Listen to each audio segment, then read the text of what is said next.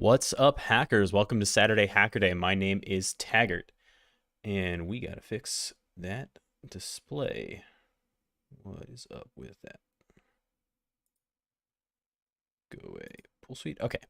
So, as usual on Saturdays, we have a little bit of cyber news to get through before we get to our main material. Not a whole lot this week, just a couple of things worth noting. The first big one is we got to talk about this LastPass breach, which has, after over a decade of me being a loyal LastPass customer, finally gotten me to move on as a LastPass customer. And I want to tell you why, and why it was the right choice for me, and why it doesn't have to be the right choice for you, okay? So let's talk about the way that this thing was communicated. Here is the news story. So it says, in keeping with our commitment to transparency, okay, I wanted to inform you of a security incident that our team is currently investigating. We recently detected unusual activity within a third-party cloud storage service, which is currently shared by both LastPass and its affiliate GoTo. Fun fact, if you look for the GoToMeeting release of this incident, you won't find it. You have to go to the GoTo page itself. You can't like Google search for it because it's been set to no index, which is pretty shady. We immediately launched an investigation, engaged Mandiant, great, a leading security firm, and alerted law enforcement. We have determined that an unauthorized party using information obtained in the August 2022 incident. Now, this is kind of key to my issue here. So LastPass experienced an issue in August. Hey, Graham, good to see you. And Vember, good to see you. LastPass experienced an issue in August in which they knew that some of their like secrets, API keys, things like that, and some of their development code, because the dev environment was accessed, was exfiltrated. They knew that in August. So hang on to that idea. So using information obtained in the August 2022 incident, was able to gain access to certain elements of our customers' information. Our customers' passwords remain safely encrypted due to LastPass's zero-knowledge architecture. Let's leave that part on the side for just a moment. Here's what we know. Here are the facts that are not in dispute. One, in August 2022, there was an incident in which dev code and some development secrets were leaked. Two, following up months later, that information was used. They say as much. They say that information was used to gain access to customer information. So one of two things is true. Okay, one of two things is true. Either the secrets that were disclosed were never rotated and never changed in such a way as to prevent access with them, which would suggest negligence, or they didn't know what was exfiltrated in the first place and didn't take sufficient enough precautions to just reset everything, which demonstrates both negligence and incompetence. I am not concerned about my LastPass data getting cracked, because that second part where it says our customers' passwords remain safely encrypted due to LastPass's zero-knowledge architecture, I believe that to be true. It's jargony, but what that means is that even if the attackers were able to get users' LastPass vaults, the way that those LastPass vaults are encrypted, that you would need the master password of the customer to get it. And so you're at the end of the day, your information is as secure as your master password. That's pretty good. So I wasn't too worried about that situation. But what concerns me much more than that is the operational integrity that this is demonstrating to me. This says to me that something is really wrong with the way that incident response is going down at LastPass. And it's wrong in a way that makes me uncomfortable, one, recommending it as a service to you. I can't in good conscience do that anymore. And two, using it for my own personal information. I have to put my money literally where my mouth is. I was a paying customer. So I have now switched to using Bitwarden. We'll see how that goes. It's been a week of that for me, to be honest. It's, I also have to say that I've switched from using the Brave browser because I became aware of some grody stuff that the CEO in their history, and that's on me. I should have been more aware of that, really. But now that I am, I have to make the ethical decision to say, okay, I can't support that browser. I can no longer like ignore the cryptocurrency stuff that they were doing. And so now I'm using Vivaldi. It's working out so well. It's working out well so far. But yeah, so LastPass, you're going to have to make a choice if you're a LastPass user, whether this means that you also have to make the switch. Again, I'm not concerned about the data being compromised. I am just concerned about the way that this organization is handling security incidents. This isn't transparent enough. This is the illusion of transparency, in that they're putting out a post saying we're being open and honest with you, but they're being cagey about what actually happened. Now, maybe they have to be for certain legal purposes, but then I would prefer they say so, or say we will inform you when we can. All right, so that's enough of that. If you want to read the post yourself, you can check that out at this link. Up next, and this is the last story, I just have to shout out again that we have yet another Chrome 0 day. And I really just wanted to talk about this for a second, not because this particular 0 day is any more special than the last. This one happens to be in I believe it's type confusion in some of the GPU code inside of Chrome. And I'm not a Chrome exploit dev. I don't really know a whole lot about the how in a lot of these cases. It's the way that people exploit the Chrome V8 engine is really impressive, and it's beyond really what I understand of the Chrome engine. But here's what I do know. This isn't going to stop, right? I do know that 0 days are not going to stop coming around in Chrome. We've had one per week, or at least a few per month, for quite a while now. And what does that mean? It means that users have to always be updating, and administrators have to be pushing the latest versions of Chrome. And enterprise, if you use it, that's really tough to do. But there's another part which I wanted to use this 0 day to talk about briefly. So forgive a bit of editorial, but here's my thing. We have endpoint detection and response on the endpoint. We have network security monitoring for our network architecture. But we have a massive blind spot as security professionals in the web browser. There's a whole lot of stuff that can happen in a user's web browser that endpoint detection tools are essentially blind to because it never touches the disk, and that they don't have the correct hooks into because it's all happening within the sandbox of the JavaScript engine. We don't have visibility into what's going on in the browser, and that's becoming scarier and scarier as we see attackers use browser-based exploits to compromise systems. Over the summer, we had a massive increase in the use of things like Chrome Loader or other browser extension-based exploits as a follow-on from other bypasses like ISO mounts and things like that to get past new security policies that have been put in place. So attackers are already there. They know how to use not just browser extensions, but also service workers in order to transparently capture your information and then proxy it elsewhere. And assuming that's happening inside your environment, you will have a very hard time finding it. But if it's outside your environment, inside of with a VPN or something like that, or just a BYO device entirely, you'll never see that happen. You'll never see that take place until it's too late and sessions are disclosed or tokens are disclosed, all because the browser was compromised.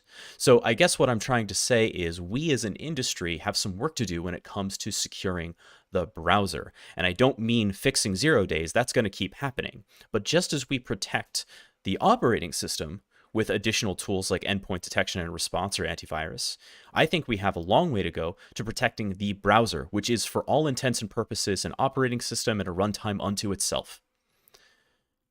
That's been true for quite a while now, but I think now we have to figure out how to secure it in ways that don't just rely on the fact that it's a browser. Too much happens in the web for us to be ignoring it and leaving it to the JavaScript engine. All right, soapbox over.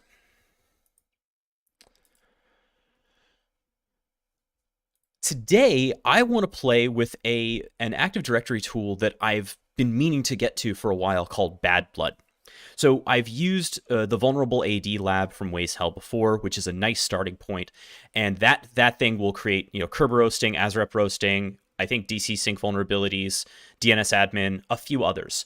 What it doesn't do is it doesn't create a connection between vulnerable entities in Active Directory, creating a true pivot path to domain admin. BadBlood does in theory. And so I want to play with this. This is not going to be an I know what's going on sort of stream. Active Directory hacking, if you've watched some of this, is definitely an area of growth for me. I'm going through the CRTO course right now, the Red Team Operator course from Rostamaus right now, and it's something I need to practice on, right? When it comes to web app stuff, I'm your guy. When it comes to programming, I got you. But Windows attacks are something I am learning with you. And so take that as it is. There are going to be mistakes that happen today, and if Husky's around, he'll hopefully help me out. But this is definitely something where we have some complementary strengths, right?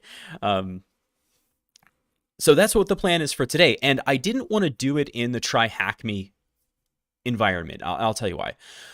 Try Hack Me has a lot of Active Directory labs. They've got the breaching, exploiting, persisting Active Directory series. Those are really cool, and I've done some of those. They have the Hollow network. They have the Wreath. They have the Throwback network. I feel like there's another one, but those are the three big ones, right? Try Hack Me has great environments for this. Sort of. They are less stable than I would like them to be, and also I'm at the mercy of sort of their walkthrough. I would prefer to build my lab and kind of experiment with the vulnerabilities that I want to experiment with. Plus, I've got this massive server, I might as well use it. So that's the idea for today. So we'll also talk about how to set this thing up again for those of us who are interested in doing a little bit of home labbing. So without further ado, let's get cracking. Close these. Go away, Vivaldi, and music comes back. All right. Yeah, Arbrins, the CRTO course is phenomenal. It's value for money. I don't know if you can do much better than that. It was like 400 clams or something like that. And the amount of just dense red team knowledge that is inside of that course is really fantastic. I've learned a ton. I'm still trying to get my head around, Rubius and, a lot of the Kerberos exploitation stuff, but it really is a fantastic course. And it's just been updated to take into account the new versions of Cobalt Strike. Some of the categories or the sections have been restructured in ways that I think make more sense. Yeah, really, really cool. All right, so that's not working the way I want it to. So what have I done so far, just to bring everybody up to speed? So for those of you who are new to the stream or just checking in, we have a Proxmox hypervisor that is set up on an HP ProLiant machine. Quick look at the specs, because I know somebody's going to ask. We have 2 Intel Xeon E5 2670s. We have 64 gigs of RAM and just about a terabyte of storage on a RAID 1. That was the latest update I did, is I swapped out the rust disks that the thing came with and put into 1 terabyte SSDs and rated them up, so we have a nice volume for our storage. And I installed Proxmox on this thing. I installed Proxmox on it because I didn't want to use VMware. Proxmox has been a fantastic hypervisor for me. It's really flexible. It's really effective for what I'm doing. Our router is OpenSense. It's right here doing its thing. And then inside of our environment, we have a jump box, which is what I'm on right now. It's just a KDE Neon virtual machine. And from there, I deploy with Packer, Terraform, and Ansible in order all of my virtual machine templates and then provisioning after it. So Packer builds my templates. I have an Ubuntu, I have a Windows workstation, a Windows server, and a Windows domain controller, which is the same thing as the server, except it has, I build it separately so that it has a different SID, which is necessary when you want to join that server eventually to the one of the servers to the domain. If you build your template for the server and the domain controller off the same from the same template, you will get errors when you try to join the server to the DC. Yeah, I saw the Black Hills Homelab stream. That was really good. I do some of those things a little bit differently than they do, but that's kind of the beauty of Homelabbing. You can kind of figure out what works for you. So we have a domain controller, a file server, and a workstation up. This is sort of my 0-day domain. And the way that you bring those up, or the way that I bring those up, is I bring them up with Terraform. So I have a Terraform plan. Here's my domain controller. I have, we'll zoom that in just a little bit so it's easier to see. So I have a domain controller, I have a file server, and I have a workstation, all of which are just defined with Terraform. So to bring them up, I just run TF or Terraform apply. That brings the machines up, and then I can use Ansible to add roles to them. So for example, I have an Ansible role for a domain controller. The domain controller role looks a little bit like this. Here are all the tasks that are involved in making a domain controller. And this will just build the DC for me. After that's done, I can then join things to the domain, hopefully. I don't know why it's not working here. That's our first issue for today. Is the domain join seems to not be playing ball. Let me change it to FS. It's possible that the IP address is wrong.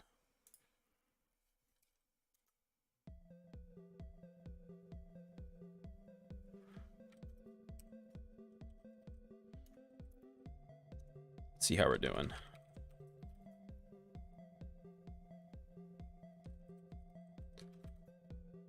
So the file server is 111 and 112. The file server is 111. The workstation is 112. Ah, an error occurred during task. See the filter.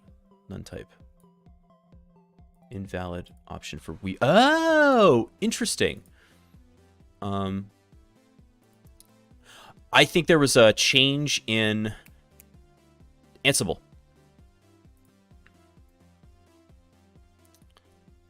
Register domain change.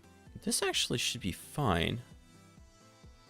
Register domain state. Yeah, this looks okay. Let's see, roles, domain controller. Yeah. When AD.changed.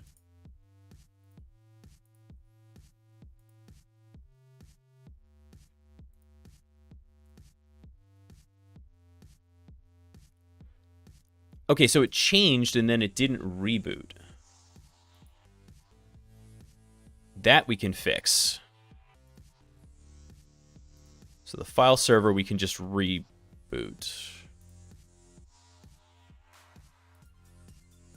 Yeah. And then the workstation.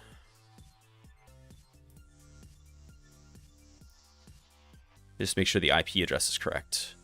112, yeah?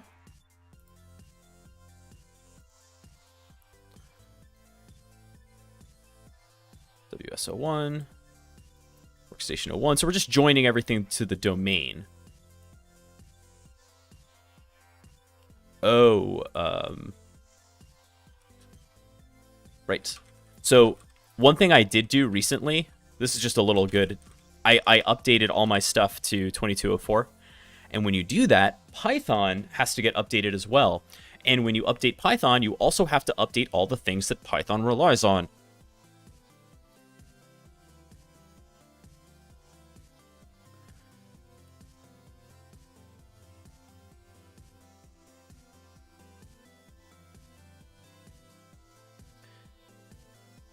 Which can be a bit of a pain. So my Ansible linter should be available. Yes. And we'll see what it yells at me about, if anything. Yep, Ansible lint, processing files. Fantastic.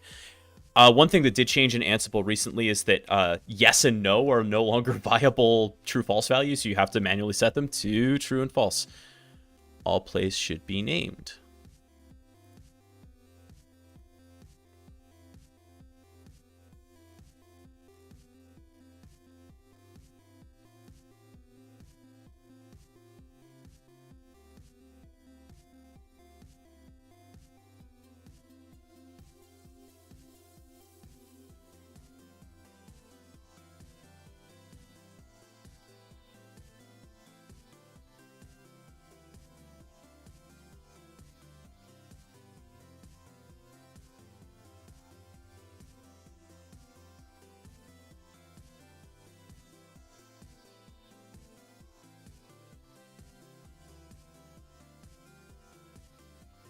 Field hosts was required, but not set.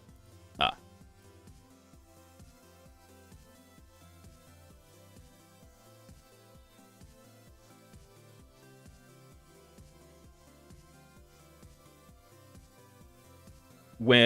How did you achieve the promiscuous mode to get all traffic to the stock VM? So that's like a whole thing.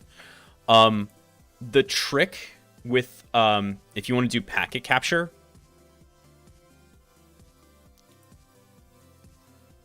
are these YAML scripts on my GitHub? Yes, they are.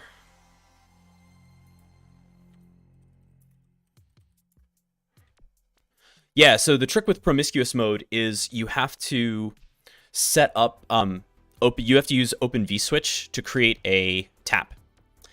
And then set that to one of the interfaces that you've given to your sock. So I actually did that on stream a while ago.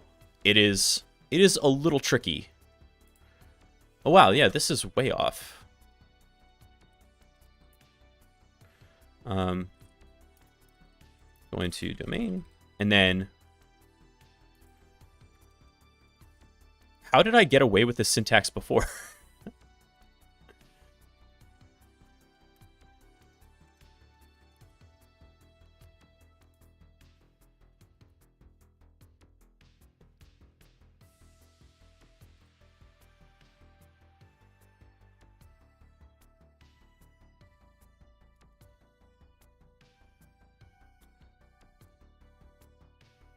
And this is sort of the thing, right? Where when we have updates to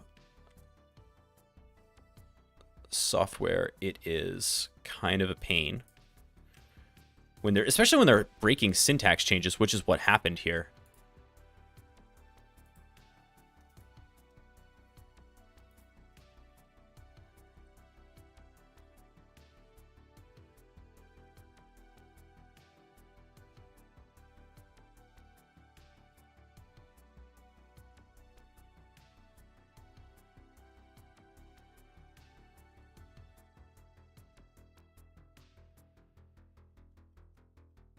This is messed up enough. I'm going to just run format document. Great. Never mind.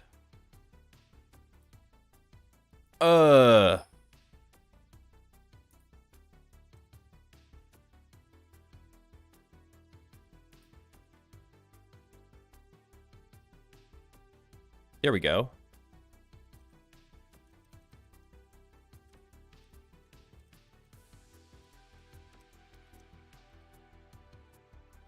Better?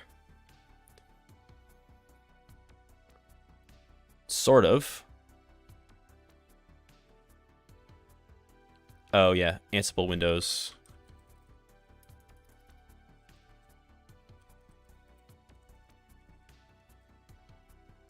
Better?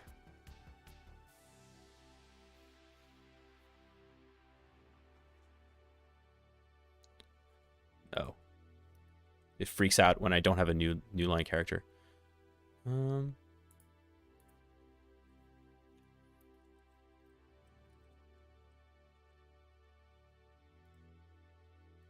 Lovely. Well, it doesn't hate me anymore. Can I try to join the... It's gathering facts, which it wasn't doing before. So that's a positive. While this is trying to get itself sorted, let's talk about BadBlood.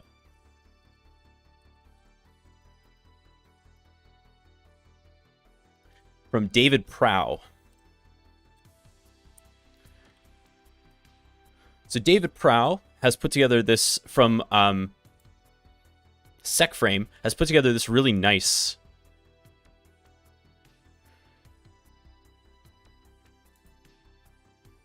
script to create a bunch of AD objects. Look at that. Thanks, Husky Hacks, for user group computer count modifications. Good job, Husky. Well, thank you.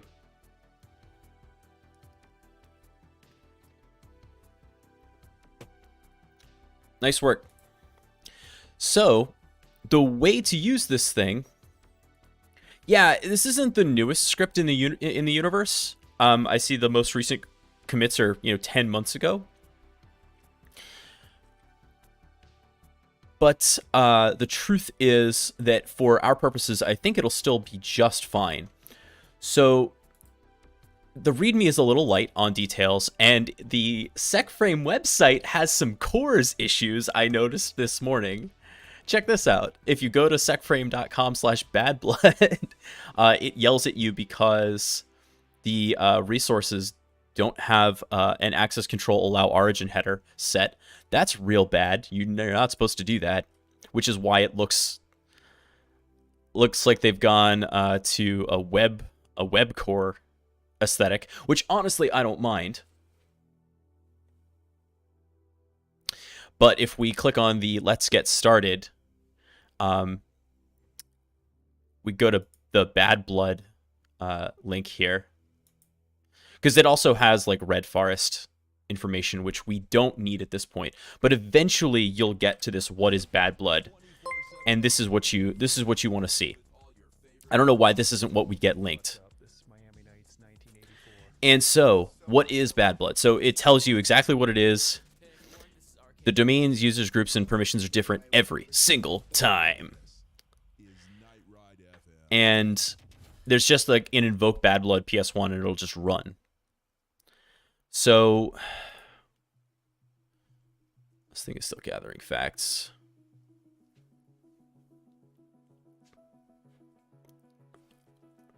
I just want to do a sanity check here. At ZDF, can I SSH to this thing? I can. Okay, and the workstation?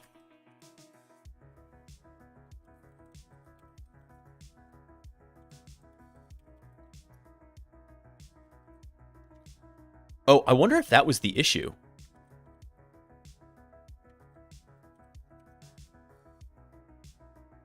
That it needed to trust it. It had to be in the known hosts in order for it to actually connect. We shall see. Because we have hosts here, and we have hosts in our inventory. Yep, ZDDC01, FS01.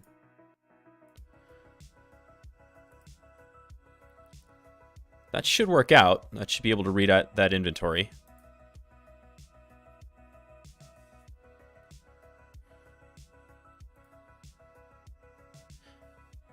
But if it's not, like, honestly, joining things to a domain, we can do that manually. In fact, I will do. It goes a little like this.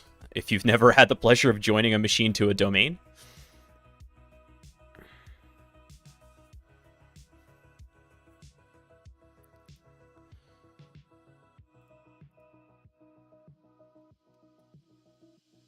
Let's see if I can do RDP. Also should be enabled.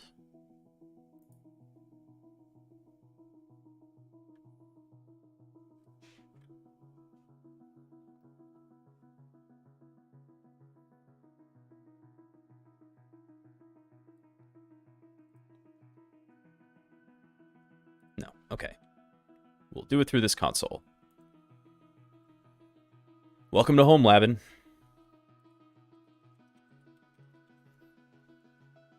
Password isn't correct. No, it's not.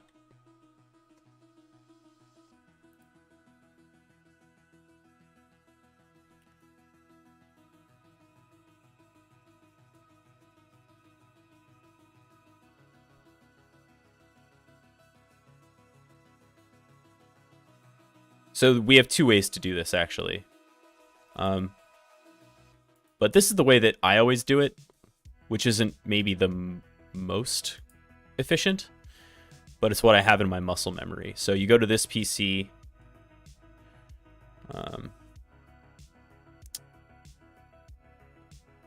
change settings. Oh, this thing's already joined. What the hell? And it's already joined to the domain. So the playbook ran, it just didn't phone home. Well, good news, I guess. What about this guy? What about the workstation? Are we also joined to the domain without me knowing it?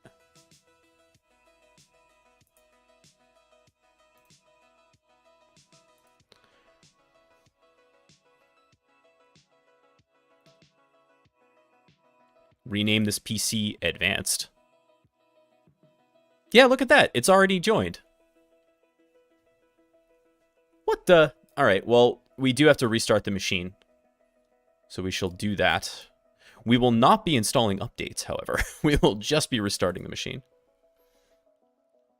So one question I sometimes get asked is, you know, Taggart, why are you bothering making your templates with Packer? Why aren't you just using Vagrant? Here's why. One, I want to be able to control the usernames and configurations of my VMs from the start, and the only way to do that is to build the templates with Packer. Here's another reason I like to do it. When you build the templates with Packer for Windows, right, because you get the Windows eval version, and the server lasts 180 days, and the workstation lasts 90 days. When you make the templates with Packer, when those 90 days plus the rearm are over, you can just rebuild the template, and then you have it again for another 180 days or 90 days. Yeah, Graham, as I said, hit me up on Discord or send me a DM or something. We'll talk about how to do this correctly. There is, setting up the Windows stuff takes forever, and I've gone through the trouble of doing it because I wanted my templates to be configured like the way that I wanted. And so for Packer in particular, it's nuts because to do the auto configure stuff, you have to create an XML file that has your configuration in it, and depending on what you're doing, you also have to like include drivers. So all of this is done. I've taken a look at making this work for me, and then we can figure out what works for you. And then you have to take that XML file and write it to an ISO, and then mount it along with your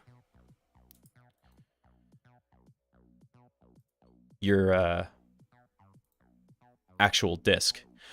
XML bad. You know, it's funny you say that. I used to think that. I'm like coming around on XML. Because it is the easiest way that I know of to create a type system in structured text. With the possible exception of JSON linked data, which is what ActivityPub uses. But XML's ability to define types ad hoc is its value. And now that I'm a type dork from working with Rust so much, I do see its value. Also, I just went through a whole thing where in Python for Defenders Part 2, I walk you through parsing XML to get sysmon data into Python and then into Pandas for analysis. So the fact that I could do that because of XML structure was in fact quite nice. Did that come out? No, it's coming out Monday. It's dropping on Monday. I'm calling my shot. I have a little bit more video recording to do. Can you pre-order? No. Just go buy the product when it's out.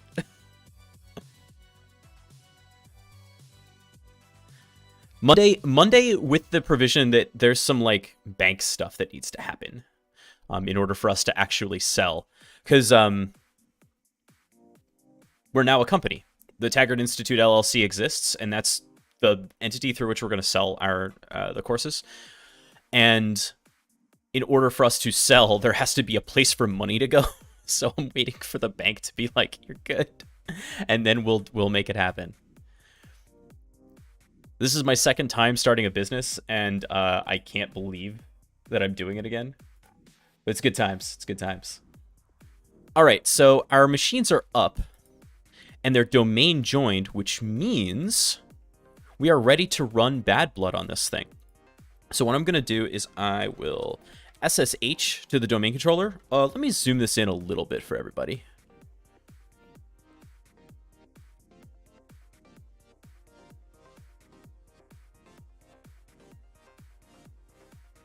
It is. Oh my God, it's so good. So one of this is totally not related to anything. One of my most annoying parts of my whole stream setup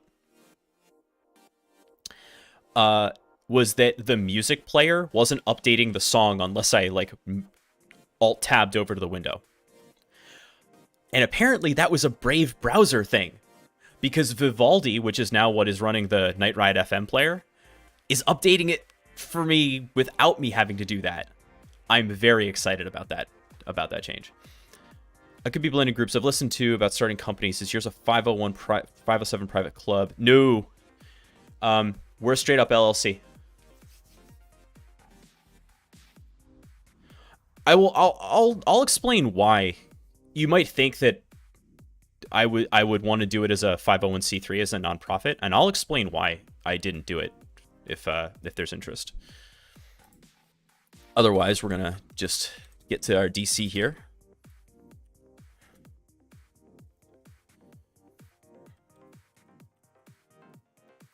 Actually, SSH is the administrator. I think I need to be the DC to do the domain admin anyway. Yeah.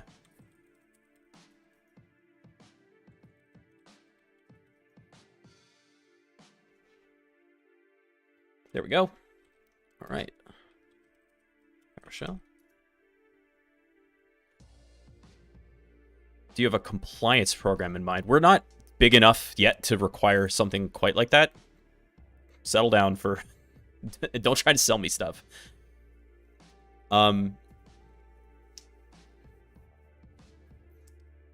We have everything licensure that we need for doing business in where we're incorporated.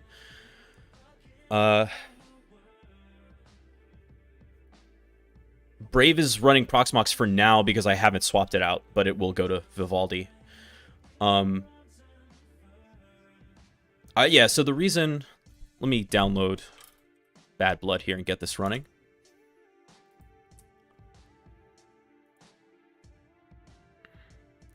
Download BadBlood.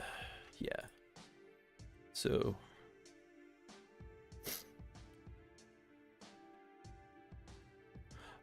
Oh, you know what the easiest way to do this will probably be? Is, yeah, let's go to, actually, my on-site downloads. Git clone it down.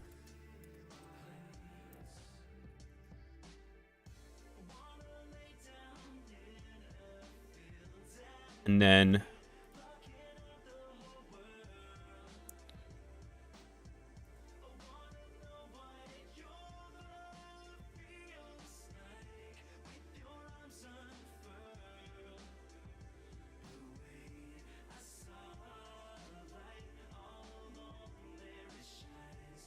BadBlood.zip. There's a reason I'm doing all this.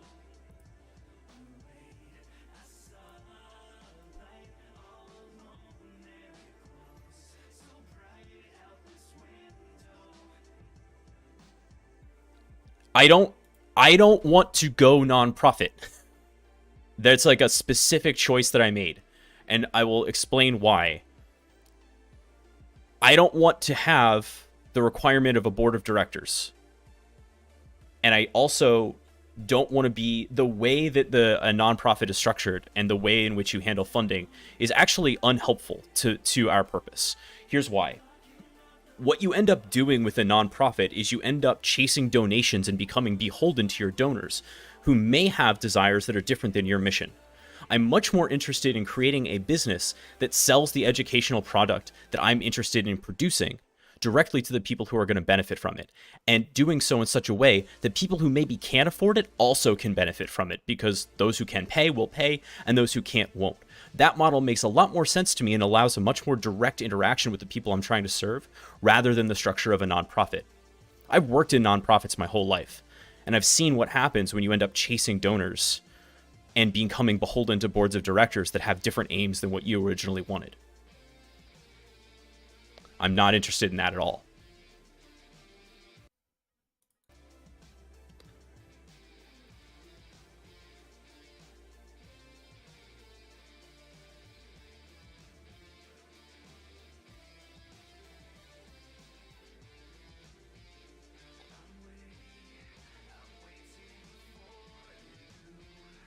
Yeah, The upside to nonprofit is tax exemption.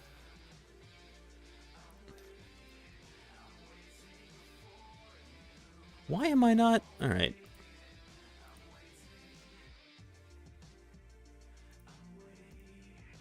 I have to add a step to enable remote desktop into the spin up here.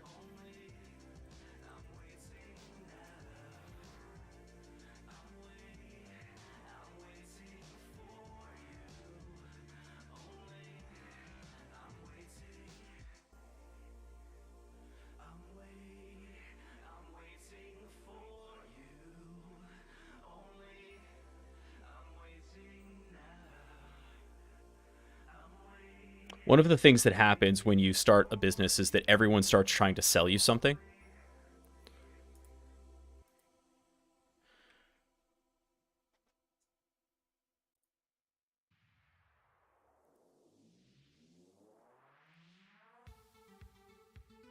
There we go. And so what I'll do is I'm going to mount the downloads folder.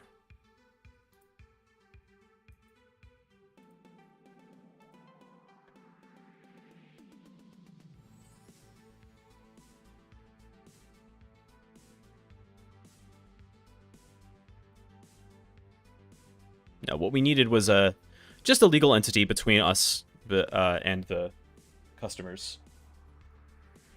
Minimal structure.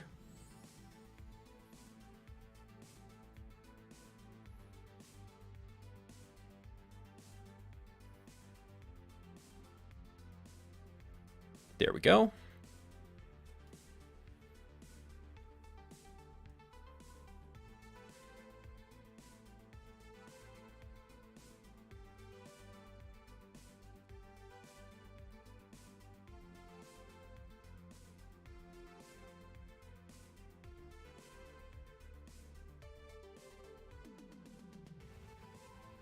All right, CD downloads.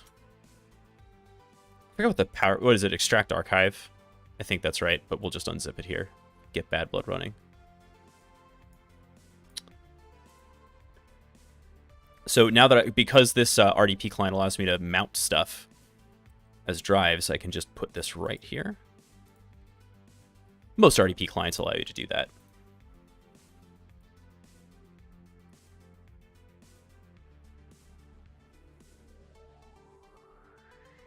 All right.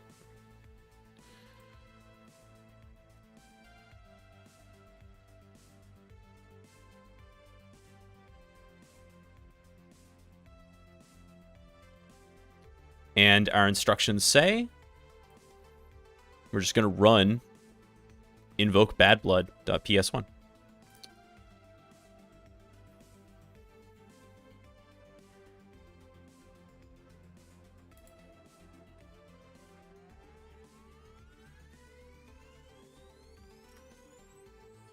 The first tool that absolutely mucks up your test domain. Actually, you know what? Before we do this, let's snapshot our domain controller.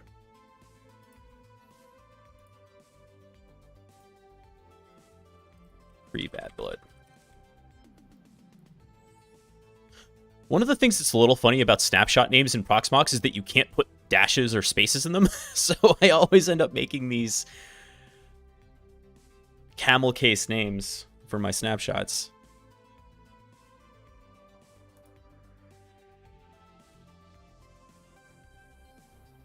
And that will cause me to lose connection, yeah.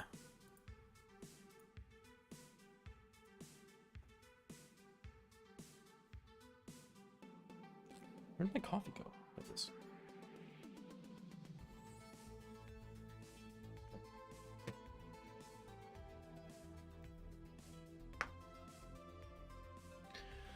Hey, Lasso, thank you so much for the 19 months of subscription.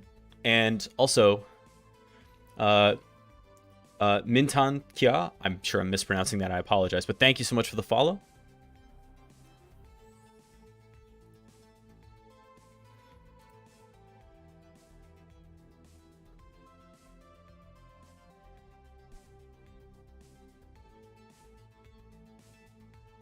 That snapshot's taking a second.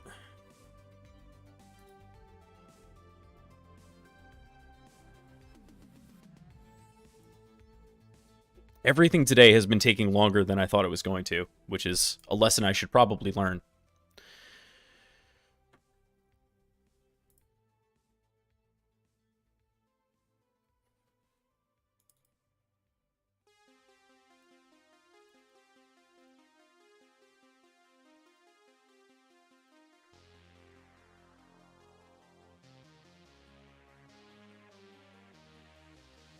Yeah.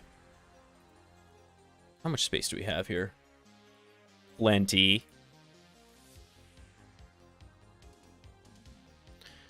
All right. Well,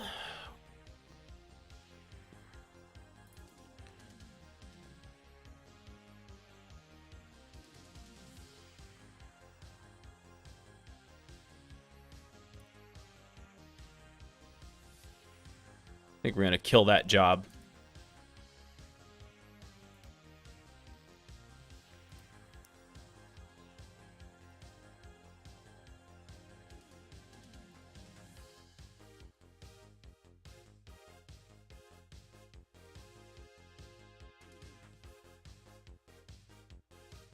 Can I unlock it?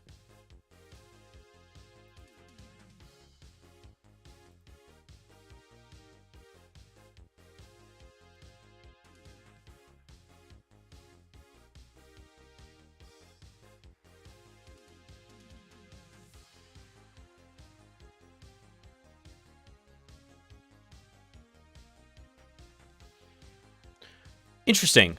Now I can't click on anything. I'm really worried that I somehow crashed the hypervisor. That'll be a cool thing to have happen on stream.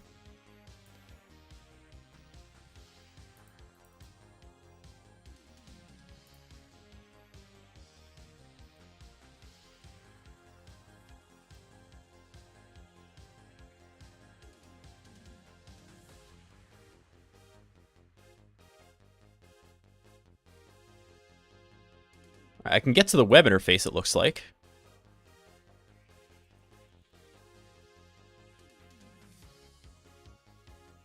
That's good news.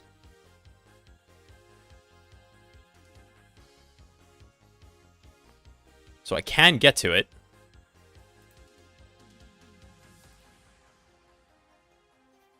This is Callie. Let's go back to our jump box.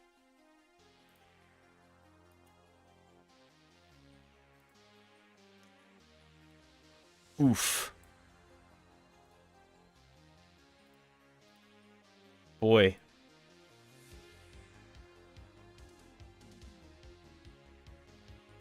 Interesting. Yeah, something went real wrong.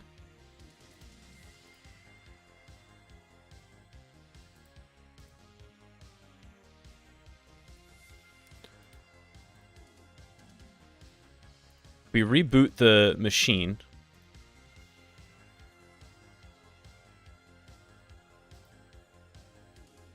VM is locked. Snapshot.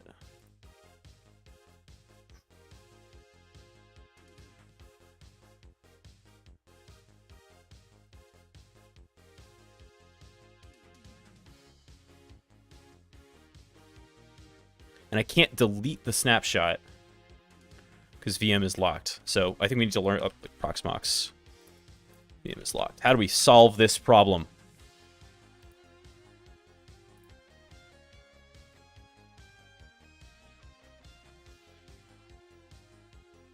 Varlock.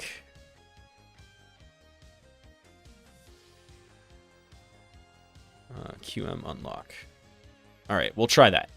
That's our first attempt.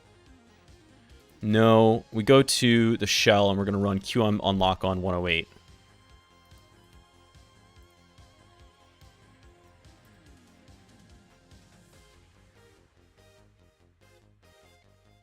Awesome.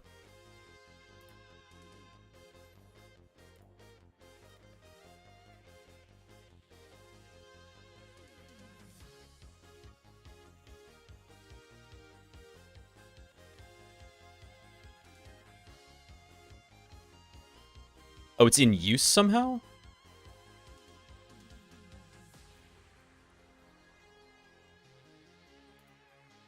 All right, hang on. Let's go back to the shell, rerun unlock. I just was trying to take a snapshot. And then we go over here.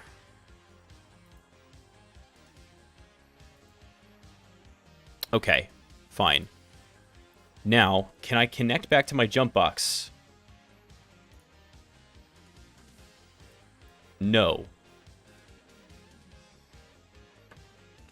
Jump box is here. How's it doing? It appears to be okay.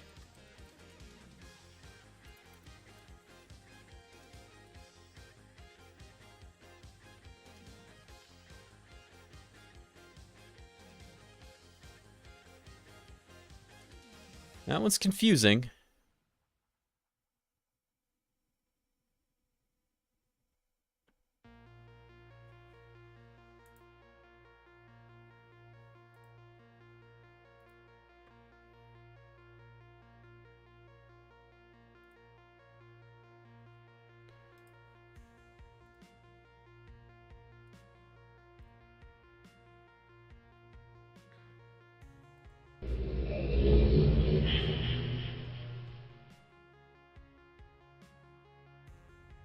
What?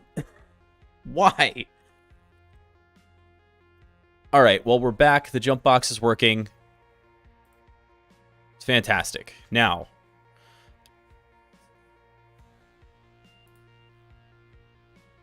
I'm not trying to do that again. We're just running it.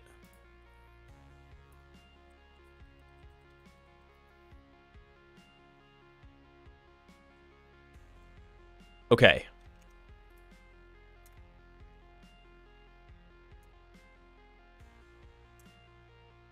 We're going to do 2,500 users, 500 groups, and 100 computers. Okay.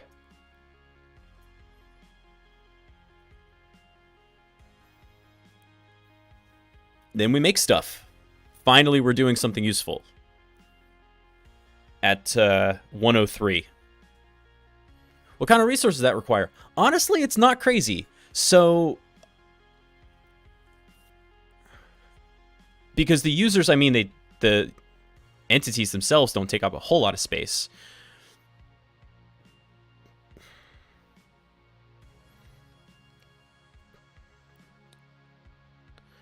So if we look at the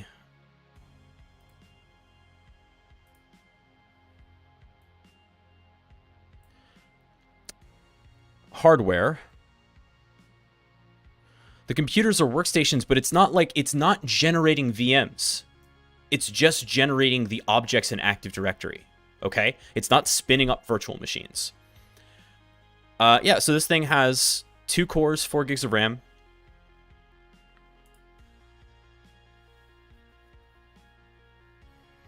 Yeah, it's creating users on the domain. All right, while this thing is creating users, let's go get our Kali machine set up, which hopefully I still have the ability to do. Yes, this is responding. Kali machine didn't die. So I was going through and making sure that my Vivaldi stuff, I have sorted out my Kali machine in the lab to use Vivaldi instead of Brave. And here's the thing that is cool if you're interested in using Vivaldi. So in order to sync your configurations, which is a big deal for me because I have a bunch of different configurations. I have one for my work account, and I have one for my personal stuff. Then I have one for pen tests that I have all of my hacking extensions on, right? So I need to be able to create different profiles for my browsers and have those extensions sync between them. So the way that you do that in Vivaldi is you set up different accounts and you have to log in. There's a vivaldi.net thing. But what's cool is I can use my same email, but with a plus, right? If you know that trick, you can use a plus and then a term, and it'll work as your same email address, but for all intents and purposes to the accounts you're signing up to, it's a different email address, right? So I use my email for my base one, and I can use my email plus pen test to set up the pen test profile.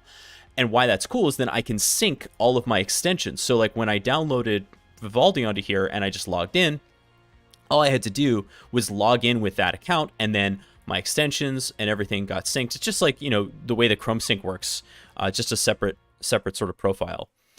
What made me swap from Vivaldi to Brave? So I became aware of some of the things that Brave was doing that I wasn't comfortable with. One of them happened to be the way that Brave ads were being sold. And it was like, essentially what was happening was that they were removing their Google's tracking and putting Brave tracking in its place. So it's not like your privacy was in any better shape. It's just that it was like, who is tracking you, Brave or Google? That was part one. I stopped really being able to look past the weird cryptocurrency stuff that they were doing with Brave rewards and the basic attention token. And finally, it was brought to my attention that Brendan Eich, who was the CEO and erstwhile CEO of Mozilla, left Mozilla because of a really upsetting homophobic tirade that he went on, and has continued to maintain some of that, and also COVID denial sort of positions. And I can't support that. So once that was brought to my attention, like once you know that that's kind of the organization you're supporting, you have to be like, duh, what do I do about that? And I was like, I got to find another browser to endorse. So far, Vivaldi has been fine. I've been watching its traffic in a proxy to see what it's doing. It does some basic syncing stuff, but it's not doing any ad stuff. It's not it's not sending any metadata about monitoring. What about Edge? Have you used Microsoft Edge recently? It's an ad space. Microsoft Edge is fine, I guess, but you know, they're definitely trying to advertise to you. So right now, Vivaldi is kind of the one I'm attempting. It seems to be working okay. There are some cool features like theming.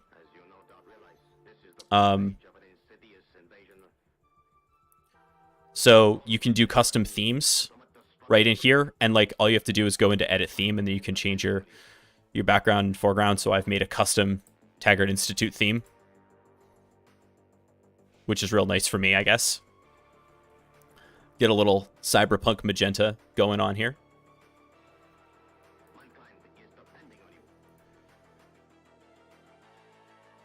Oh, I'm sorry. There's also a really important, super cool thing that you can do with Vivaldi, and I totally forgot to mention this.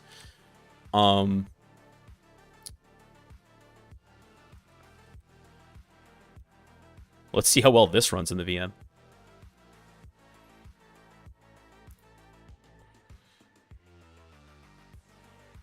Let's go to air now. That's not a domain, but okay, thank you.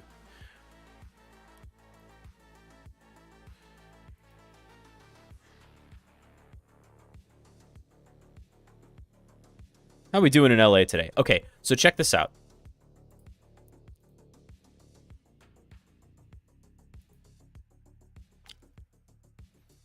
That's right. I can tile my tabs.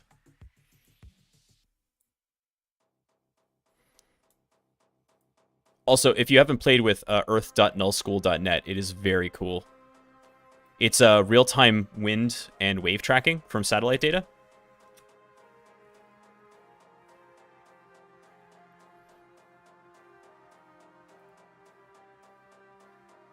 Okay. Enough of that.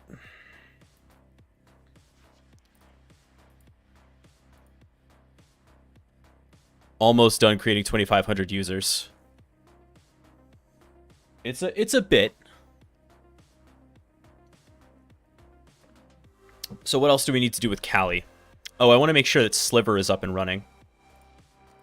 My C2 of choice. Let me zoom this in so it's easy for everybody to see. And we'll configure Sliver to make sure it has all the stuff that I need. This is actual important, like, red team stuff. So, first...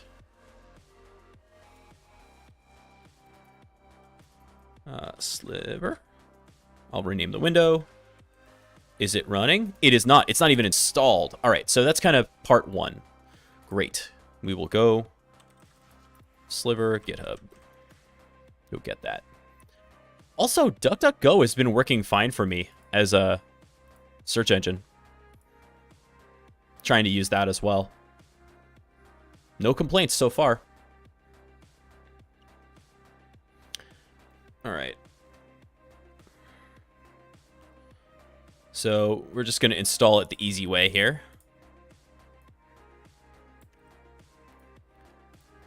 I've heard good things about Start Page. I should take a look at that.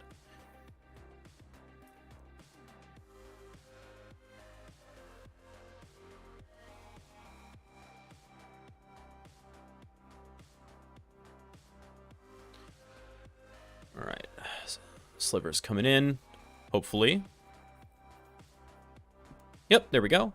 So Sliver comes in, and then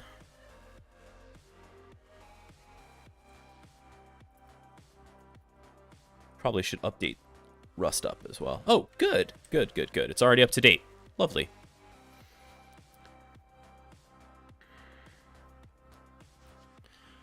So Sliver's going to run as a service. That's something that I really like about it. Even if you accidentally Control-C, it won't die on you like the Metasploit framework. It runs as service, so when you run Sliver, it's like a client. And it's designed for, you know, team server kind of capabilities. If you run it in multiplayer mode. Has anybody done the Certified Red Team Operator course using Sliver as opposed to Cobalt Strike? Because, like, you can do that if you want to. They used to have Covenant as an option, but I'm curious if anyone has done that. Because the truth is that I've been using Sliver a lot more than Cobalt Strike recently, internally, and I think it would be kind of interesting to go through the labs with Sliver instead. That might be how I do the rest of the labs in the course. There's nothing in the exam, right, that's like Cobalt Strike specific, is there? You just have to get the flags and provide the report, right? So we'll do sudo systemctl enable Sliver. So it starts when our machine starts, and start Sliver. And now Sliver is up and running. We're going to have to do some configuration to make this happen. For one thing, let's look at the Armory. This is kind of cool. So Armory is plugins. I think they're essentially beacon object files that we have at our disposal.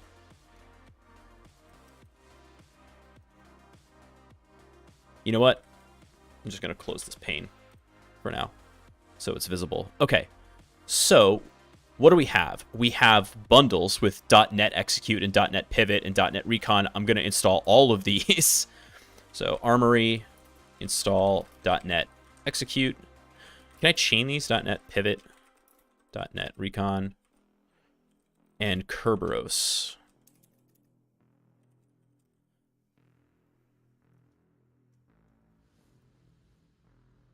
Notice that Rubius is right here, right? So I don't even have to run one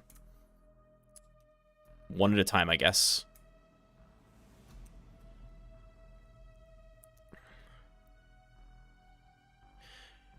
Yeah, so these are going to be .NET assemblies that are just available to me without me having to run them from Sharp Collection, which I will also make sure I have, but it's nice to have all of this ready to go. Certifies in there too, nice.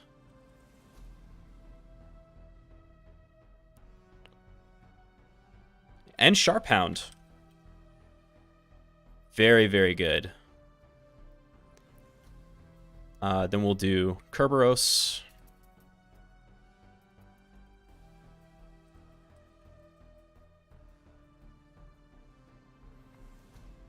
And I don't want to do the Windows credentials one because these get caught. I have discovered. So one of the things you should know about Sliver is that the defaults are going to get caught. One of the defaults, right, is that it runs new things inside of notepad.exe.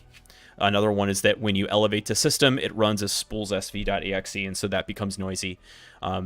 Those are things that you can change, but you have to if you actually want to do this stealthily. Triton Orion, thank you so much for the follow.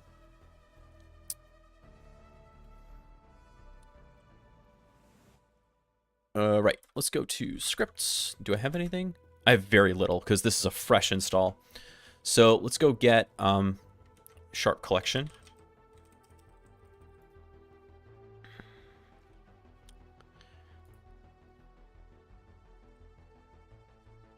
Sorry for the light mode. I'm not signed into GitHub. We'll git clone that. And we'll also clone Rusty Needle, which will be my trusty dropper, which unbelievably still works.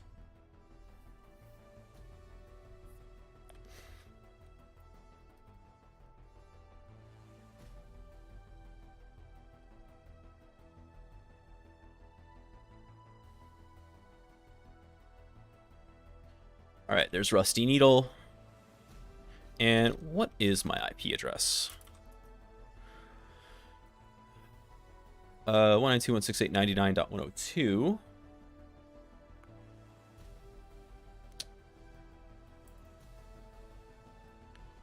Which is okay. Because I have a rule to allow traffic into here for now. If I wanted to, I could add another network interface for the 10.1.99. But that'll work fine. So right off the bat, I'm going to take that IP address and set up my sliver profile. Profiles, new, MTLS on quad 8. We will OS Windows format shellcode. And we'll call that Seclab MTLS. So if we look at our profiles, this tells me that I have a obfuscation enabled shellcode format thing for Windows that I'll be using. And then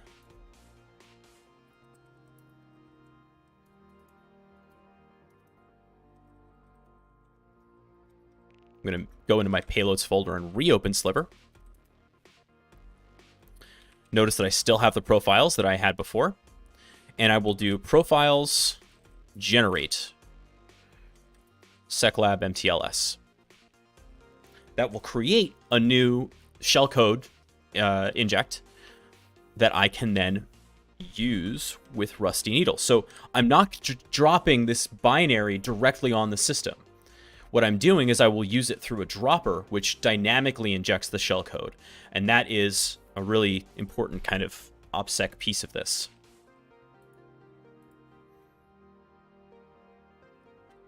Okay, the users are created, and now we're creating groups.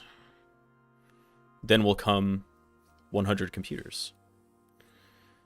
So BadBlood is plugging along as we're creating our Kali situation, our attack machine. Once this is built, once this profile inject is built, I will use Rusty Needles in code to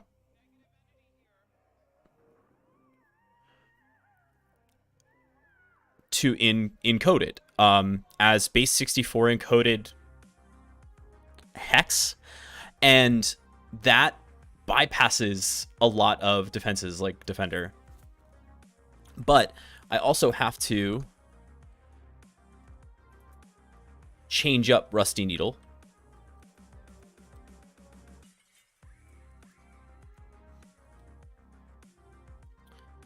Encode shellcode Shikata Ganai. No, it doesn't do anything anyway. Okay, so then I'm going to change my URL because this is going to be the HTTP listener.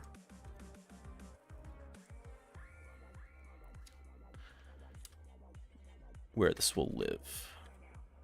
102. Okay.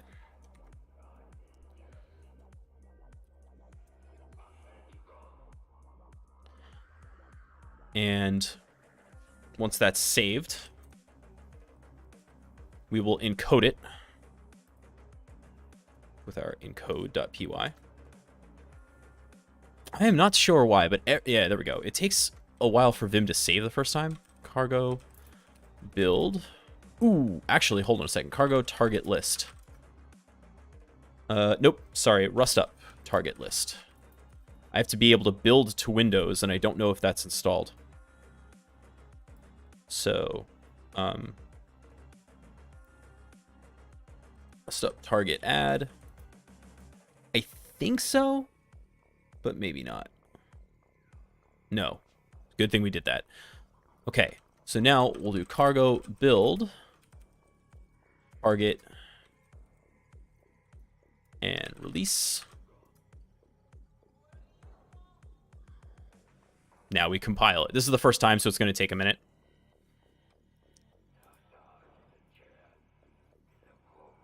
Groups are progressing apace.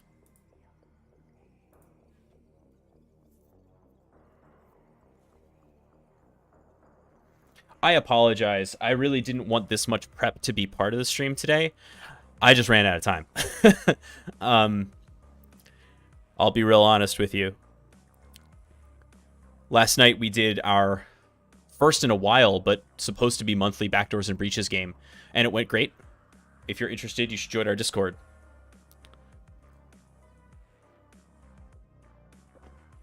We had two scenarios. One of them was about a game company whose CI/CD pipeline was compromised to exfiltrate the built images, playable images of games without the company's knowledge. Of course that happened. So X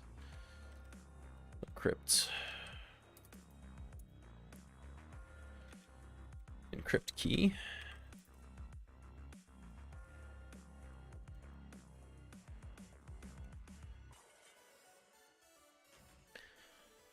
And we had a second one.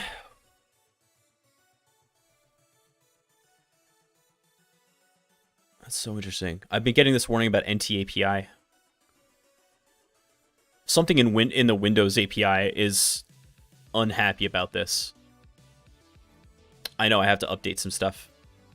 Yeah, so the second scenario was about a logic bomb left by a disgruntled employee at a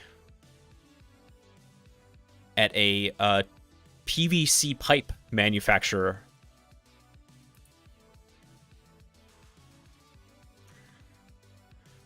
Okay, so cargo's been built. We're gonna CP target, release rustyneedle.exe to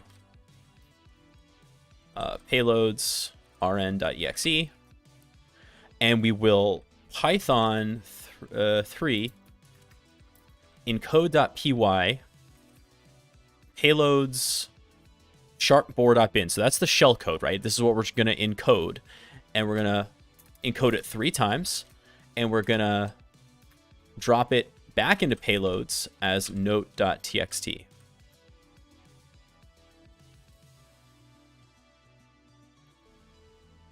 Cool. This is going to be our starting point. And I swear Sliver has its own...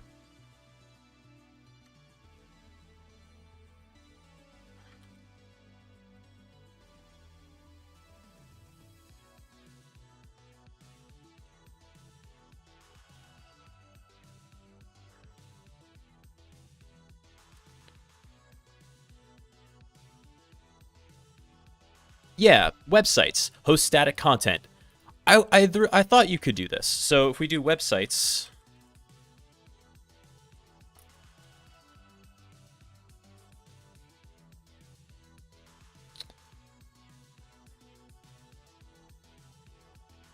the trick is that it was on the HTTP, so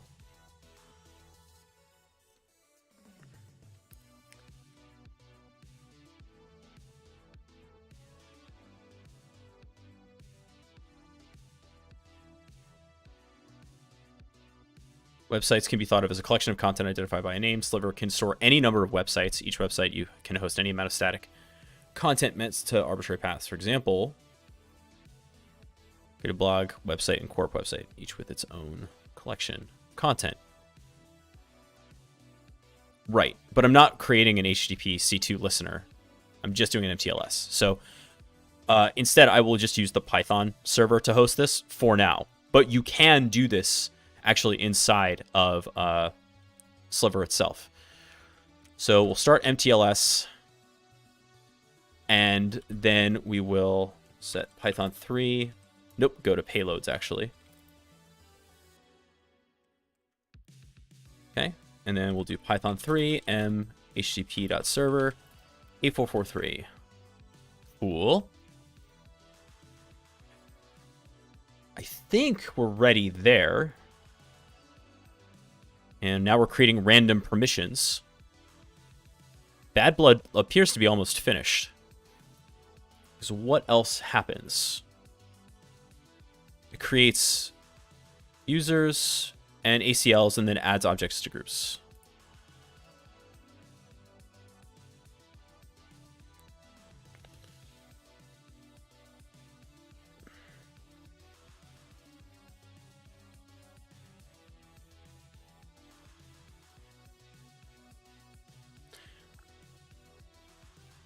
All right.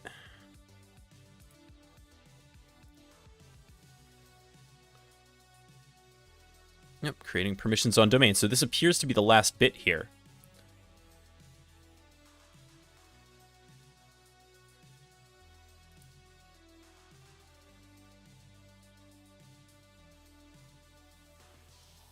I'm doing this the cool way now.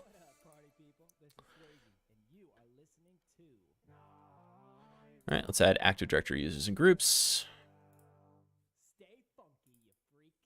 Users and computers. Look at this. I didn't make these, but they were made for me, right? Tier 1, Tier 2, testing, quarantine, users. Some of these are in here, but if I look at Tier 2, there's a bunch more users that I didn't make. Right? Admin.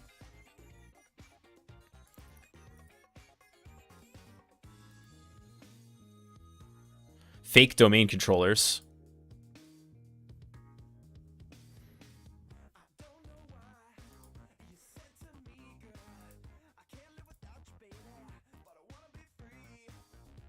All right. So that's pretty cool. And then we look at who's our domain admin. It hasn't added anything to domain admins. So as usual, what I will do, well, we'll let this finish, but then I'm going to add my own domain users as starting points. Because I do have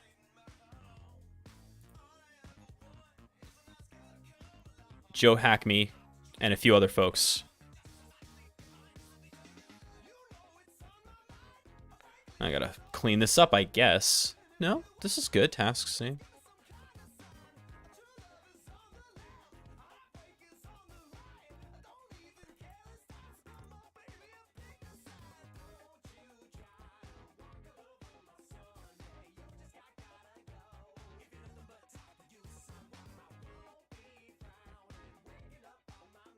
What is this thing's problem?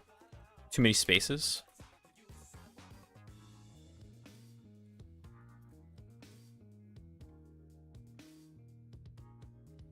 Trailing spaces. Is that literally what his problem is? That is so asinine. So what all this problem is just missing spaces? Or trailing spaces? Okay. But the point is that this domain, this Ansible playbook will create users for me.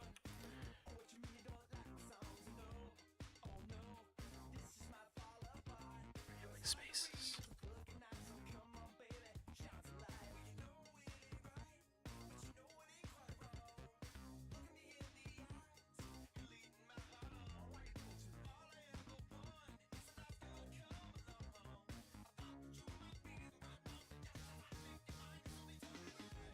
Is that not the same? Oh, Oh no, there's one more space. Good lord.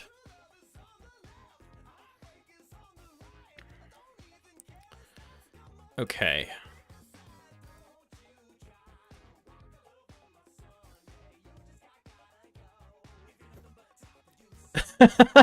What a great progress message. Adding stuff to stuffin' things.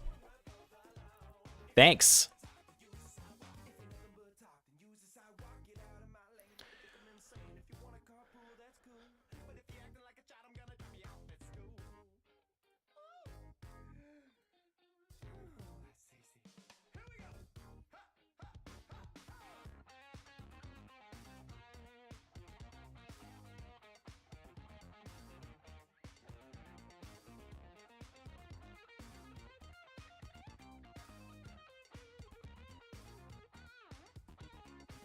Yep, nice and random.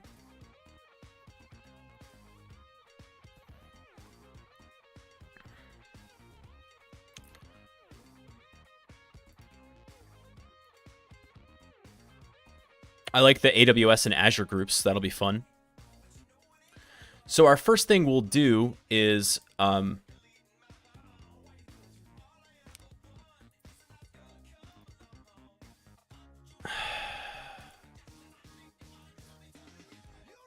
what we'll do is we'll simulate a compromise of a low-privileged user, right? We'll do Joe Hack Me. We'll drop Rusty Needle on there and then begin our pivot from that position to see what's possible.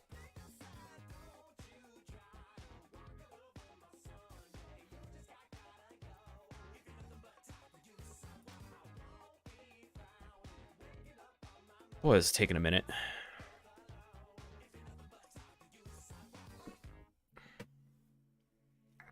Excuse me. How was everybody's week?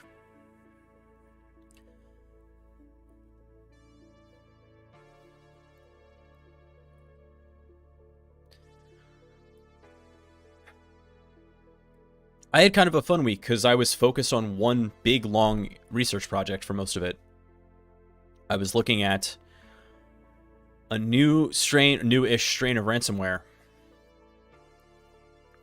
which we may do on stream at some point.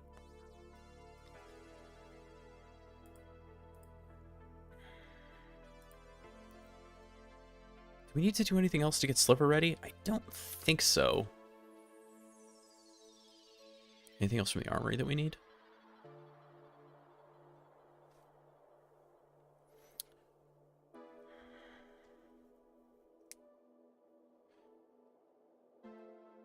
Situational awareness isn't a bad one. Let's do that. Armory install. Situational awareness. That is some cool stuff. Get password policies, things like that.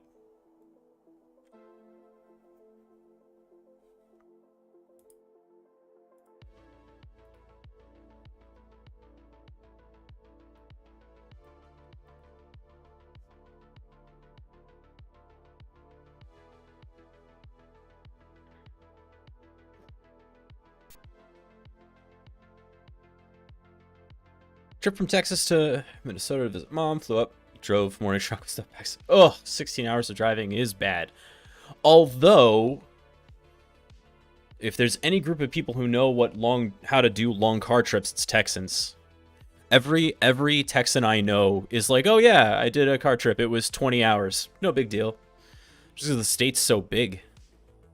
Everybody who lives really in the Midwest or the center of the country, it's like, yeah, we had to go to the grocery store, so we drove a day and then spent a night in a hotel and drove back the day after. That's like a Montana or Wyoming situation.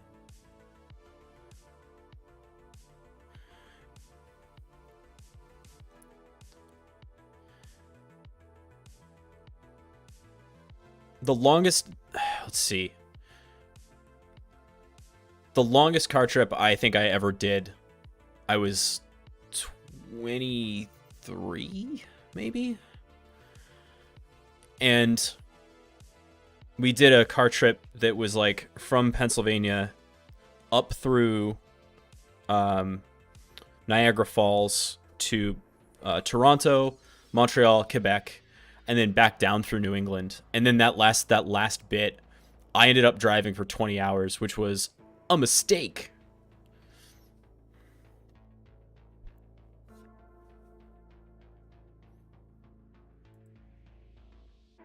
I don't think I have that in me anymore. When we moved out from Philly to Los Angeles, we did it in 4 days. It was like Philly, Indianapolis to Kansas City to a town in Colorado to Vegas, and then Vegas to LA. And I'm never doing that again. That was a nightmare.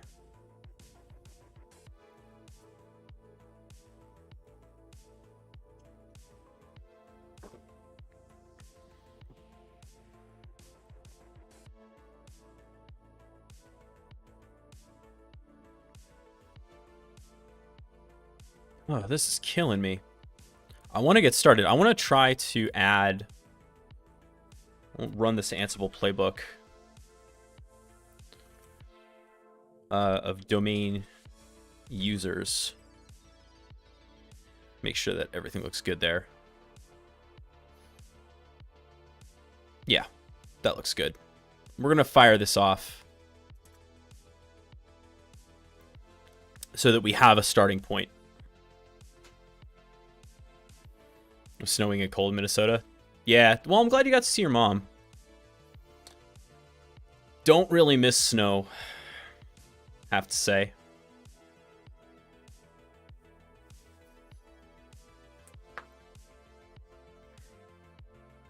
There we go.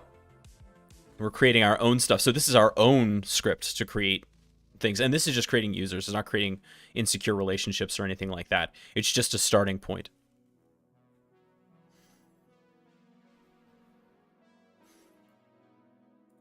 Should put GoPro in there. Orbital has redeemed Play Me a Song, and so I shall do exactly that.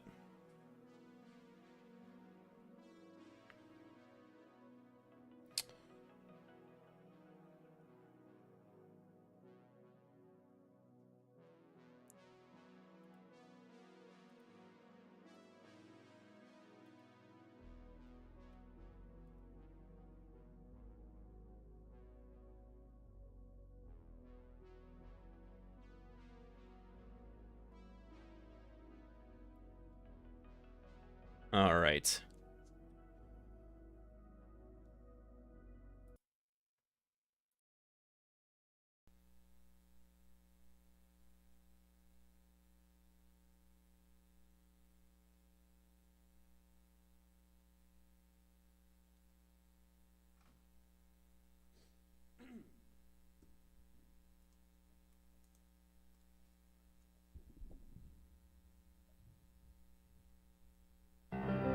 How we sounded today.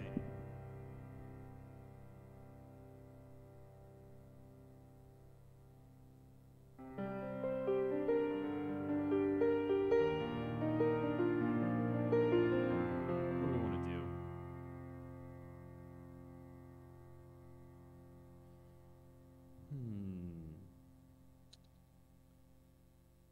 I had a plan, and now I'm not sure if I'm into it.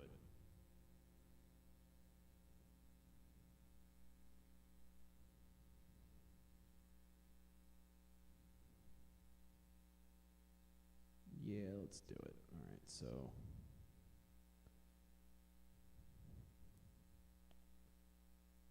this is an Andrew Bird song.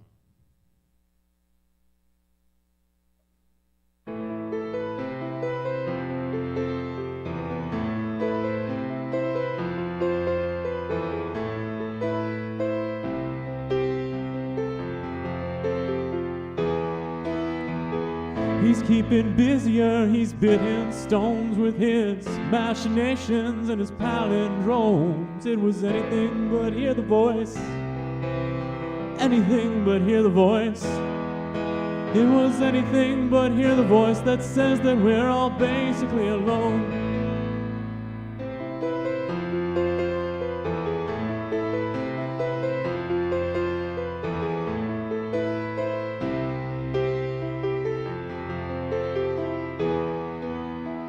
Poor Professor Pension had only good intentions when he put his Bunsen burners all away. Turned into a playground, a petri dish of single cells that swung their fists at anything that looked like easy prey. In this nature's show that rages every day, it was bound part of his intuition. Say, we were all basically alone, despite what all the studies had shown. What was mistaken for closeness was just a case of mitosis. Wait, deception or mercy while others pay for the show. Tell me, doctor, can you pull my file? He just wants to know the reason why.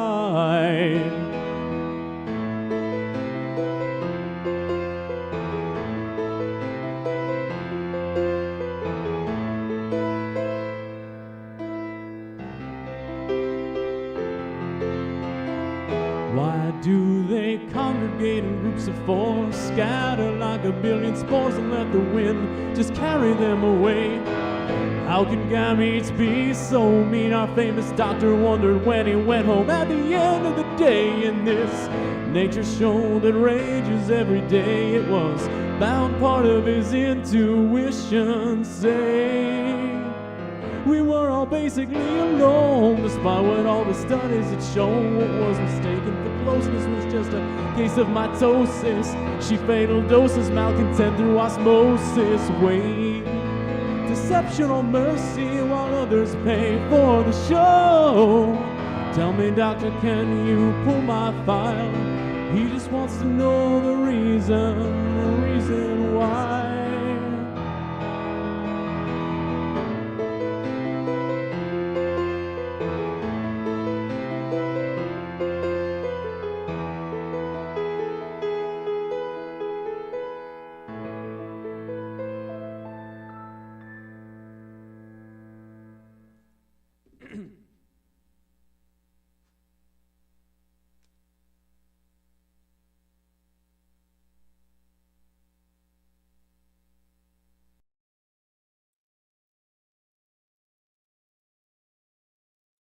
Oh, good. The camera didn't crash this time.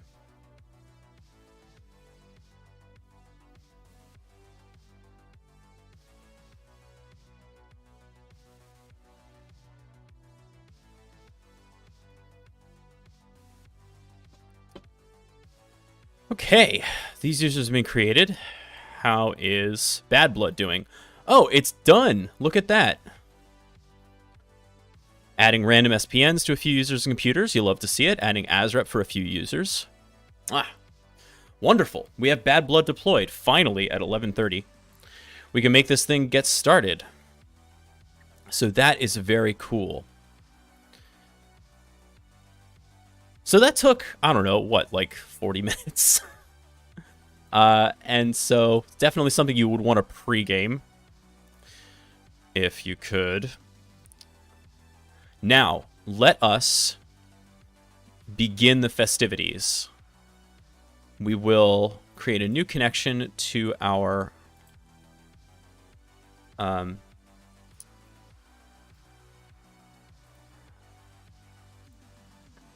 workstation. Let me make sure I can log in. And in fact,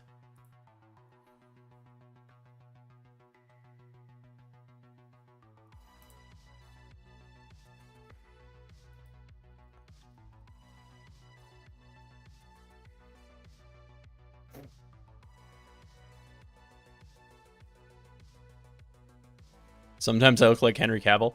I'll take it. Thank you. I don't know if this helps. The hair does do the thing if I'm not careful.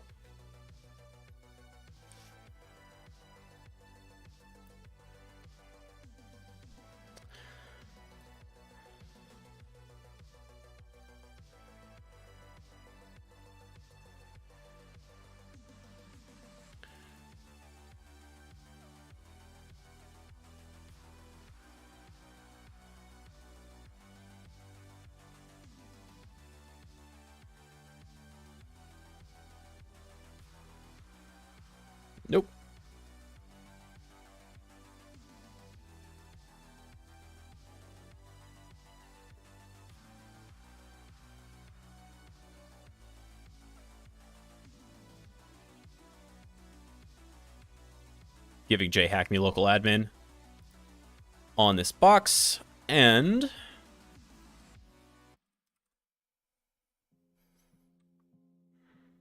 making sure that RDP is enabled for fun.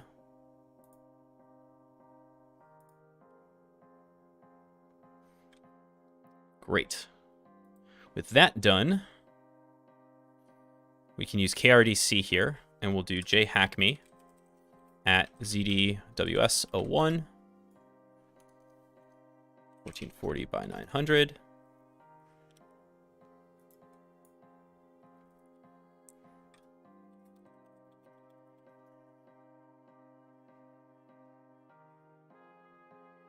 Hey, it worked. Love it. So our domain is working. That's fine. Yes, go ahead and let him in.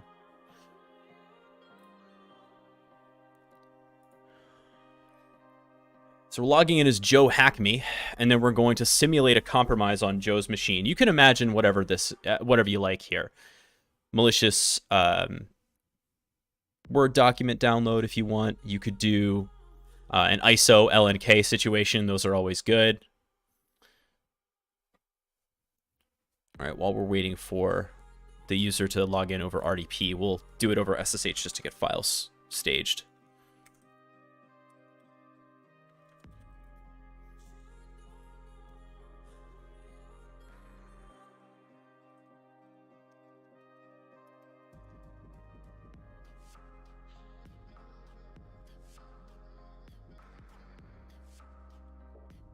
Of course, the second I do that, it's there. That's fine. Okay, so we will navigate. Oh, good. I get to open Edge. Wonderful. I don't have to do it this way. Start without my data. Go away, go away, go away, go away.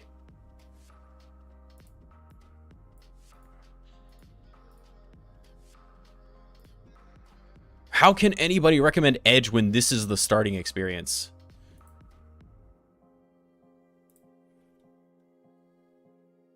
Okay. Then let's go 192.168.99.102, I want to say.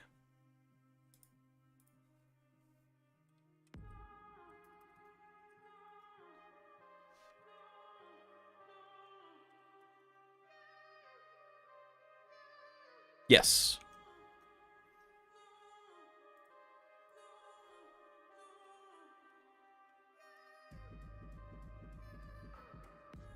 Great. So we're going to just download rn.exe. Totally legit. Yeah, we're going to keep this. Wait, should I report this file as safe? Yeah, thanks.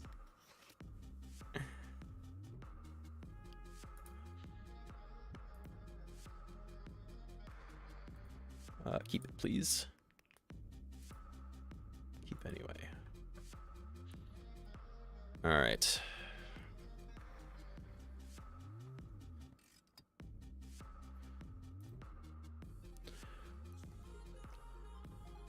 Easy days. We'll run as admin for now. We're not focusing on Privesc at the moment.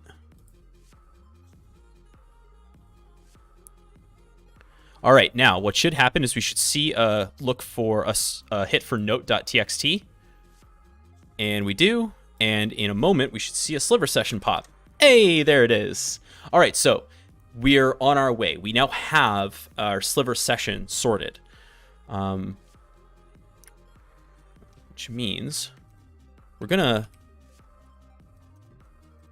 move this over so we have more window space for sliver. All right, sessions. Use 036. All right, so we have a session. Who am I? Right, we have a session. If I look at get privs, it'll be significant because I launched this as admin. But before I do, fun stuff, first of all, there's not going to be a whole lot in cred. There's not going to be a lot in the cred manager. There's not going to be a whole lot for Mimikatz to do, nor do we really want to if we can avoid it. For one thing, that's going to be an obvious get, right? Accessing LSAS is going to be a thing that will get detected. So I want to not do that if I don't have to. That's part one. And part two is we want to focus on more the environment that we have here. So if we look at my armory stuff that I've downloaded, I have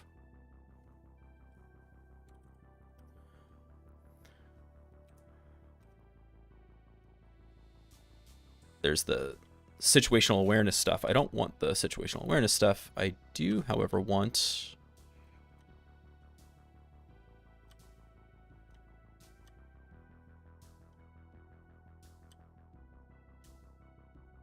Sharp Hound 3.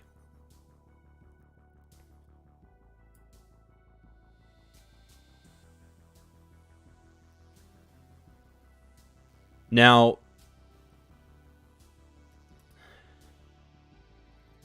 let's run help for this, because we want to make sure we understand what the commands are that we're going to give to it.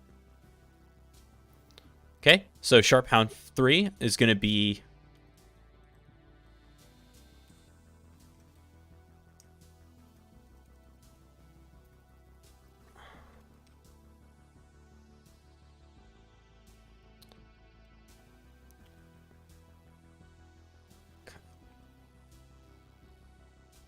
if we do it like this, I don't know if we're going to get back the stuff that we expect. So this is kind of what I found, is that the armory stuff doesn't work the way that I want. And I end up going to Sharp Collection anyway. But we're going to try Sharp Hound as it is, and we'll see what happens. So it said resolved collection methods, groups, trusts, ACLs, props, local groups, created schema map for 0 day. Okay. Cache file not found, 0 objects in cache, 0 using 31 MB of RAM. And it created all this JSON, which is just super cool of it to do, right? You love to see that drop to disk. Those aren't changing. I think those are done somehow. No GPOs, though. That's interesting. Oh, and look, we lost the session. Let's find out why.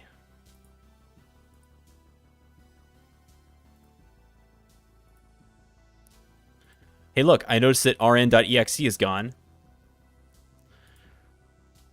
And Defender is freaking out. Why? Because we just dumped obvious Bloodhound data to the disk. Which is an idiotic thing to do.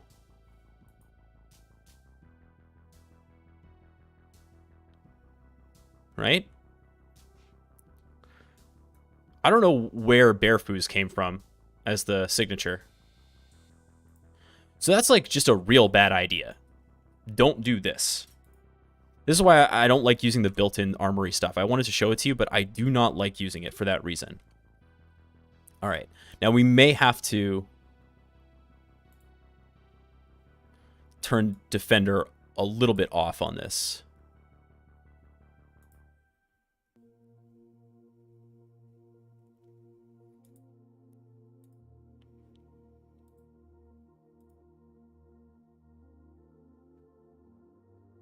Yeah. We're going to have to tell it to leave that one alone. Yeah, allow this on the device.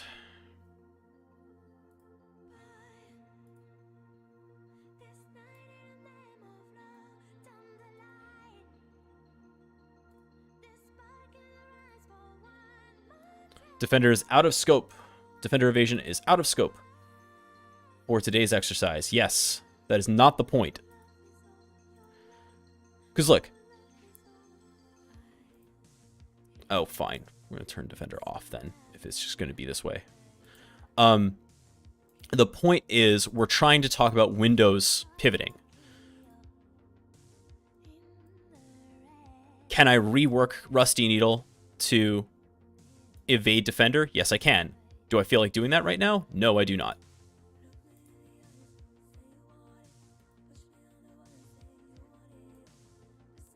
So let's try that another way. The whole point is we're trying to run Bloodhound and everything like that. So Defender's off. We're running Rusty Needle. And to be clear, what burned us? It wasn't that Rusty Needle itself really did it, although now there's a signature for this build. All I have to do is change the lift crypt and crypt key, and that'll be fine. But it was the run of the Sharp Hound with dumb defaults. So the way that I prefer, or that I've had more success doing this, is not with the built-in armory components of Sliver. Instead, what we'll do is we'll go to scripts and Sharp Collection and Annie. And we ls here.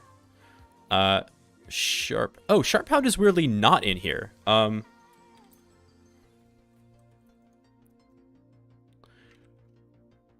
So I'm gonna go. I have to get Bloodhound anyway.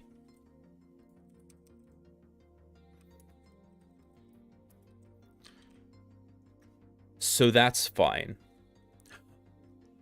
You know what's funny? I was having a conversation on Mastodon this week with the creator, or like the principal architect of Neo4j, the database that underlies Bloodhound, who had no idea about Bloodhound and how big a deal it is. I think that's crazy.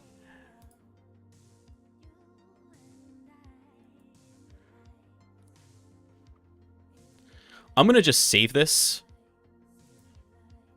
Sharphound.exe. I'm going to just save it to the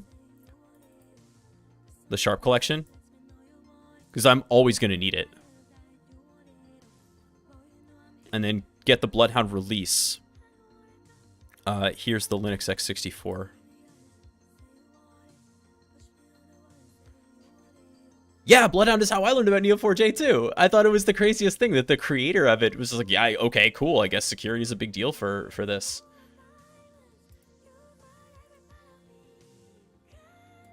That is one of the things I like about not... Sorry, Mastodon comment incoming. Is one of the things I like about not being on a security instance. Is that... Oh, wait, no. Is that... I get to see a much wider point of view about technology rather than just the security folks.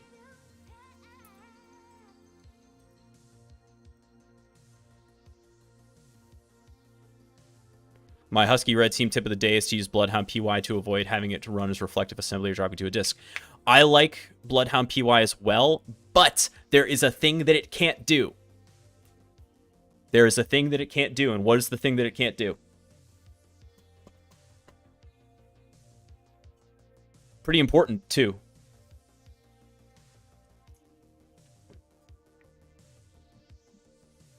It can do ACLs okay. It can't do sessions. It can't do active sessions.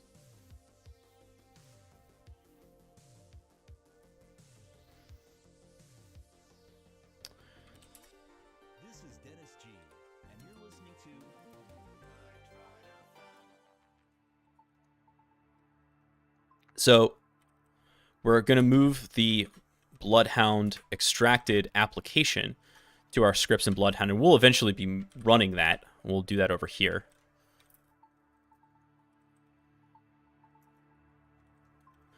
And we have to make sure that Neo4j is installed and configured in order for us to use Bloodhound. So let's make sure that that happens. This really should be part of my setup script at this point. Sudo apt update, I guess.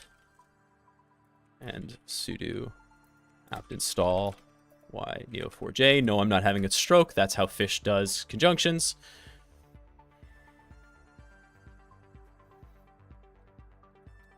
Yeah, I like Bloodhound.py as well. Oh, the other thing that's crazy about Bloodhound.py is that it's actually much harder to run because it hasn't been updated to handle like some new RC4 thing in Python. And so the only way that I found to successfully run it is inside of a Docker container, which like fine, but honestly, much easier to do the execute assembly, at least for our purposes right here.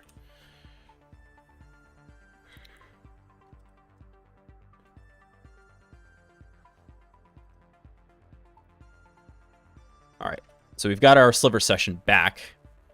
And this time,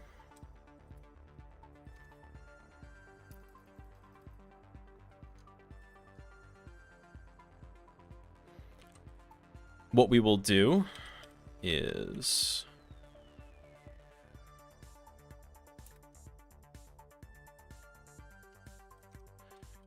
execute assembly, sharp collection, sharp hound .exe, see all for collection method.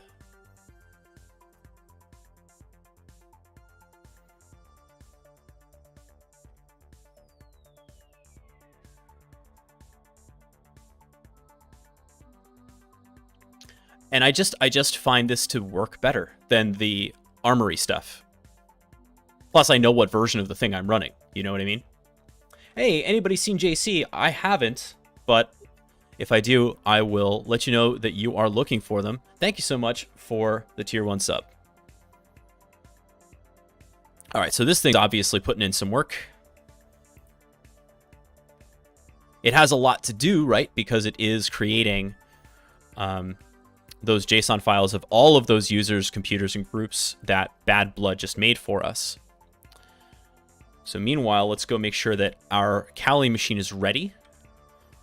Neo4j has been installed. Let's start it with sudo neo4j start.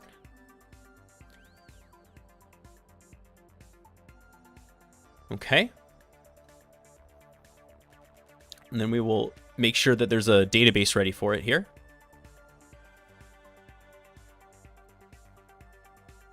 Oh, that opened in Brave because I didn't reset the default browser.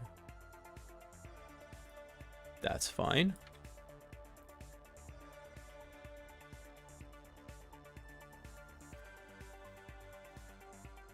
Finally, we're just about to finish Husky's PMAT course. Support the content. Thanks. Glad to see you. I'm glad you're enjoying PMAT. Guess what? Husky didn't stop there. He has also created responsible red teaming, which is available for free at the Taggart Institute.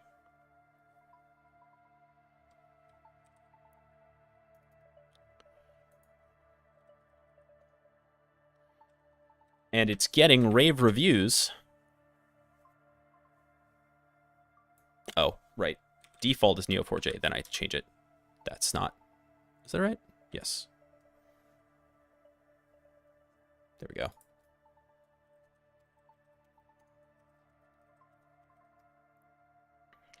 Okay, so Neo4j is up and running. That's great news.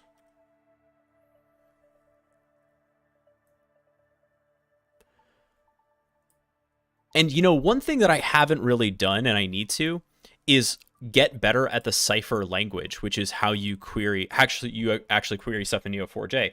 And this developer I was talking to made that point to me, because it was like, I pretty much just rely on the built-in queries in Bloodhound, but it would be a good idea to know the Cypher language to understand how all that works. But I've had it's been rough. All right, as much as I like Master Boot Record, it's not really fitting the vibe right now.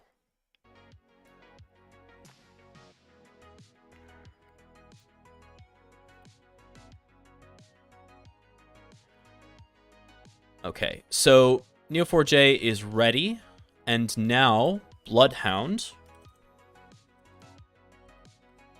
should be ready to go.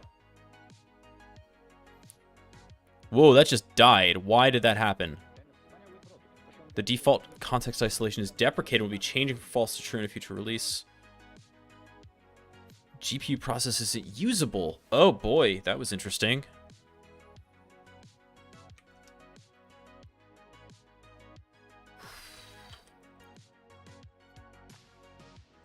That's a new one on me. I haven't seen that happen before. This is not going to make it better. Yeah.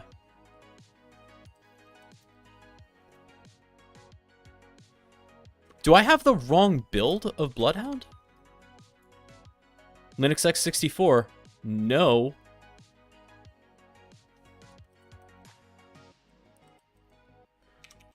Well, that was with sudo, right?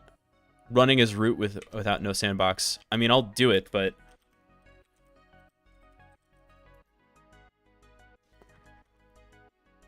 No. The issue is always with running these things as sudo is that root doesn't have a display server.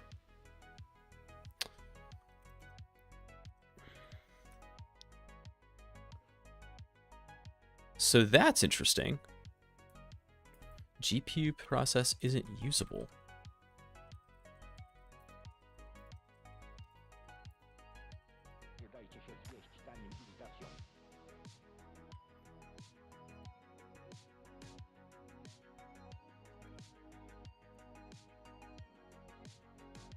All right, we have a few of these here.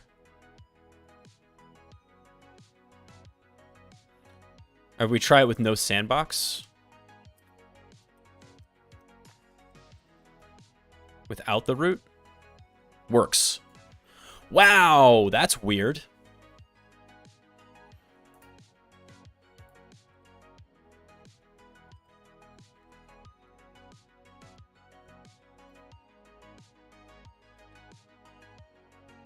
Computers indeed. All right, Neo4j. Log in. We won't have any data in the database. And Sliver, how we doing?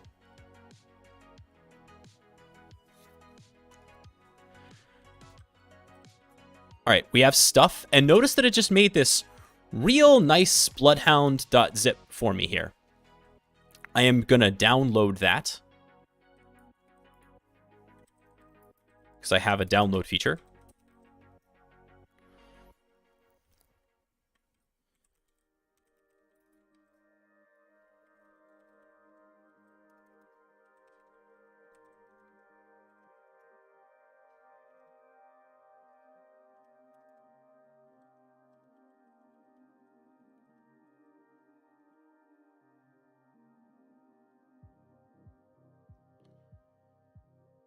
When we do the ADF or ADCS stream, you get to use the custom Bloodhound client that is the ADCS abuse vectors. I've seen that.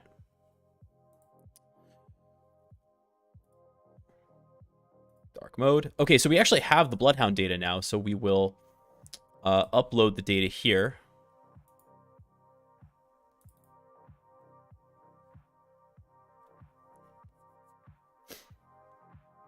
So we have computers, users, groups, containers, domains, GPOs, OUs, and then any post-processing. We're finally getting somewhere.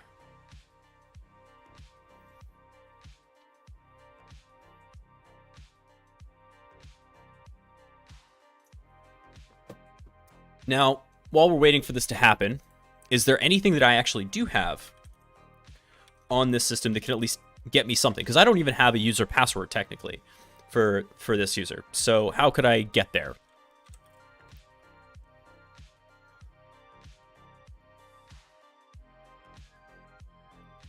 So I have gotten system.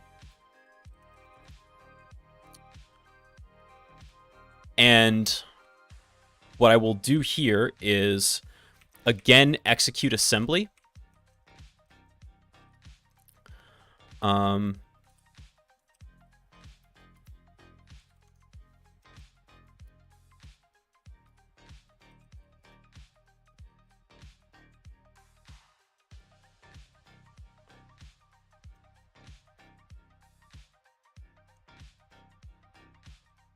And this is going to be a little bit different. Whoops. Execute assembly.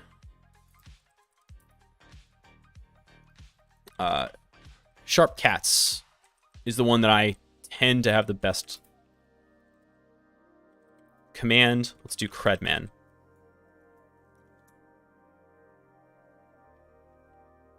Okay. Nothing doing. Log on passwords.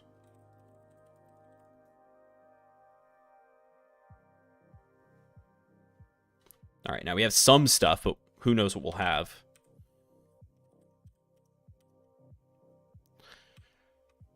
We have some machine accounts. We have an NTLM hash for Joe Hackme, so we can do some pass the hash. That's great news.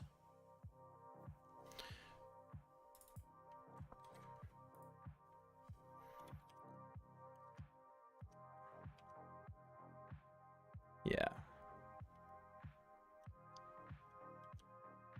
No plain text passwords, though, for us, but that's okay.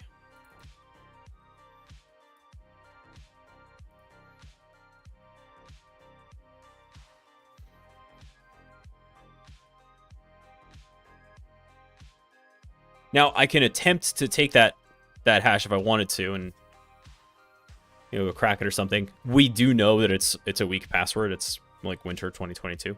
But we also have something that we can pass the hash with. Oh,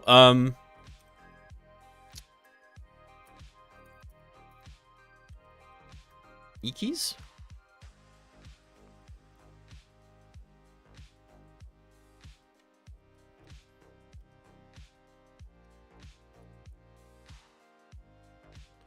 So I don't think that's right. I know there's a bug where e-keys are listed wrong. So here's the deal, and if I get this wrong, I'm sure Husky will tell me. When we pass the hash, we're doing it with RC4 with a specific yeah, so it has a specific encryption type that is easily detected, but we can also get the AES keys in this method, and this is known as overpassing the hash, and it looks more legit when we do it this way. The trick is, I'm not sure if this is the right key. There's a bug in Mimikatz where it's listed as DES CBC MD4 as opposed to AES, but I still don't know if that's the right thing. And so let me just consult my notes.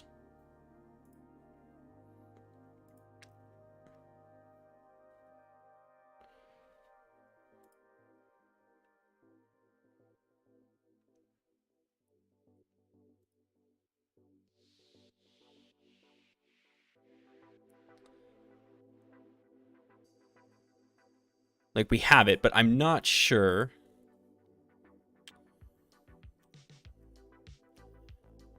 if that's the right thing.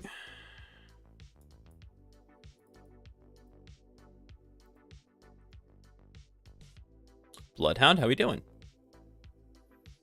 Oh, we're done. Great. So we now have data in Bloodhound. Sudo, please. Good to see you. Let's get some data here. Let's start with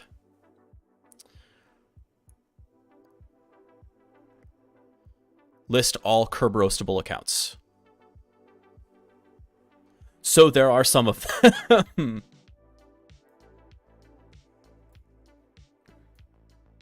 Interesting.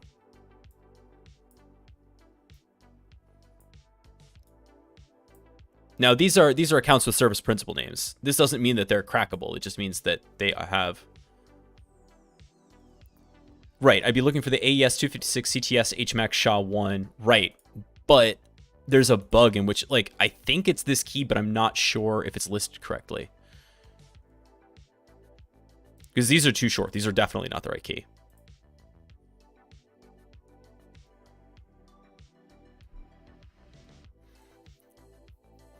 Well, it's not necessarily a bug. Like, the key might not be there if we didn't use it for Kerberos stuff, right?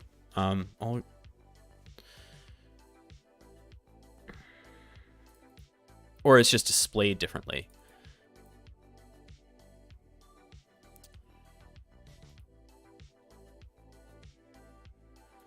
All right, let's see what we can do here. So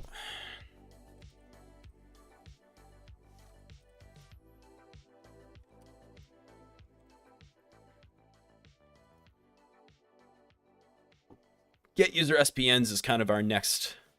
Yeah, perfect. So without the password, we can actually get user SPNs. So we're going to go to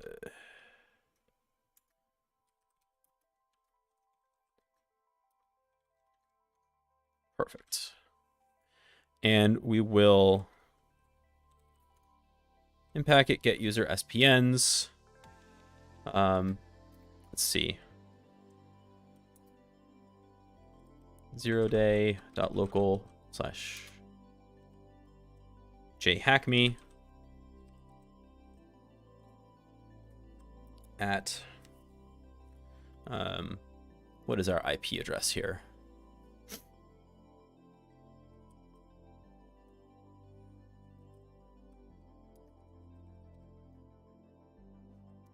.112.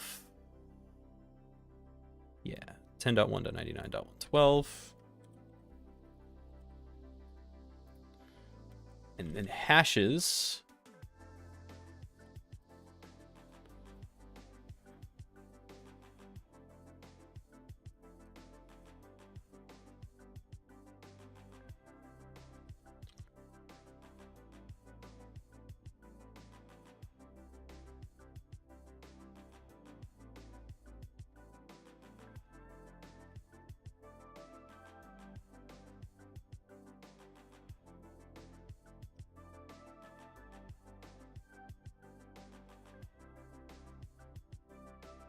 Oh, I have the SecLab NTLM hash too, but shh.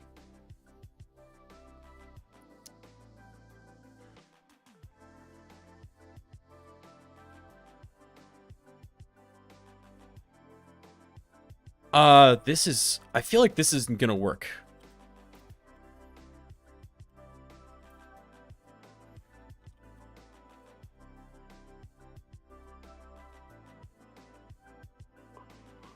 Yeah.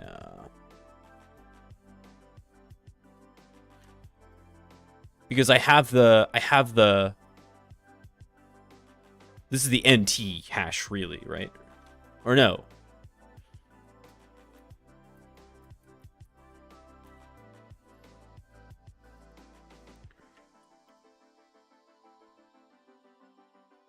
Ah. There we go. So I've got LM then NTLM. So for hashes here, it wants me to do LM then NT.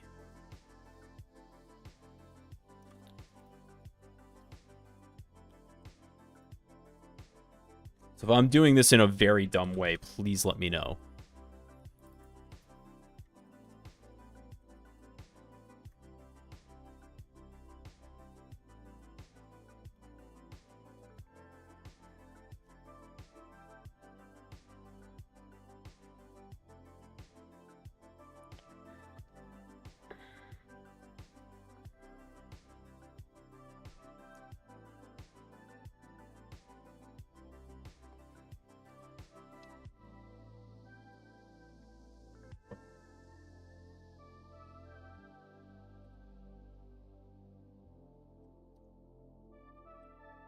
Stop that.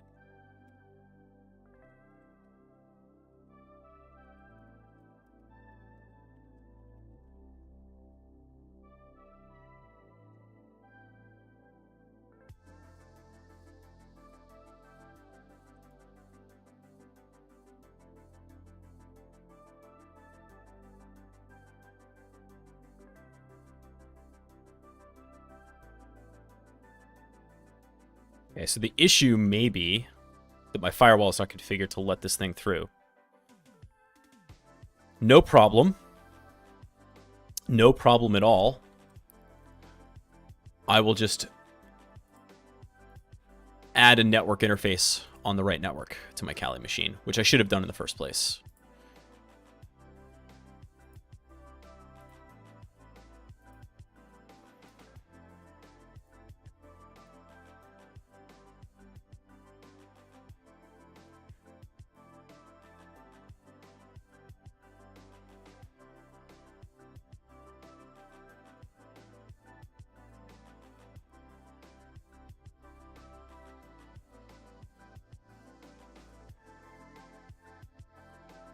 And look, I got myself a 10.199 IP address.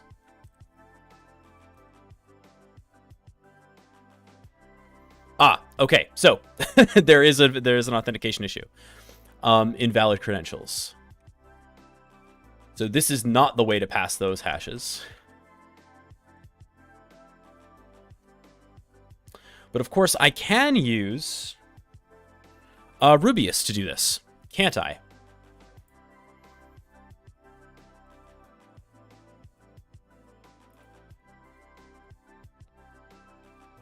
Is there a way to get dark mode without signing in?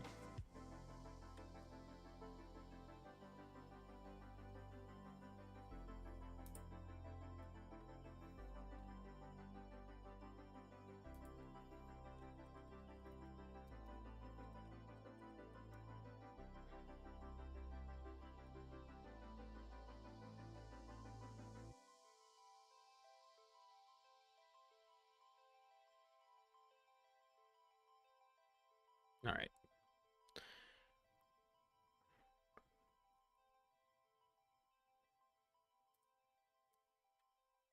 So we have Rubius, and we can use the Kerberos, and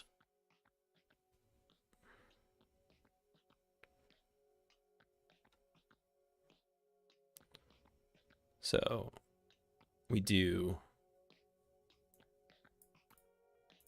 roast all. No, we don't want to do that. Use the TGT delegate trick. So this is going to be super noisy, right? If we Kerberoast every single user, we'll get hashes back. But I may not want to do that.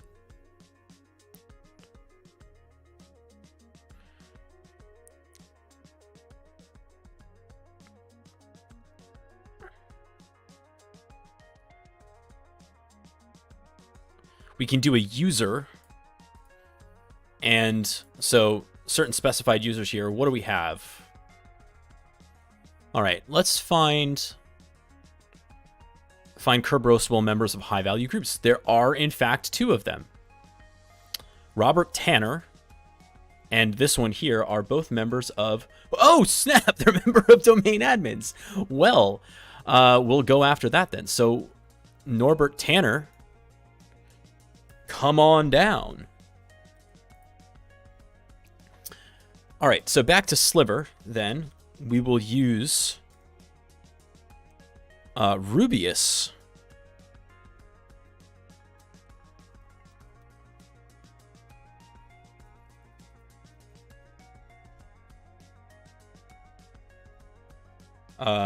Kerberos. User Norbert Tanner. And we're going to do outfile Tanner dot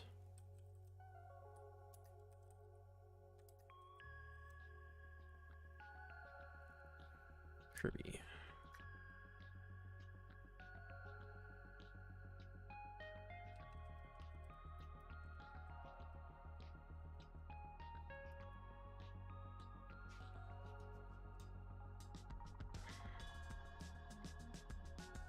Nice. So we've got this thing. We're going to go get it.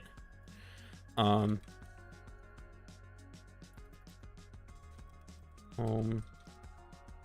documents 0 day. All right.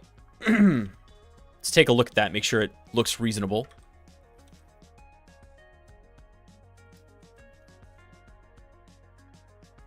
It does. Now, Hashcat, I believe, is going to use 13100. Is that the right format? Yes. E-type 23 TGS right? That's what we got back? Yes, it is. Okay. So, also, I got to fix that color scheme.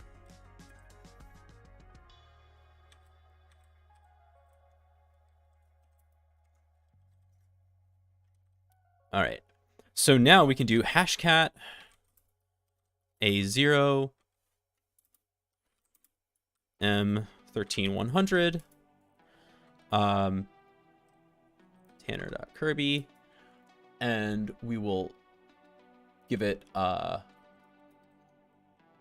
scripts, sec lists, passwords, big databases, rocku.txt is not unzipped, so let me go do that.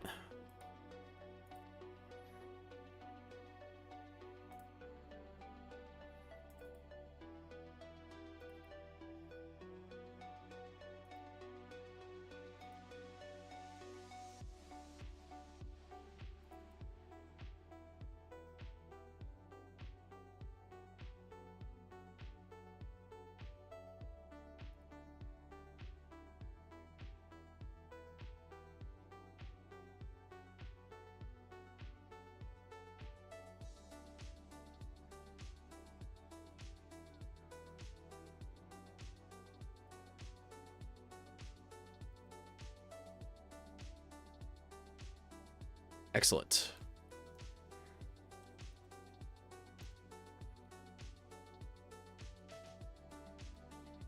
No idea if this is going to work, but this is generally what Kerber roasting would be all about, right? You get the less encrypted thing, and then you try to crack it.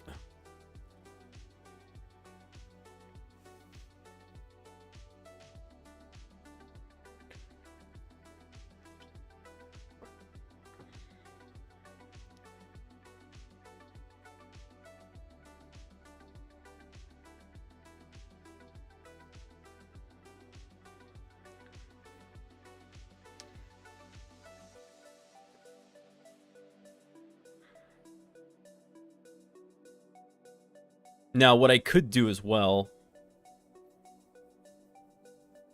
Alright, it's loading the thing. I have no idea how long this is going to take. I feel like I gave the Kali machine a little bit of muscle. 4 processors, okay.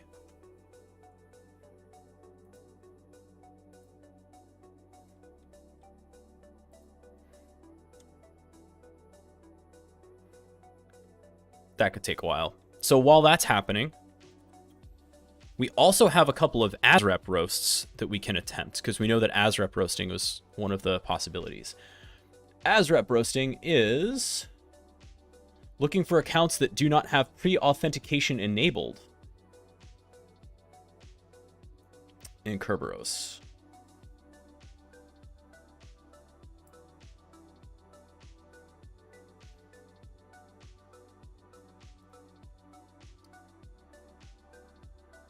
And we use...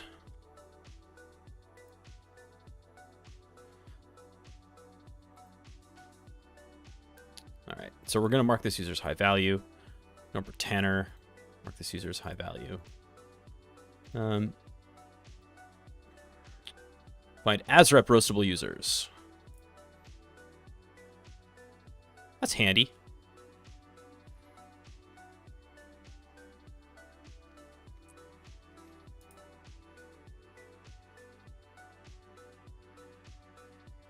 Oh, Hashcat was exhausted. That did not work. I'm not quite sure how BadBlood sets up its... I mean, we could use other password lists and things like that. I'm not quite sure how it sets up its passwords, right? And we might do something like one rule to rule them all to add a little bit of difference. This is how many ASREP roastable users we have? Good God.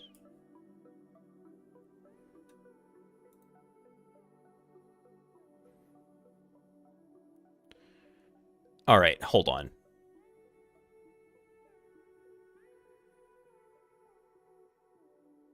What is our shortest path to domain admin here? I mean, worth a shot, right?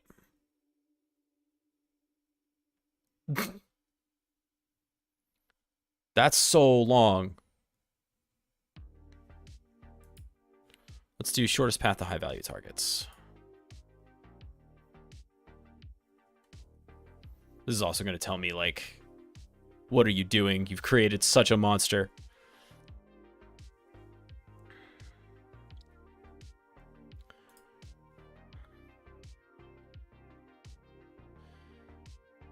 Now, I have a question for anybody who knows this a little bit better than I do. Can I see the query here as it's being run? Because I would like to be able to modify it.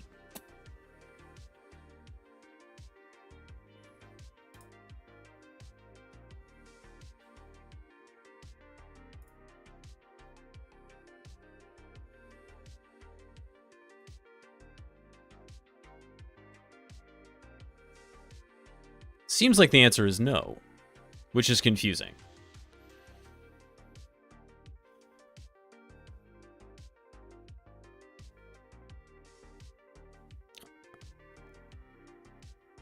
Thought there was a copy raw query button next to each query. Might be in the ADCS one. Yeah, I think that might be right. Unless this is... sized inappropriately or something.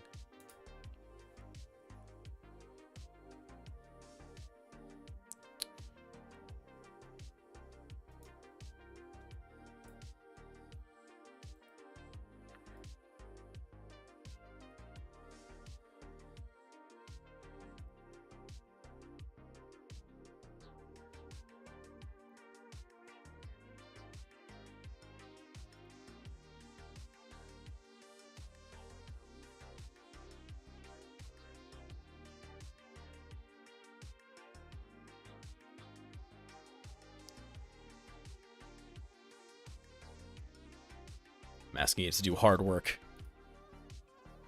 All right, so it exhausted that,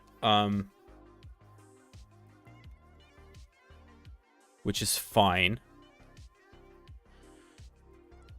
What else do we want to try here? We have ASREP roasting, of course.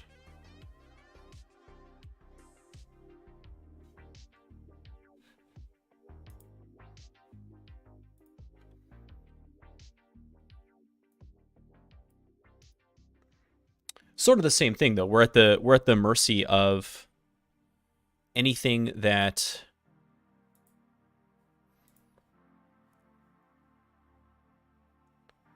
ooh. There it is. Query debug mode. This will show us the queries as they run, and that's exactly what I want. Unconstrained resource-based constrained delegation. Yes, that is another thing we can try.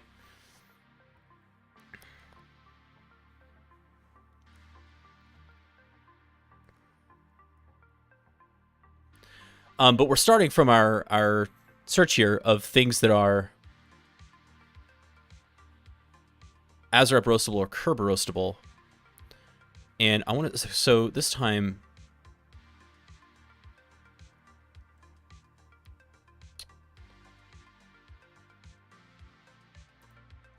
see, look at this. Now I can see the query. I just had to turn on the debug mode. And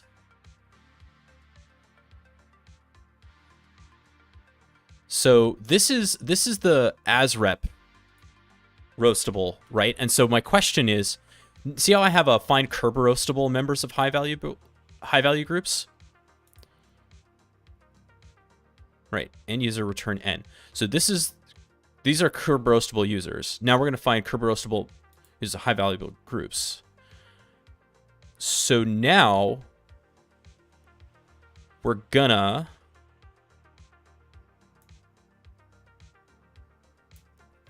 I think replace this n user with the thing I got before.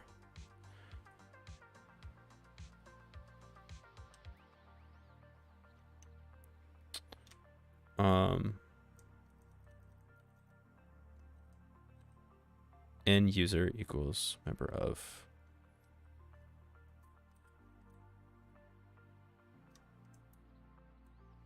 Oops.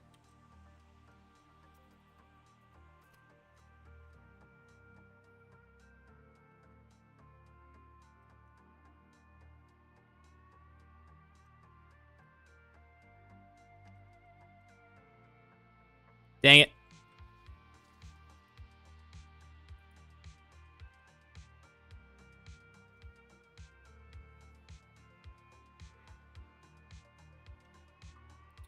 N user.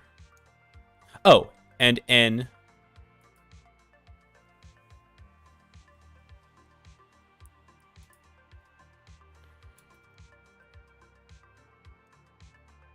There we go.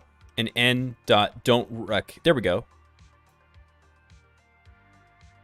Don't rec pre-auth. True.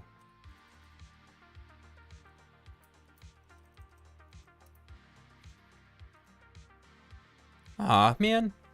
Really thought I had that one.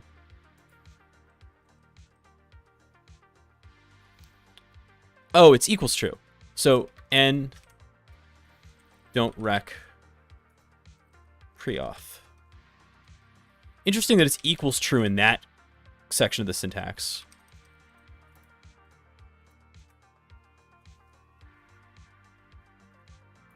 Oh, no. I don't need to return you anymore, right?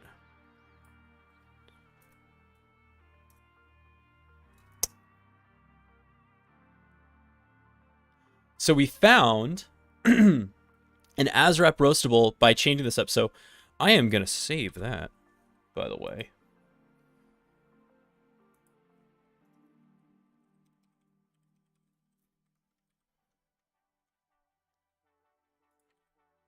Anybody who wants that, there's your Bloodhound query for ASREP roastable members of high value groups. So now we have Dorothy Navarro. Or sorry, Dorothy. Dorothy Navarro. Dorothy. So we're gonna ASREP roast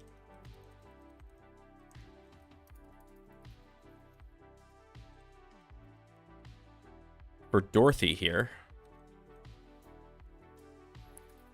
Same thing though, we're gonna execute the assembly. Now, if we were looking at this, one thing I didn't set up all the sock stuff yet, but one of the things that we would be looking for are executions of different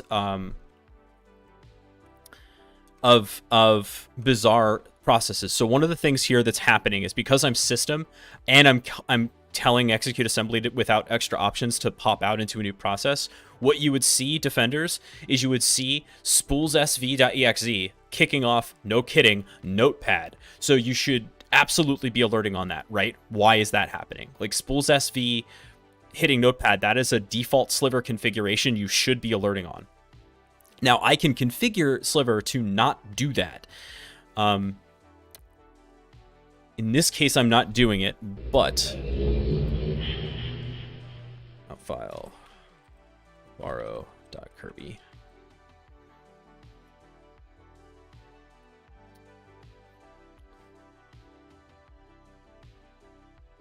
Okay, so we got the roasted hashes. We'll then download. I should have said not Kirby, but it's fine. Dorothy or Navarro.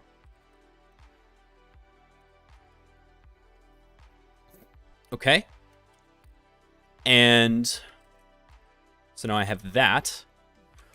And then hashcat. This is not 13100. The format for this is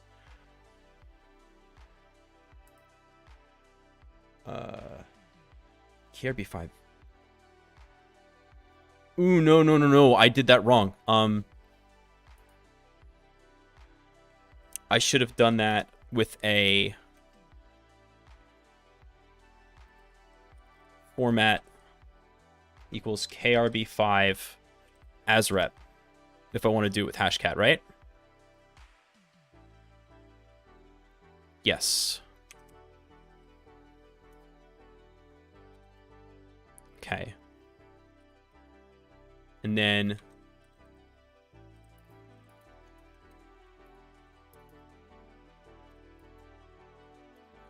little ASREP.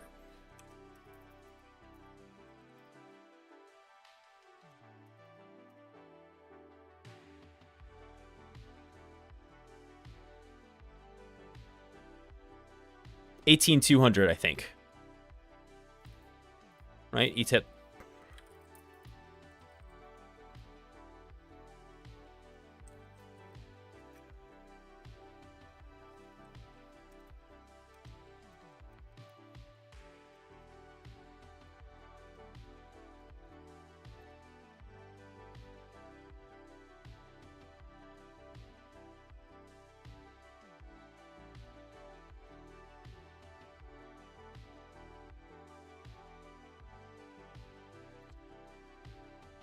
No? Do I keep it at 13,100? No. I feel like there's a thing that I have to... I remember doing this, that there's something you have to do to change this up. Let's look it up.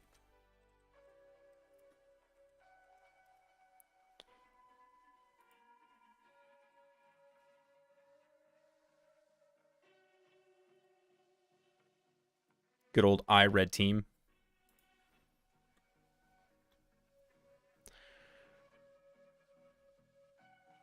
That's right. We need to insert the 23 with dollar signs. And it is 18200, but we need to change the format.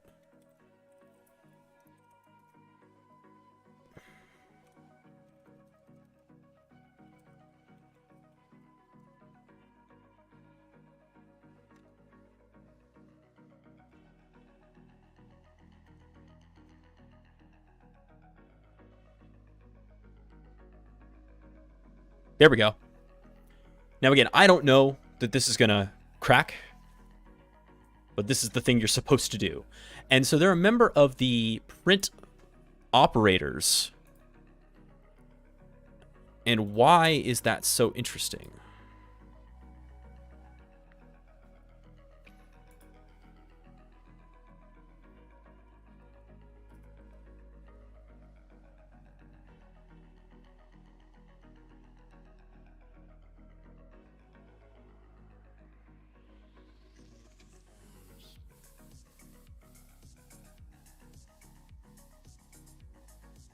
What am I doing wrong that all of this stuff is coming in dark mode? Or light mode?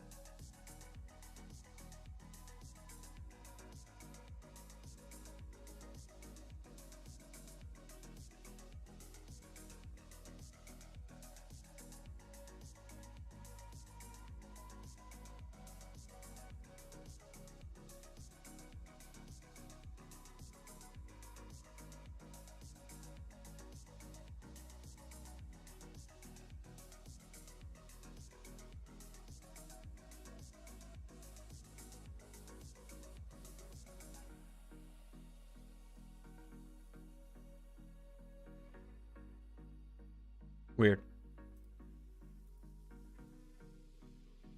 That's one bizarre thing with Vivaldi I found. It doesn't seem to honor operating system light mode, dark mode settings, which is a huge pain. Okay, but what can print operators do?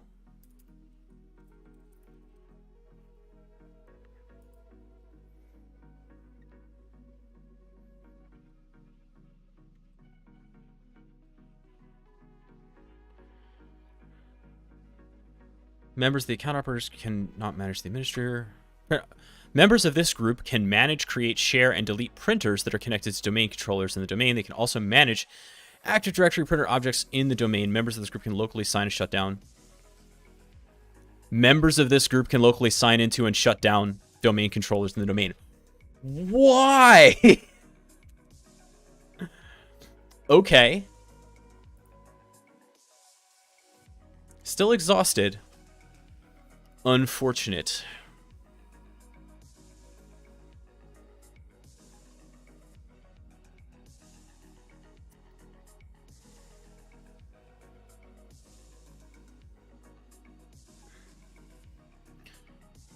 Is there something about BadBlood and how they're doing this that I'm missing? Because, like, that's fine if not. But they set it up to be Kerber roasted, and I figured...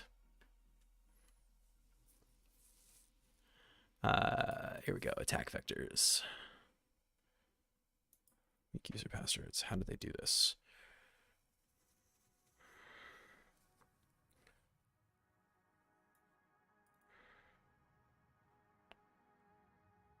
Oh, they have themselves. This looks like RockU. Like a subset of it. For user and user list. So who's our user list? Oh, it's a parameter.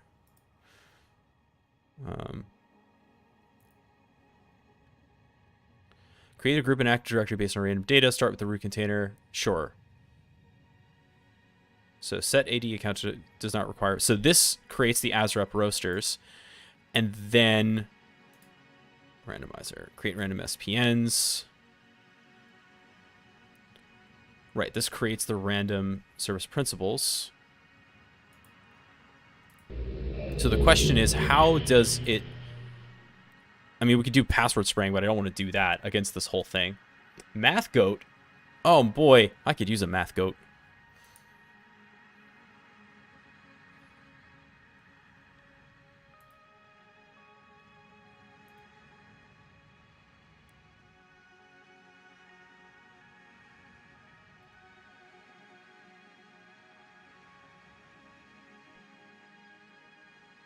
So this just creates the user a new random password.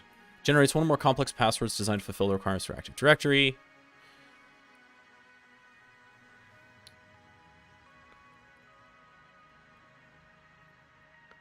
So there's no guarantee, I think, is the problem.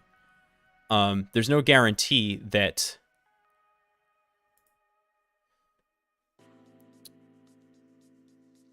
the AsRep roastable users will in fact have crackable hashes.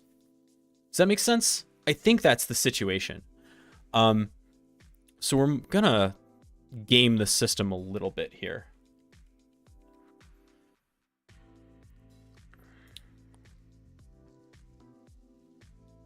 Just so we can move on with the experiment.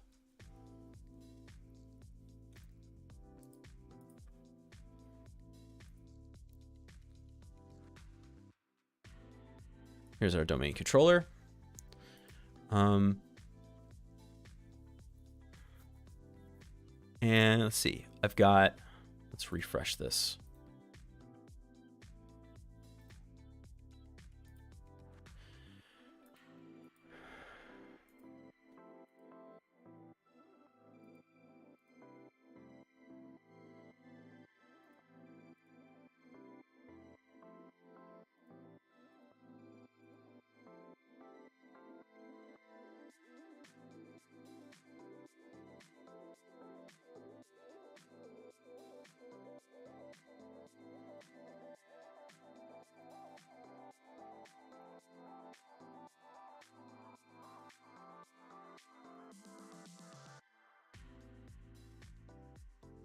Where's my print operators?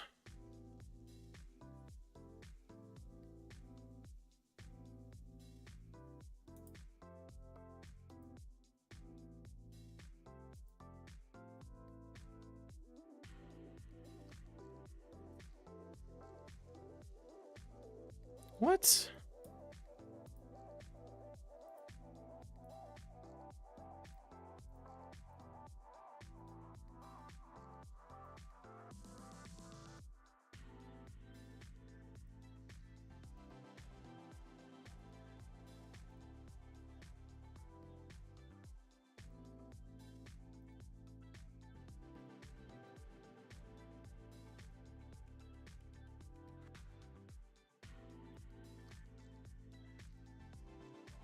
How is that possible?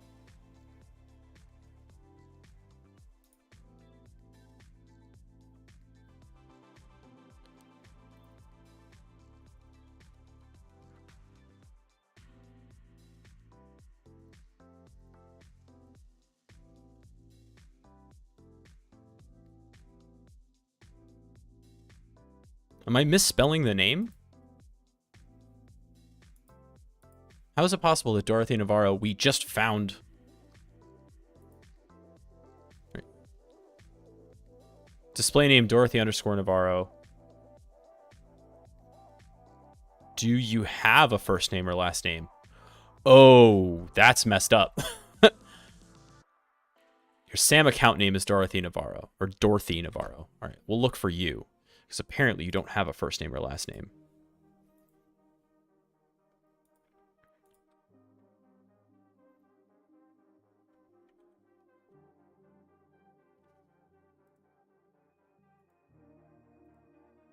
There you are. See, look at that. That's messed up. The first name is nothing and the last name is Dorothy Navarro. That's not how that's supposed to go. All right, so you're a member of a bunch of this stuff, but the problem is that we have no guarantee that this user... And what is your...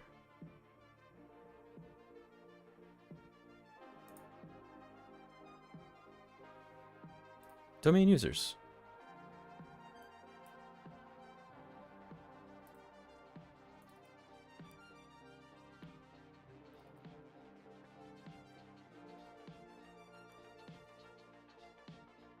Well, that's so many people.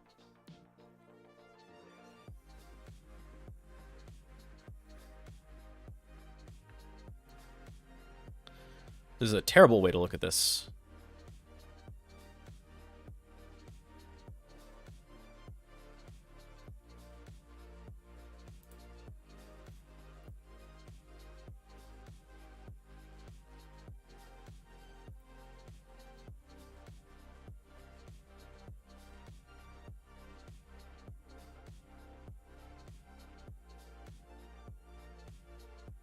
All right, we're going to reset her password to something like, let me in. Yeah, it's going to scream about my password policy. So we'll reset it to something like we would actually do. So winter 2022, winter. You know what, actually? You know what might be fun? This is a good opportunity to show you a tool that I actually was demoing this week. I wrote it a long time ago, and I still think it's pretty cool. So let's go do that. Yeah. Do that over here. Oh, wait, actually, I could just cargo install this thing. That's right. I made it a binary cargo install pwfuzz rs. You can just have this if you run, if you have cargo. You can just install this directly as a binary. You don't need the source code.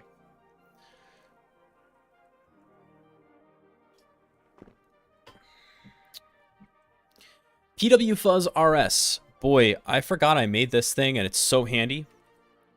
So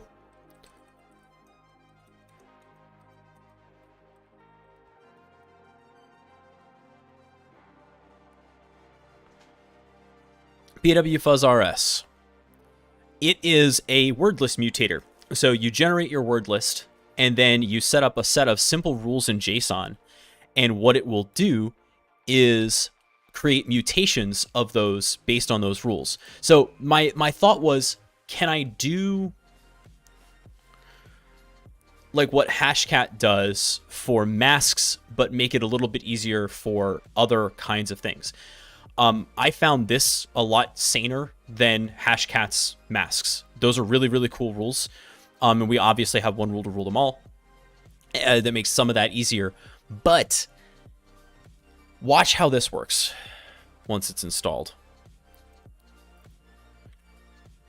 We'll go to Documents 0 day.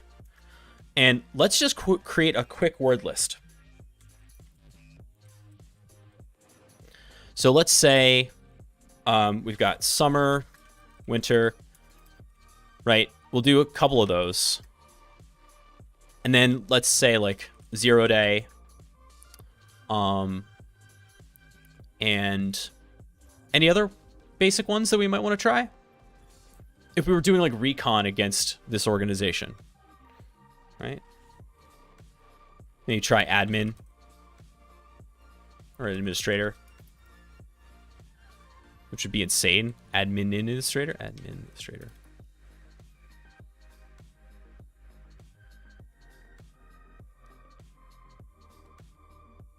Oh my god, seriously? Maybe I will just pull it.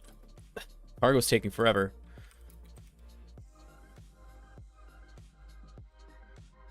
Be faster to build it.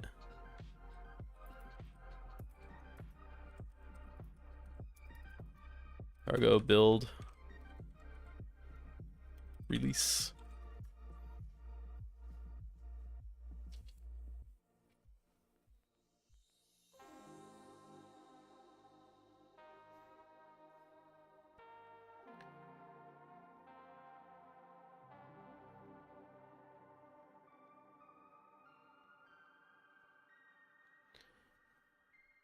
And so one of the things that's kind of cool about this is that you can run the mutations through itself multiple times. You can set up multiple iterations. That was a lot. Wow, building it from source was faster than installing it directly with cargo.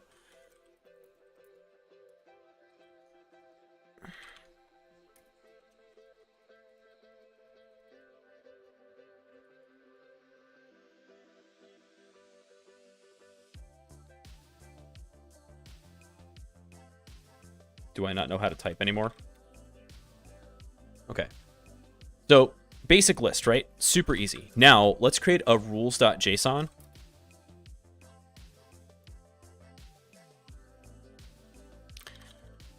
Okay. And we'll get rid of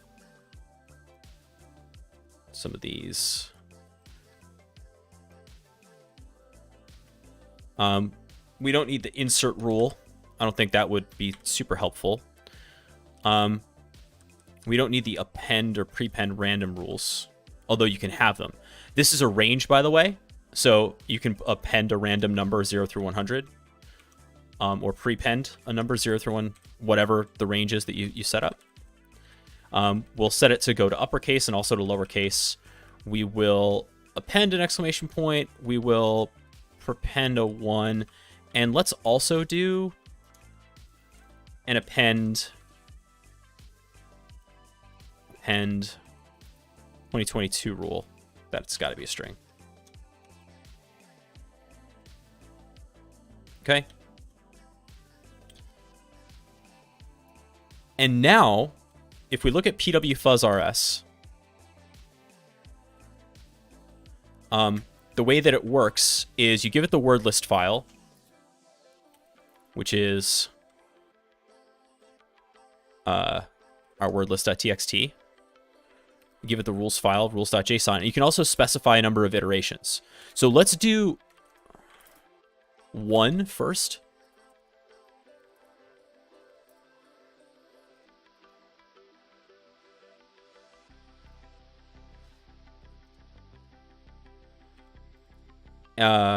Which is the default. And we will save the output to mutated.txt. Okay. So this is what I just generated with one run, with one iteration, right? Now,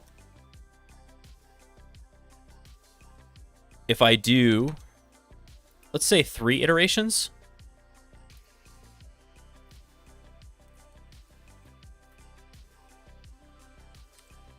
now I have 1,372 different values here. All different permutations of the basic guesses that I was making. And so now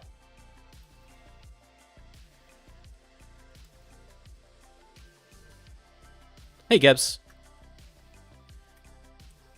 Now if we run hashcat again, instead let's use our mutated list. Oh wait, no, we got to go get the new hash because we just changed everything, right?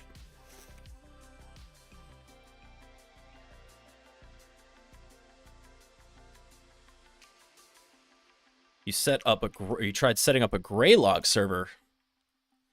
I have played with this concept.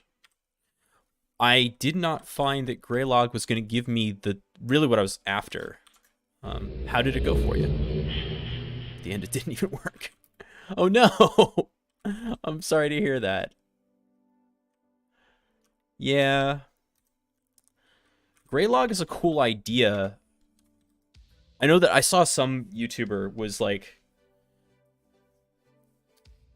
trying to put together like the best possible open source sock, and one of the things he had was like he had Waza going into Graylog and then Grafana instead of using Kibana and Elasticsearch, which I understand, but the parsing seems like it's going to be super fragile.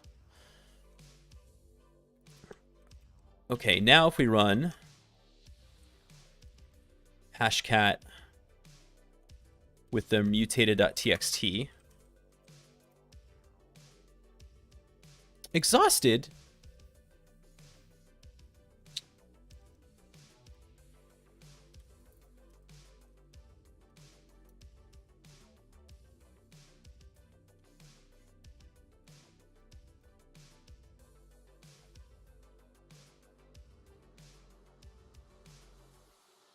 The right password's definitely in there. So I don't know what's up with that.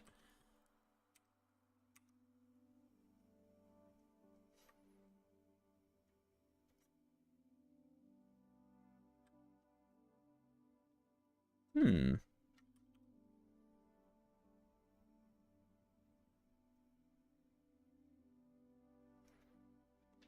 Is it possible that the hash hasn't cycled, or the Kerberos stuff hasn't cycled?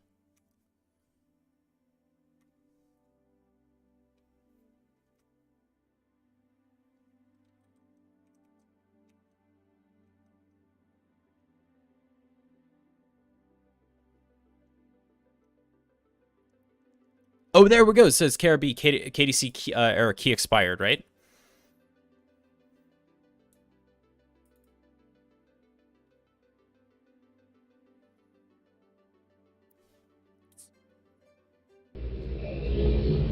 Hey, Caslo. Thank you for the follow. Fair child. I am attempting to do AD exploitation.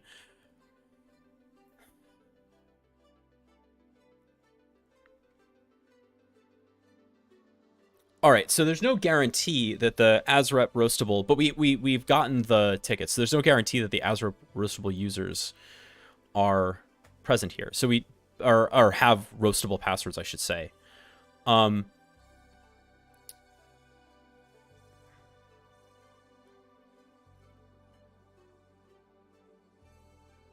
Let's see. What else can we look for?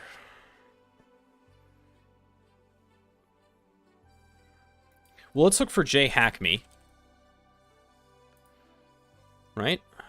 Because we know this user is owned.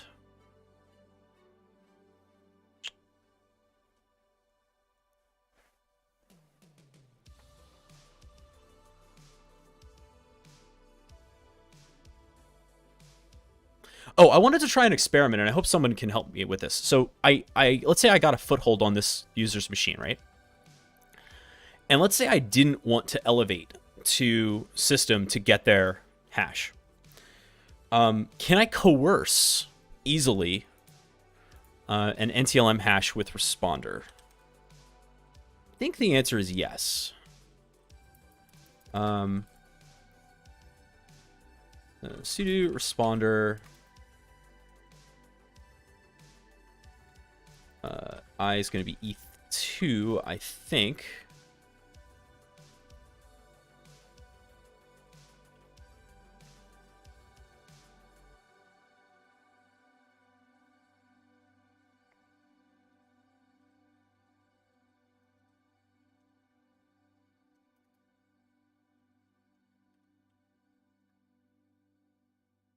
All right, what are we doing here? Responder, IP address.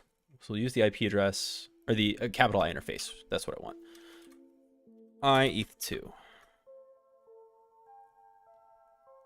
Okay, so we couldn't do RDP. That's fine. LM&R is on. HTTP is on. SMB is on. Okay. And we're listening for events. Now from here,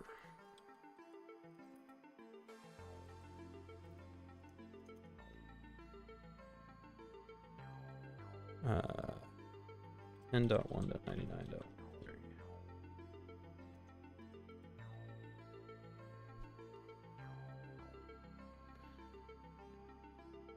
So that didn't work.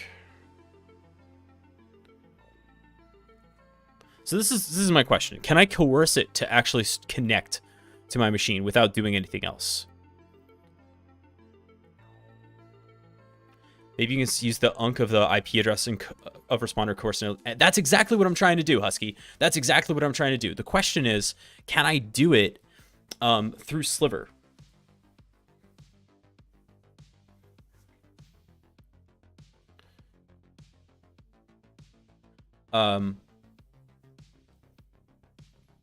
Without doing like a PowerShell thing. If you map the drive with net use, well, that I think I can do. But I don't want to kick out to the shell if I can avoid it.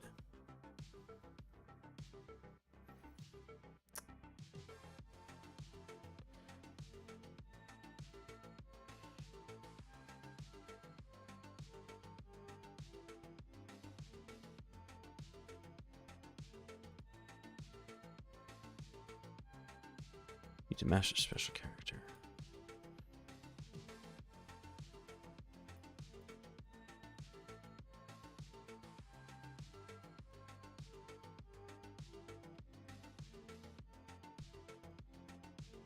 Okay, so 10.1.99.2 shows us the C drive. So 1113. No.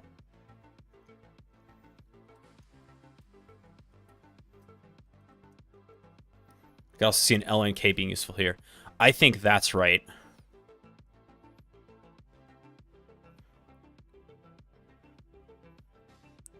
Just create a shortcut here. I mean, the truth is... So the problem is I need the pass. Oh, wait, no, because I can RDP with a hash, right? I can.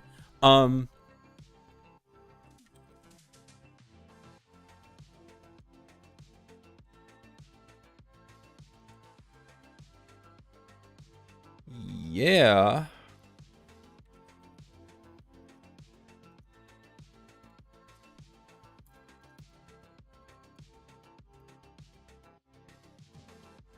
If you drop an LNK that indexes the icon in a remote share, you have coerced auth. Right. Understood.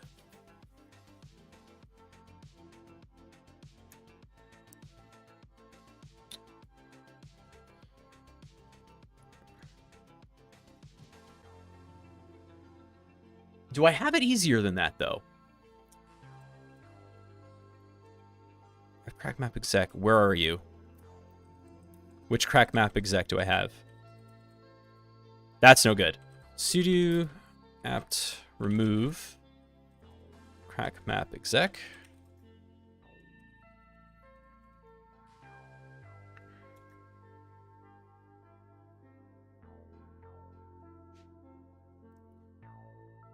Then we're going to sudo apt install y Python 3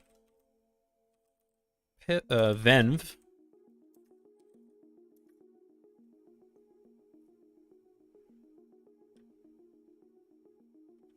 Then we're going to install pipx and then get crack map exec the right way. This is kind of the tool chain that I've been working on. It's like sliver with crack map exec and some WMI stuff is what I've been working through.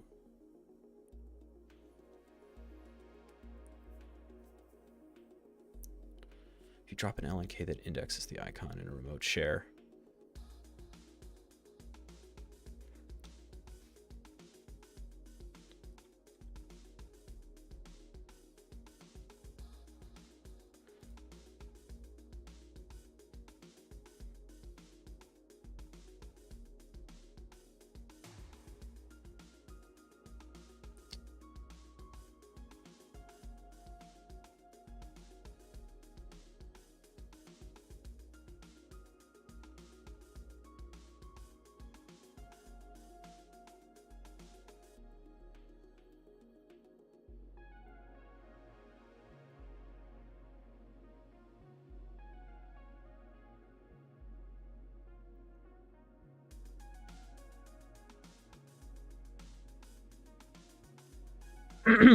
Poisoned answer to sent to...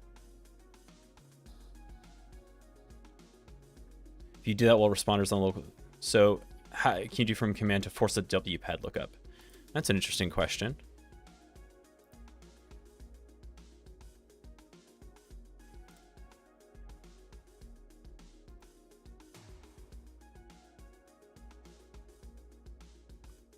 Do I have anything interesting that would...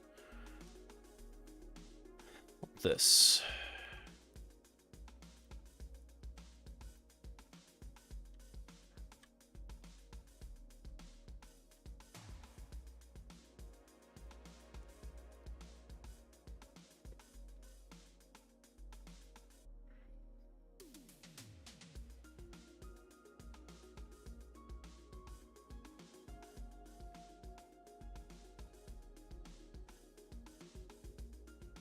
I think I have an idea, but I want to get to it. So this is my basic idea. Let's start with sudo pip3 install pipx. Let's get everything going here.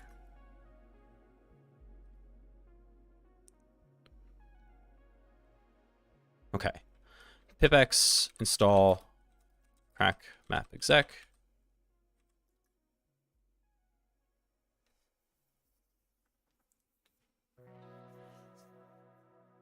And yeah, this might be a little bit of a longer one today.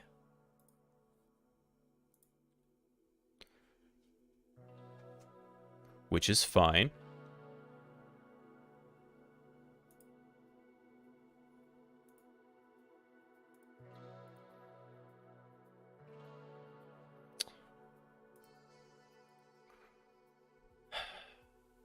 It's an interesting idea.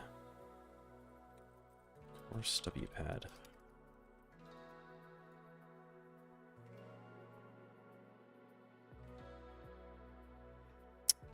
Not really the way I want to do that. Initiate?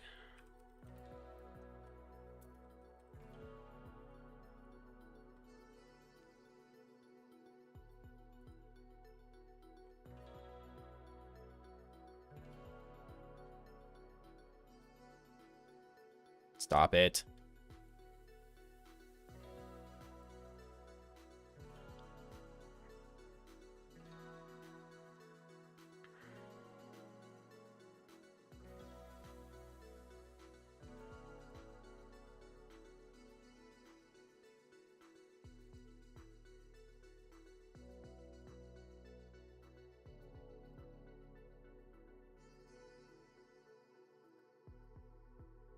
Entirely too much light mode today. All right, pipx, ensure path, exec fish. Now, here's the trick. So we know that we need crack map exec.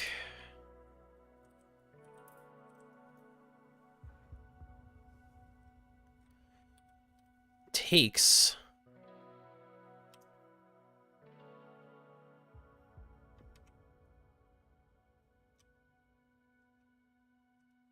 we can give it an AES key, which is interesting. But we can also give it a hash for authentication. And so I want to try that out. It's basically going to go like this. CME SMB. The user is jhackme. The domain is 0day.local. The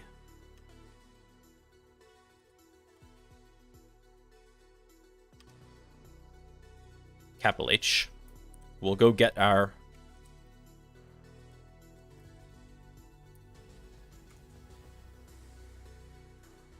I'm the system, right? So let's go run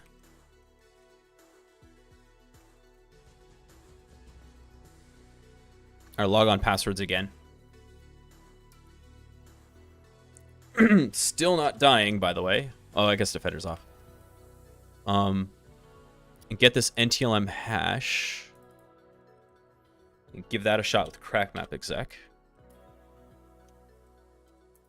And then oh, I need the IP address that I'm going after. Fconfig. Yes. 10.1.99.112.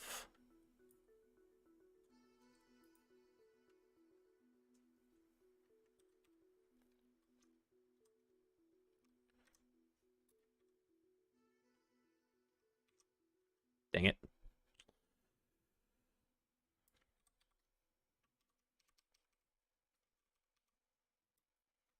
.1.99.112. And let's just see if we authenticate. We do, which means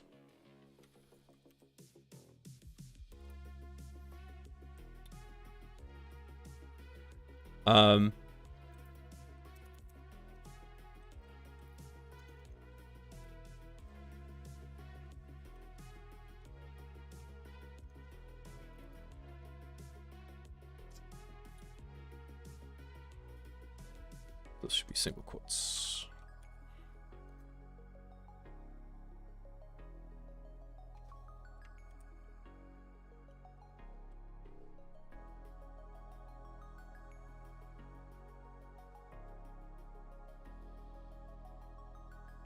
I'm trying to run a command remotely over SMB here. Although, frankly, there's a lot more that I could do now that I've got the hash with crack map exec, right? LS is not a DOS command. You are correct. That was dumb. Thank you.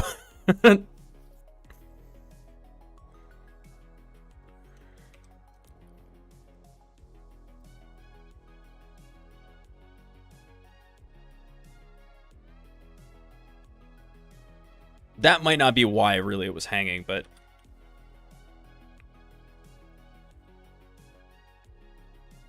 But yeah, I have the NTLM hash, which means I can do quite a bit with crack map exec, right? Oh, right. Including, up to and including...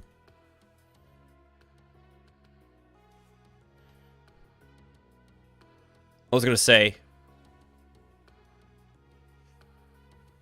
uploading files elsewhere, but this user doesn't have permissions anywhere else. It just happens to have local admin here. Yeah, this ain't gonna work.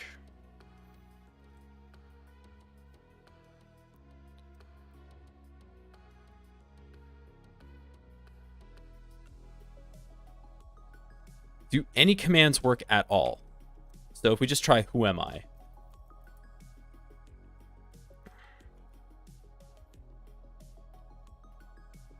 I have a feeling no. I have a feeling this isn't playing, which is fine. And WinRM isn't enabled, which is the other way we would do this. But we do have...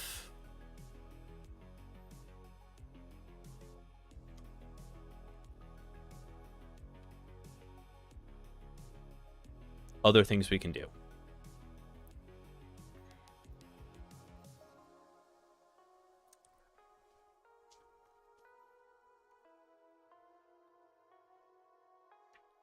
Well, look.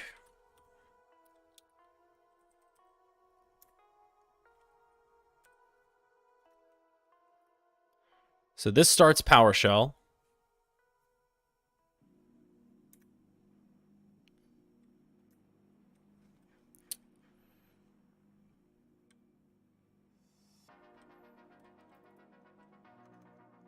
Now, ls is a PowerShell command.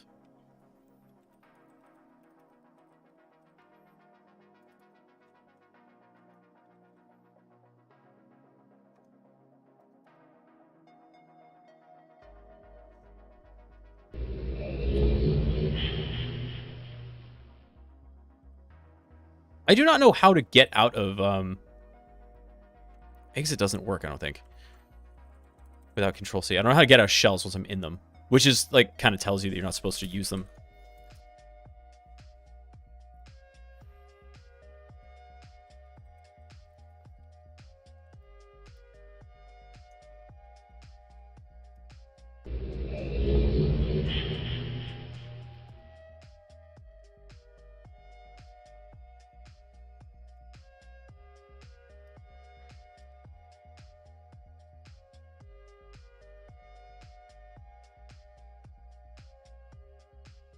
Yeah, that didn't happen, though.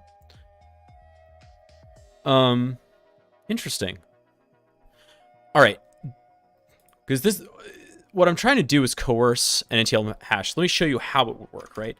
If I do 10.1.99.113...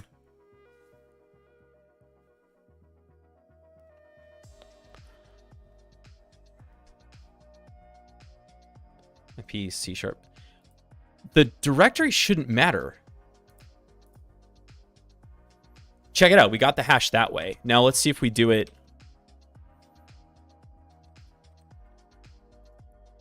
Yeah.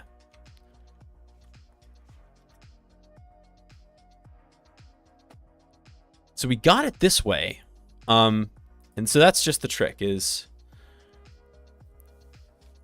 do with Explorer.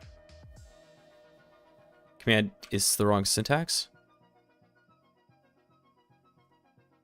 Oh, /C.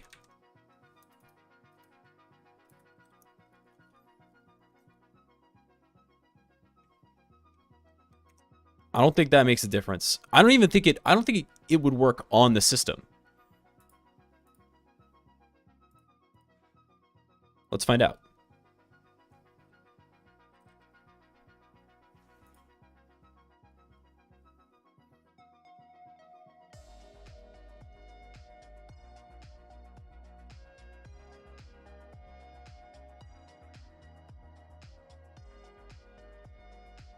Just as access is denied, but did we get anything?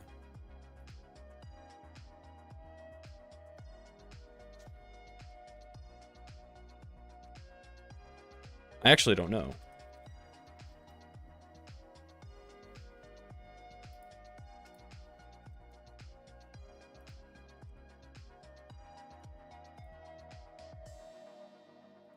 It does!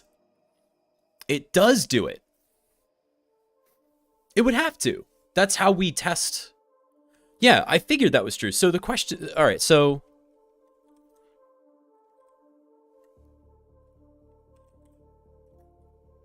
Oh, okay. Hold on a second. That's why. All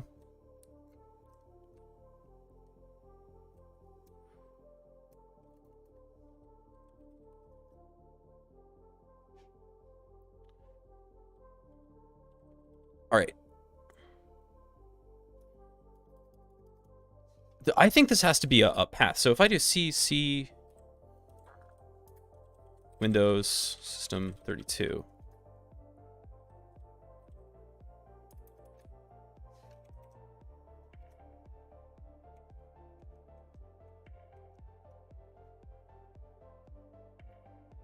Is that is where command.exe lives, right?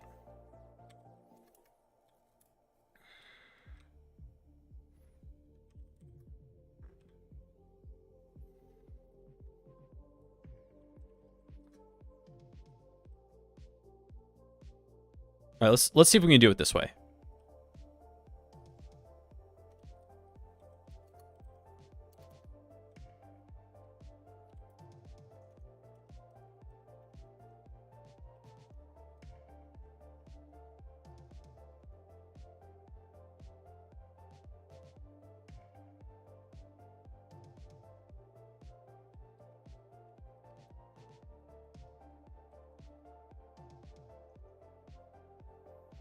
Oh, wait a second. Wait a second. I think even in this shell, I have to double escape the backslashes.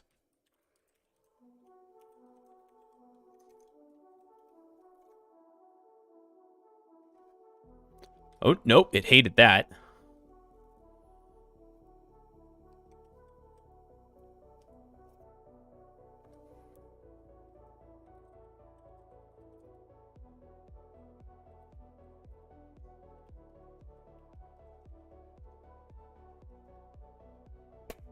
That's it.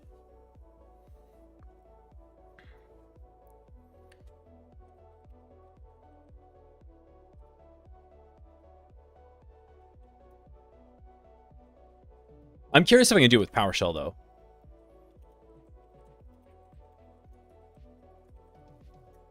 Yeah, there it is. That works. So if we use get child item, you'll capture the hash as well. Okay. Now, this is, again, OPSEC unsafe, but there are ways that you could coerce that otherwise. And the whole point of doing all of this was to get this, which is a net NTLM hash.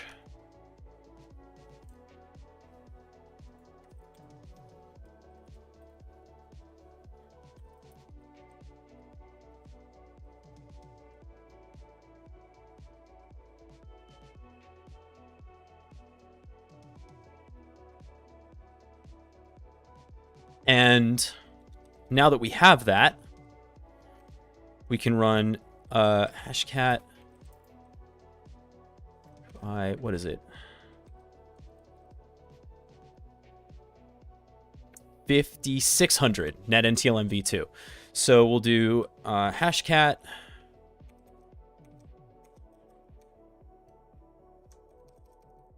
on 5600 format, and we will give it the jhackme.hash. We have our mutated word list here.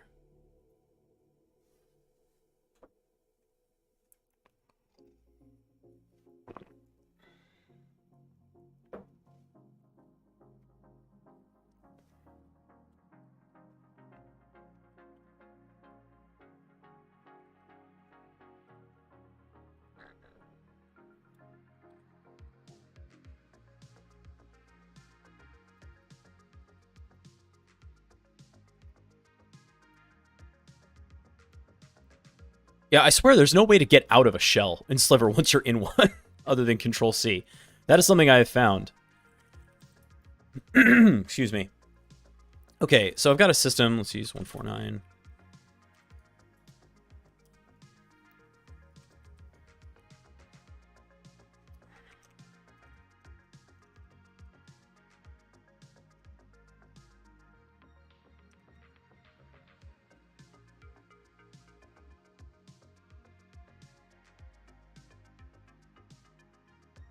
I'm still seeing the KDC error key expired.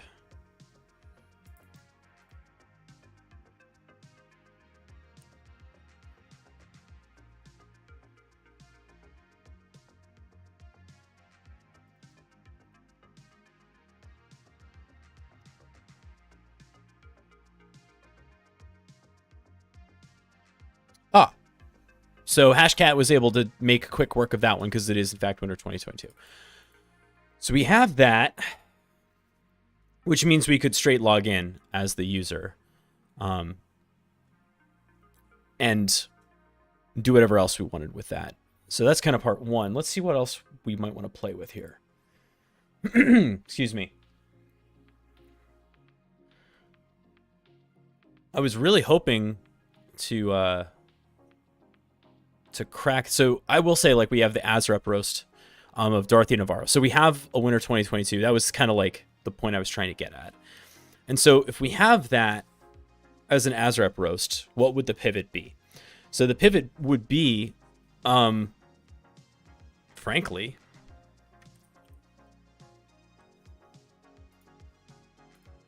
from here, we're in system, right? We would make token.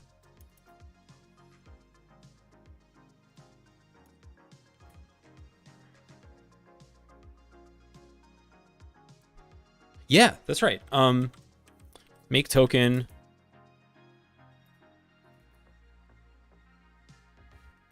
How's this working, Sliver? It's make dash token, isn't it? Yes. Oh, make dash token. And we will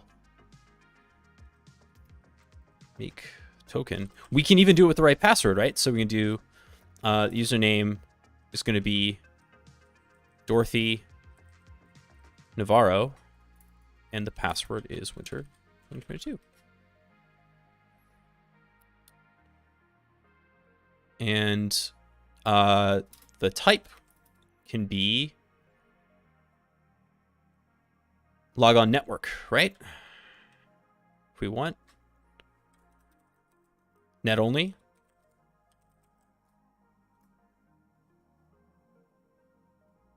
Ooh. The user's password must be changed for signing it. Oh, did I set that? Oh, that was dumb. Let me fix that problem. That's me being a bad domain admin. Or actually a good one. Yeah, that was my mistake. I wonder that...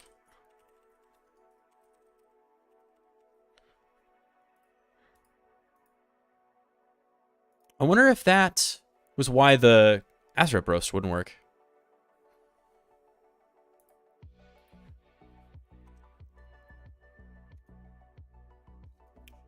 Cool. Now, this thing allows us to log in to domain controllers because Dorothy, you also need the domain. Oh, you're right. Rev2self. Thank you. d0day.local.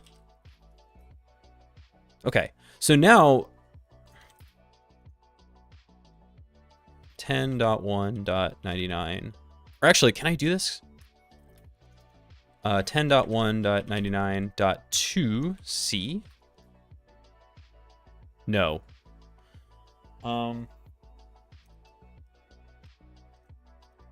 I swear it needs me to escape these.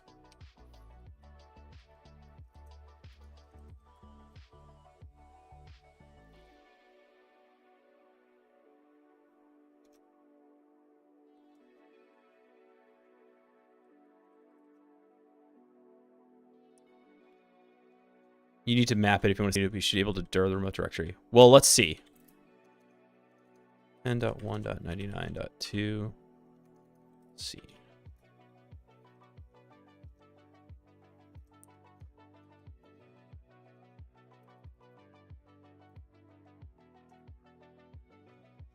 Again, this is one of those things where it's like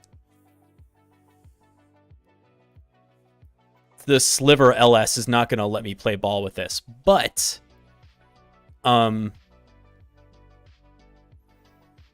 we have other. Oh wait, hold on a second. Yeah, hold on.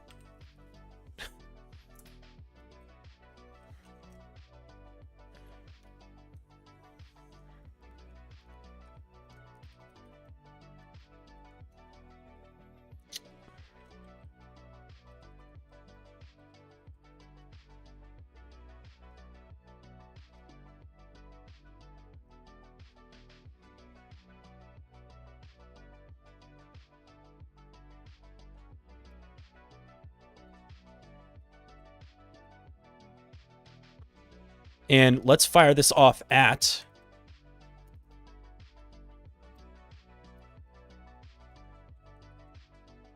the domain controller.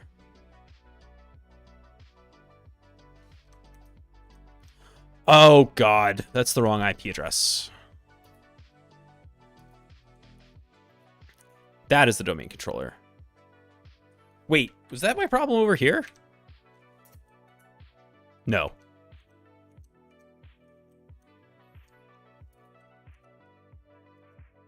No, that was not the problem over there.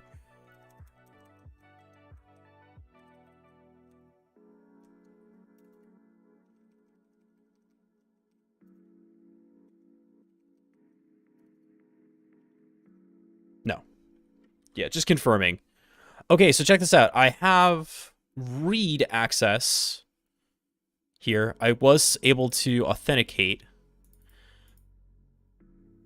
But it says I'm able to sign in to the printer group says that I'm able to sign in.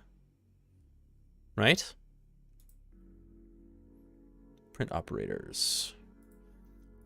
Members of this group can locally sign into and shut down domain controllers in the domain. Can locally sign in, which means I can't do a network sign in, right?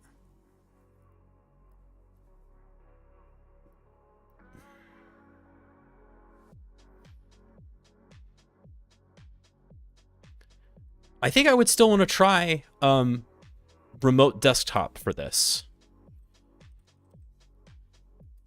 Wow, I don't have Ramina installed? Boy.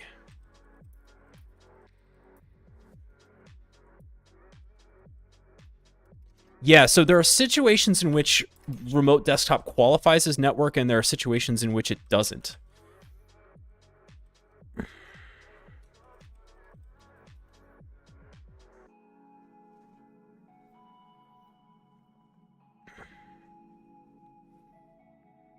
Here's the question. When you sign in with RDP, what logon type does it show for the 4624?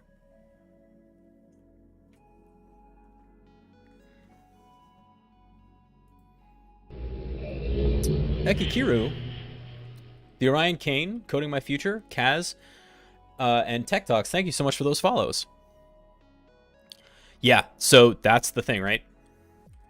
RDP login type.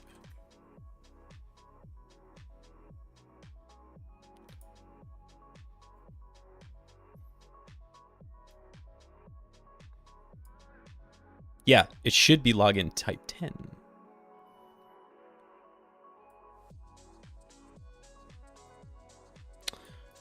If you're using NLA. So network, this is kind of tricky. When you're using network layer authentication over RDP, it'll be logon type 3. If you're not, it'll be logon type 10. Ah, such fun rules.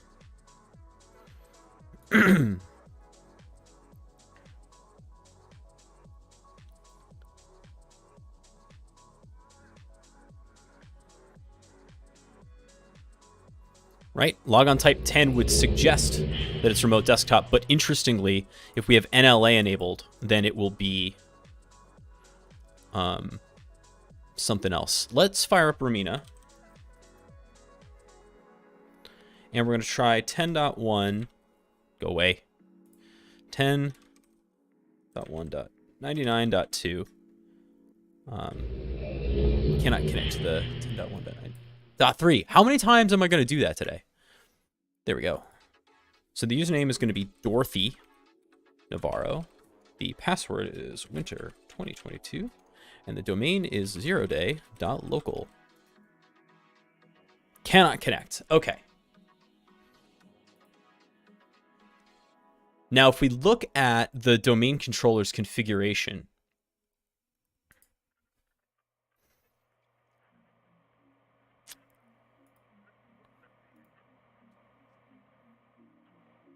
this is the fastest way I know how to get there.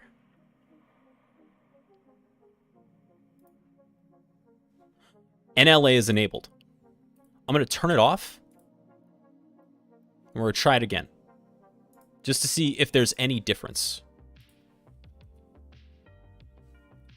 So Dorothy Navarro, winter 2022, zeroday.local. No difference.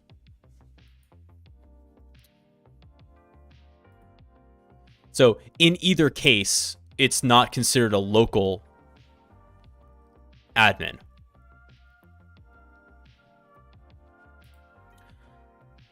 All right. But let's see. So we have other things that we could try. Let's go back to Bloodhound. So we had Azure burstable users, lots of other Azure burstable users, and then we had that cool thing, right, where we figured out how to do the cipher query to get Azure roastable users in high value targets, and the only one we found was Dorothy Navarro. So let's find the curb roastable users with the most. Okay, let's list curb roastable members of high value groups. So it was Norbert Tanner and this one right here, who are both domain admins. So a curb roast on any one of these would be a one move situation. Let's look for unconstrained delegation. That's so many. Yeah, let's do it.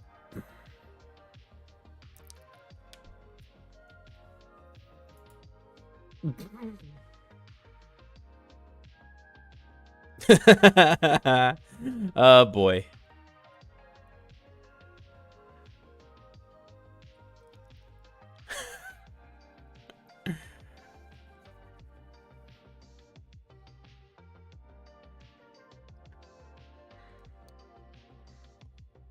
So what we're talking about here, as I understand it, right, is the thing with delegation is sometimes you need a service to do a thing in the guise of another user, right? So for example, an application that has to connect to a database, the web application has to connect to a database, the application then has to be able to be delegated permissions to the database. Sorry, the web application has to be permitted access to the database. So originally it was like just give that service account permissions for a thing. So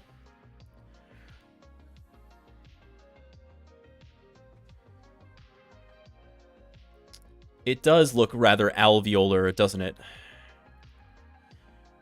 Now,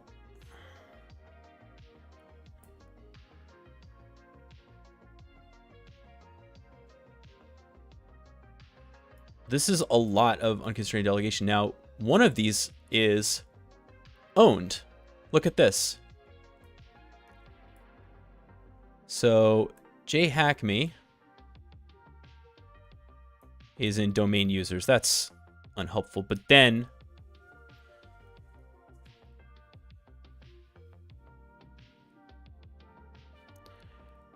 we also own Navarro, right? We do. We own Dorothy. So let's mark Dorothy as owned. And shortest path to domain admin from own principals. Nice. So let's see. JHackMe. Either one of these users. And then we have a generic all over Rochelle Justice. Ah.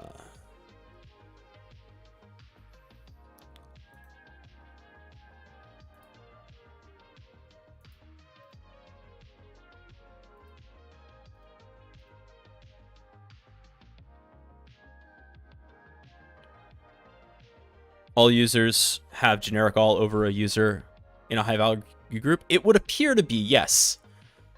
What is the last group? Domain admins. Yes. Last group is domain admins.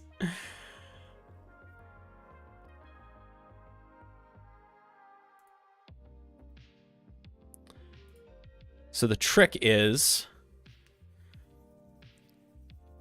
a targeted Kerberos hack can be performed.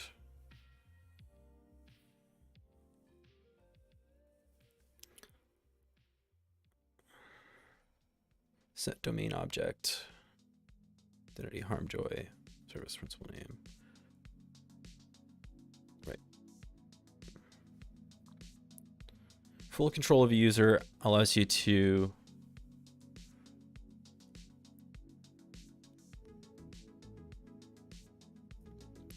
power view. So we need power view. If you don't want to mess with the user's password, targeted Kerberoasting is the way. So a targeted Kerberoast can be performed using power view set domain object along with the get domain SPN ticket. You're not running a process as a member. I am. So first create a PS credential object. We need power view though. We need to load in power view. So, oh wait, hold on. Do I have sharp view? I think I do. We can turn off responder.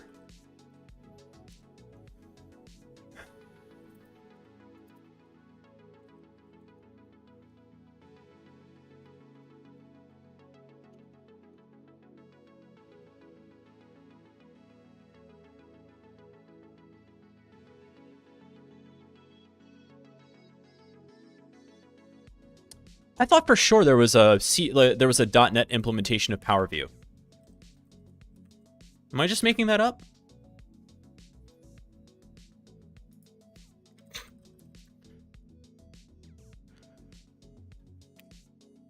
Not crazy.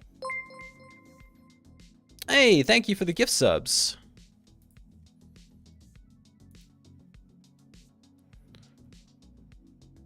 Boy, this is going to be another one of those, huh?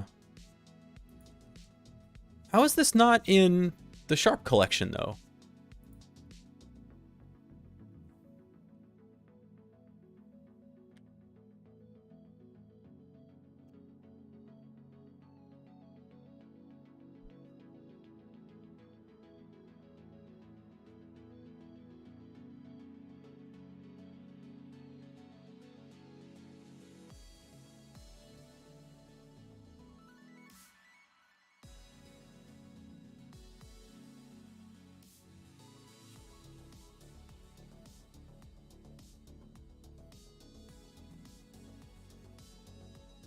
Is it one of the things that I loaded?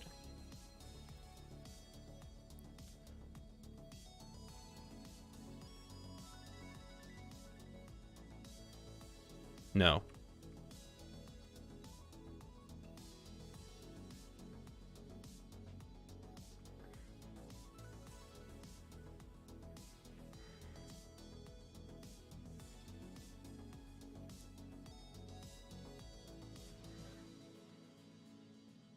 Four years ago.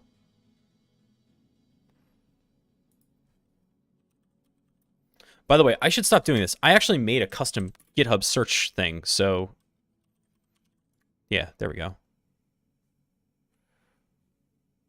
So there's Power View.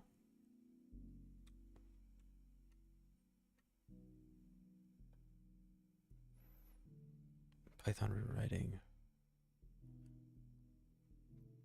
Aggressor scripts for Cobalt Strike.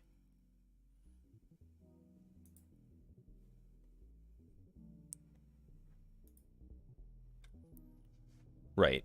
This is the old school.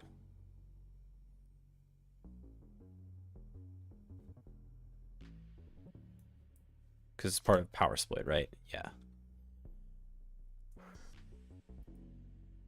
Good old Power Split. I would prefer to not do it this way. So let's think about what is happening here and ways that we could do it without using these tools. Set domain object. Get us. So it's doing raw LDAP stuff, right?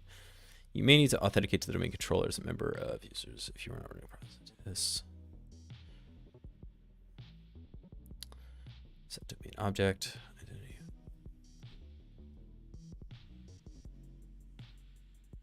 Oh, I see. I see.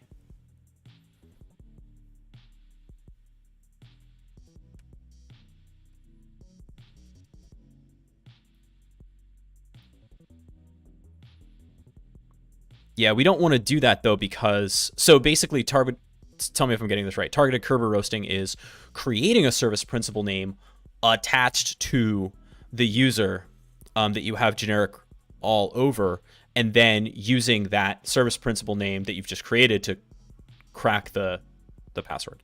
But we don't have any guarantee that we can do that. So in this particular case, right, okay, but we don't have any guarantee that we're going to be able to crack that password anyway. So in this case, I will do a force change password. Oh, we could just do net. Right. Right, so I'm Dorothy Navarro. No, I am as a net, though.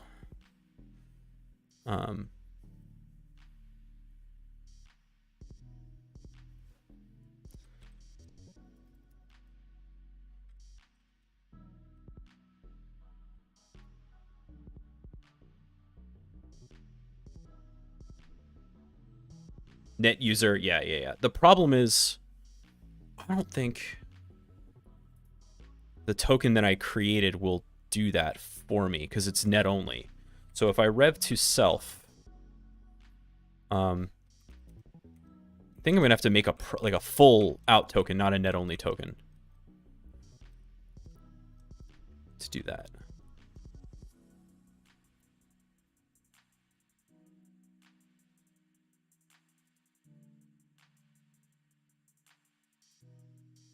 Right now.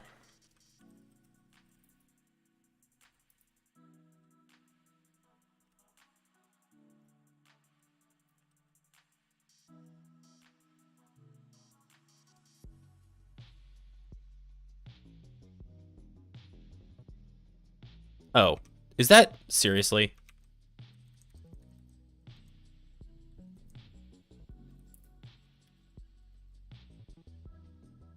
For the love of God. So execute -O to actually capture output. And, oh, perfect. So execute with the current token, which is exactly what I want to do.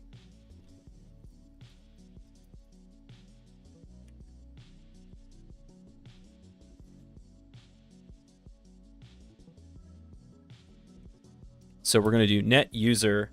And who do I have generic right all over? Rochelle Justice. This will be a good stopping point if we can make this happen. Plus, it'll be a pivot to DA.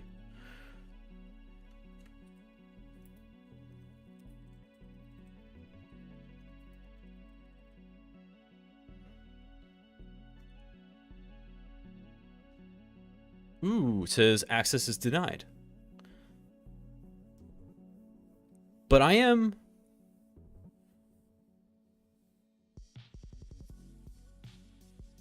But in theory, I am using that token. Well, let's see if that's true.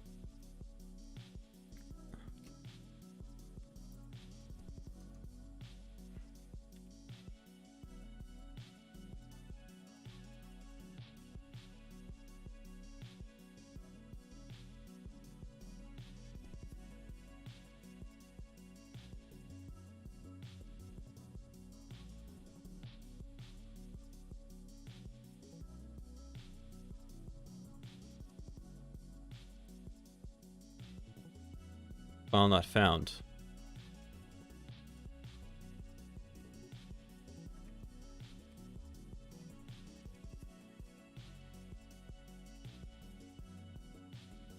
Access is denied. My token is not right.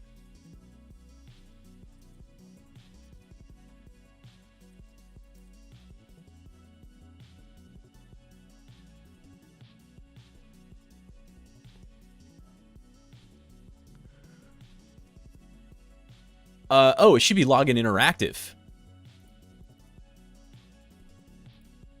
If we make a new sliver agent with the creds via run as, we would have an agent with the correct user context. You are 100% correct. I wanted to try to do this with a token. If I can't make that happen, you're absolutely right. I will do run as, because that's the easy mode. Faux show. Although...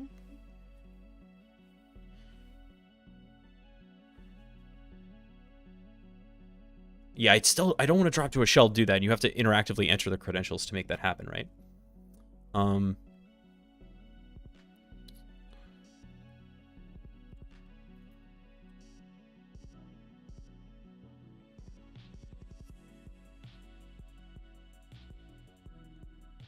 Wait a minute.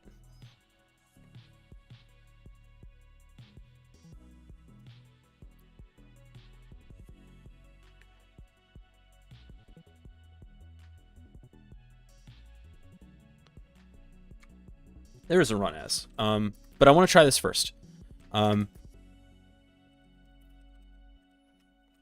So basically we're going to do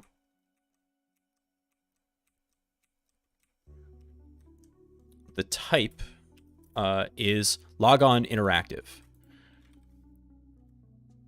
Okay, now I just want to see if this works. If it doesn't work, fine, whatever. Access denied. Let's try the net user thing. No. Okay, fine. Rev to self.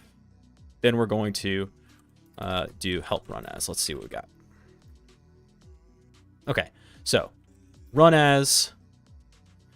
Oh, we're gonna have to fire up our web server again.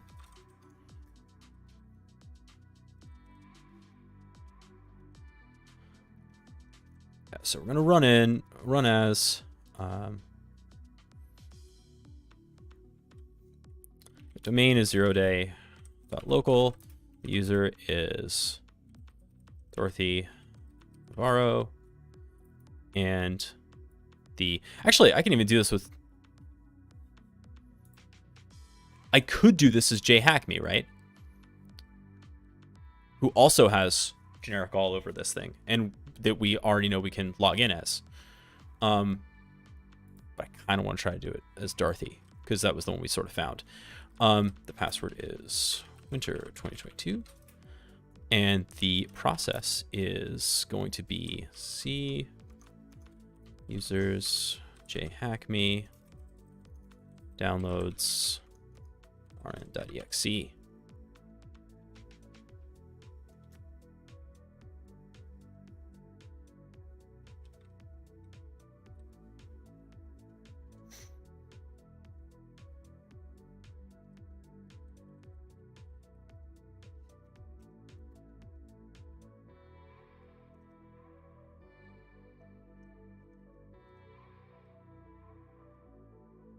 Oh, nope. The password is correct. Oh, it's capital P for password. Well, that's just confusing.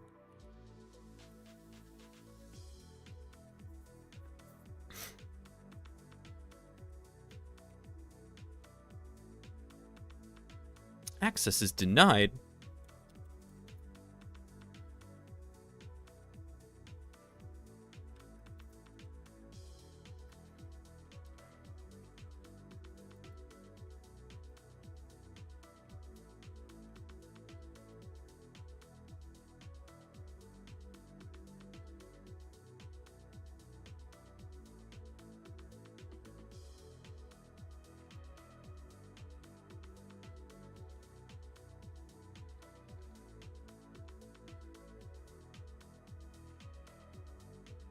Also says access is denied. Now, is that because I'm running as admin too? I feel like we're missing a step here. That we have generic all, but maybe not really.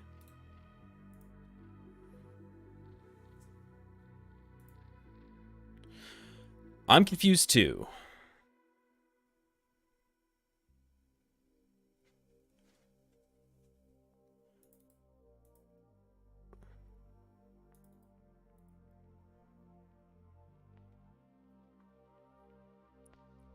We were. Now we're not. Now we're running this as JHackMe. No box is dead. This is my VM. This is my lab.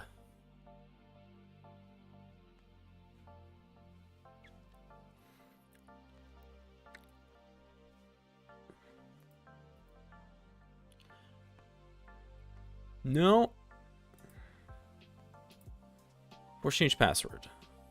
There are at least two ways to execute this attack. The first and most obvious is by using the built-in net exe binary in Windows, net user DFMA password 123/domain. Second, highly recommended is by using the set domain user password function in PowerView. This function is superior to using the net exe binary in several ways. For instance, exploit alternate connections instead of needing to run a process. Yeah.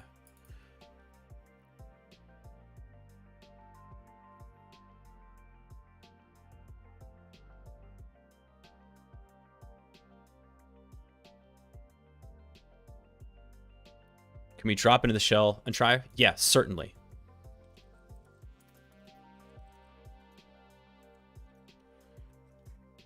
So in theory,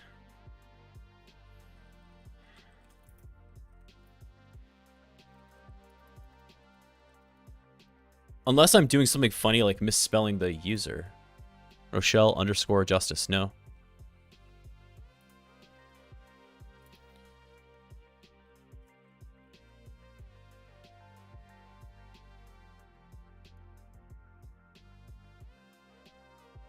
System error 5.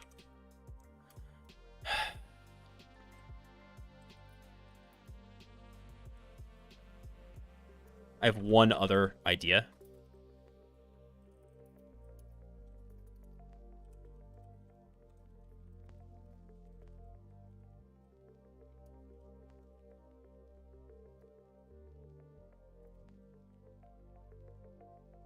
No, okay. Wasn't a password policy thing.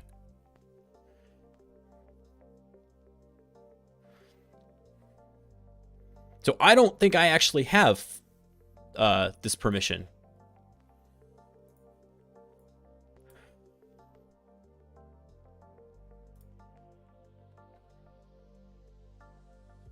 Unless... One last thing to try.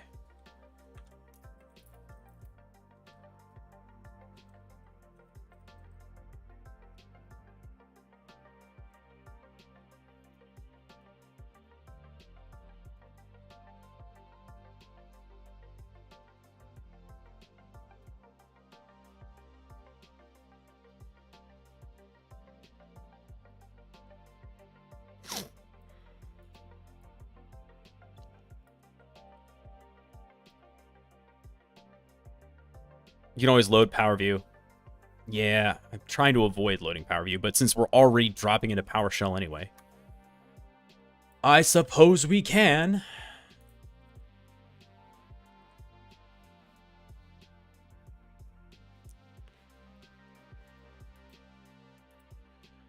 Oh boy, it's been a minute since I've done this, so let's see. It's going to go a little something like this.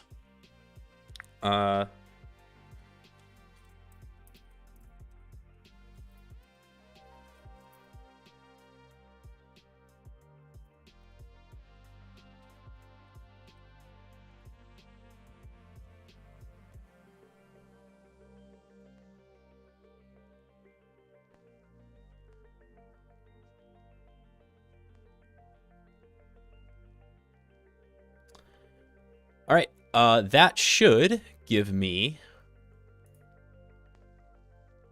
all personnel in the SOC being able to pay attention to the PowerShell command you set. Yeah, well, exactly.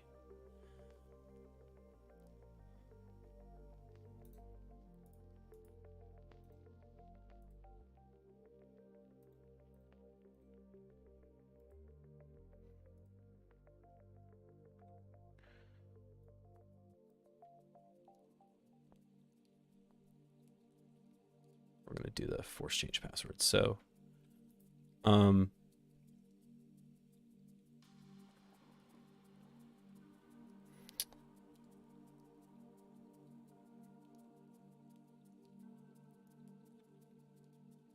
yeah, we'll do exactly that.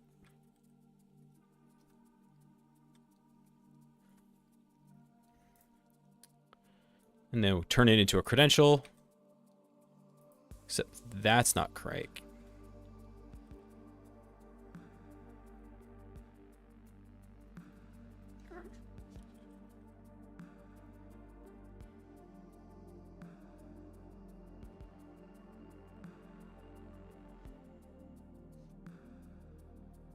Ugh, you can't backspace or anything, and you can't go back in Sliver's shell. Local / backslash for shell justice.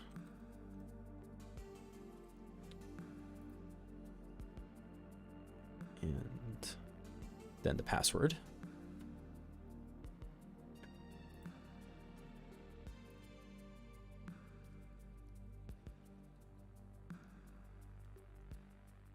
Okay.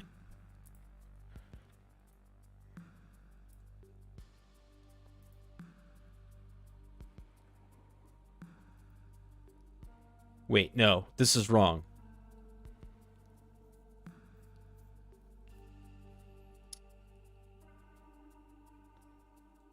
No, let's create. There we go. There we go.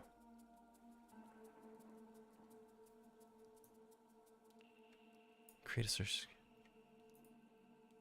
Wait, I'm confused. We create a secure string, then we create a new object, PS credential. We create the cred.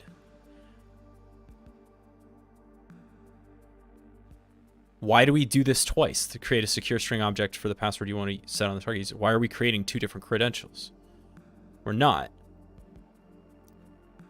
Oh, I see. So it's a secure string and then the cred. That's weird. But fine. Okay. So you need the credential and the secure string.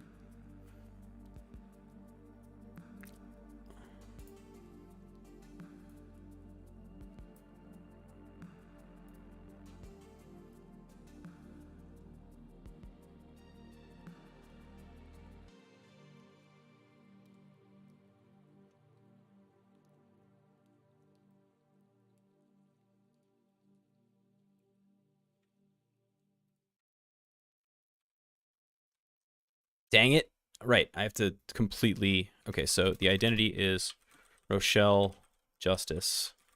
And then the account password is the user password. And the credential is cred. And this is probably not going to work for whatever reason. Cool.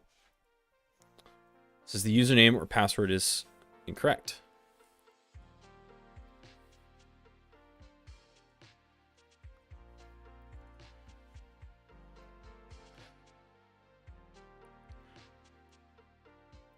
Need to authenticate to the domain. To do this in conjunction with set domain, first create a PS credential object. Oh, wait. There we go. You need to authenticate the domain controller as a member if you're not running a process as a member. I am running a process as a member, so I don't need to do that part. So this is user password. Set domain user password. Oh, I'm just not going to pass it a credential.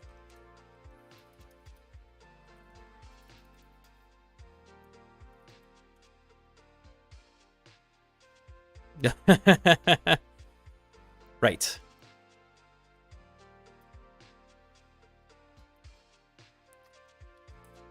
Rochelle Justice.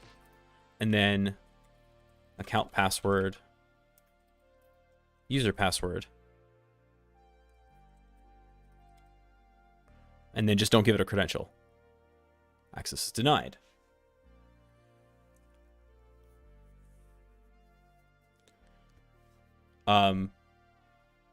I can create now that I understand what we're doing, I can do that. So basically we're gonna do sec password equals convert to secure string, convert to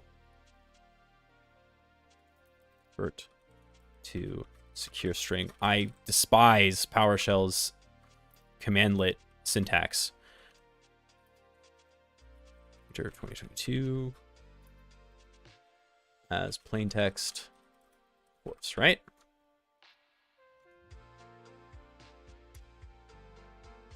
Good. Then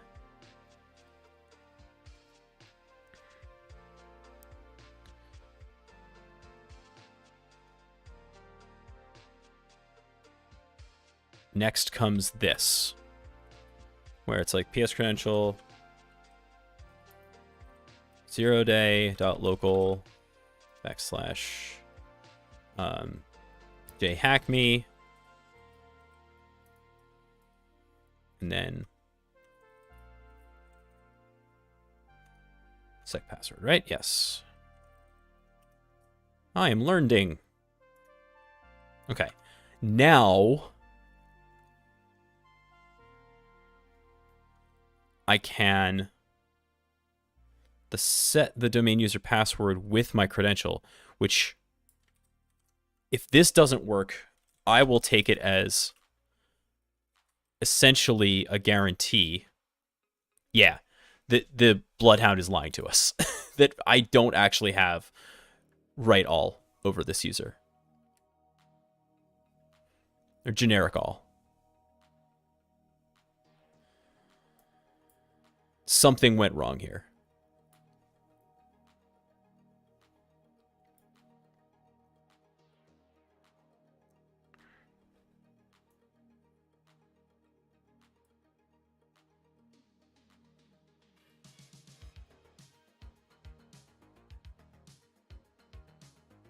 Yeah, still saying the same thing.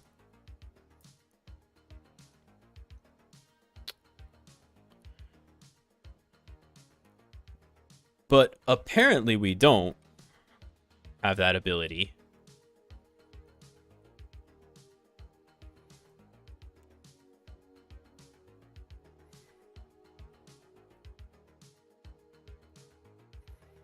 And even if I were to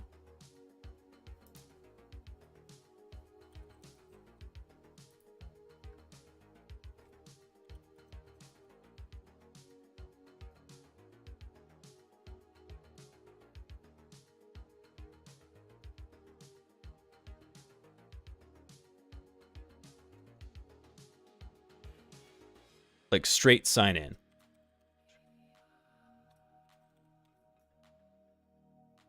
Yeah.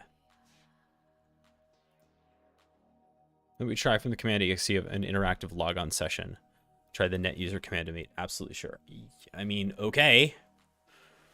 It's kind of what I'm doing. All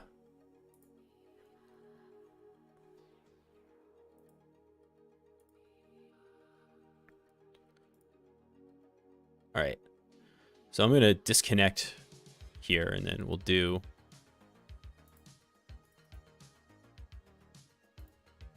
new connection. It's going to be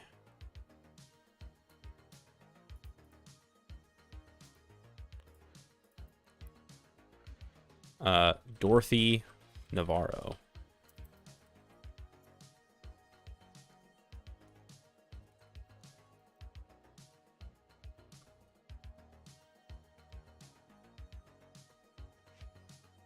I can't RDP into that because I don't have access to that computer. So let me fix that with. Oh yeah, hold on. I could do that. I can add Dorothy as a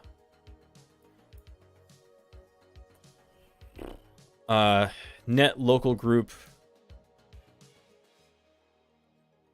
God, the syntax is always messing with me. So it's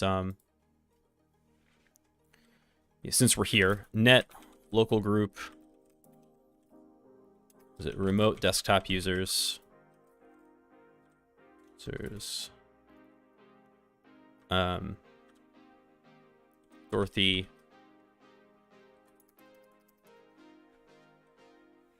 Forget this. Doing it PowerShell style.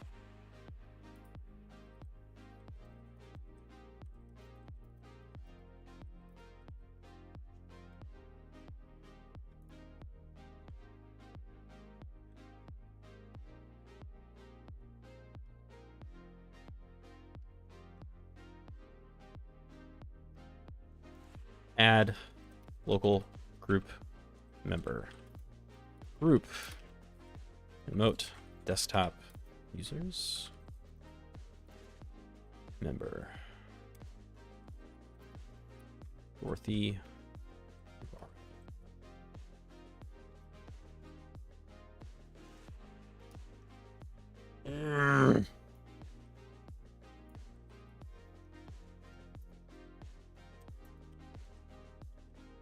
I think I'm probably gonna have to do 0 day. Dorothy. All right, that worked. And gonna, while I'm at it, why not?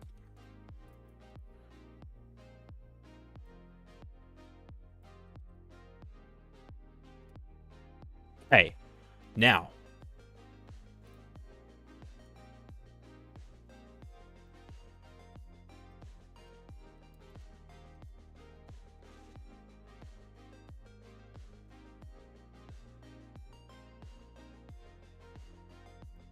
And then I gotta get out of here.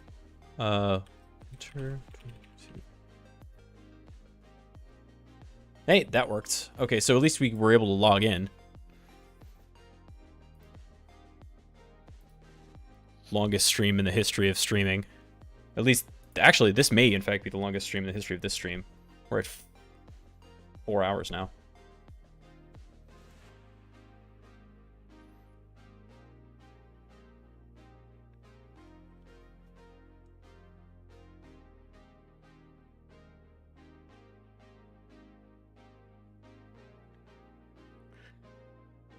So here's what I'm thinking about BadBlood. I think it's really solid. I think that a little bit of pre-gaming is important if you're going to demo stuff with it. But I'm going to keep this lab up as is and keep playing with it so we can experiment with more with these. And then we'll add in some PKI components so we can do Active Directory certificate services as well, because I know that we'll have some folks who are interested in that. All right.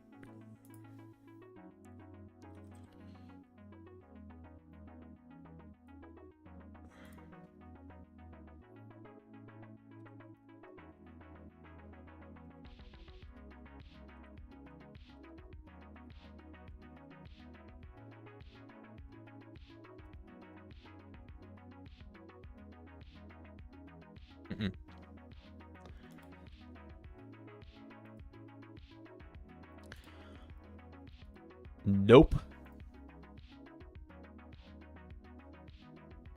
System error 5 has occurred. What is that? Probably just access is denied, right?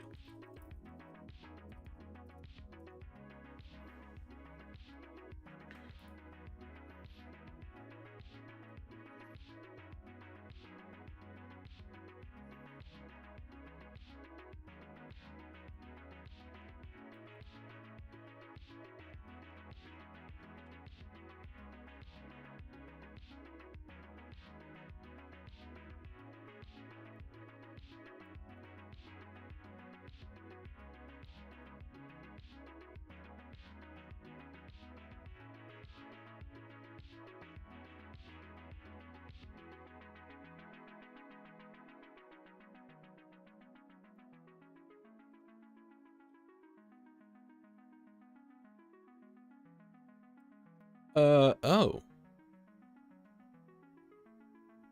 Restrict remote SAM. There's a registry thing.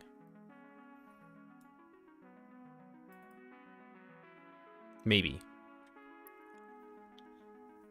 That's interesting. Create a policy which allows the specified groups or users to make the same request. No.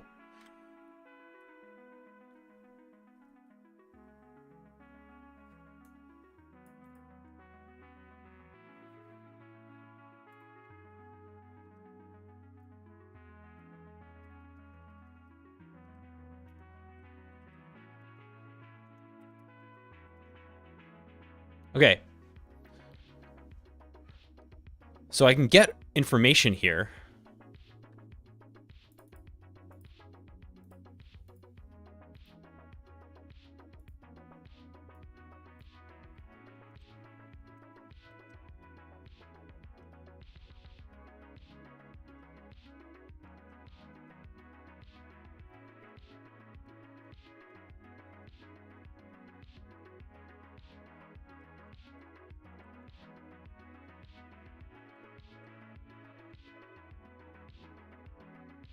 No. I don't think so. I might have the permission, although I doubt it very much. Let's look at the user, and then we'll call it a day.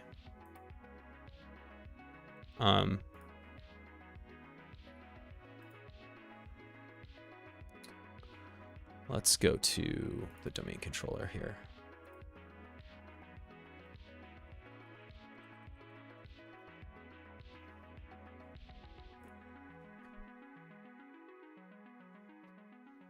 Okay, if we look at the Active Directory users, we're going to look for Rochelle Justice.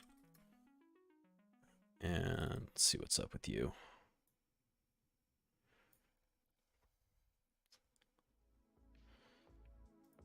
Of users test.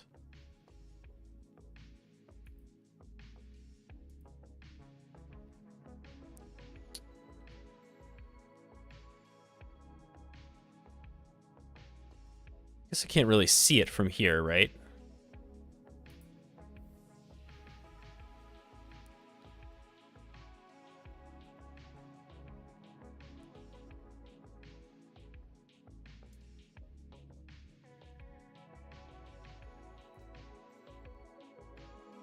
Yeah, I don't really see permissions here.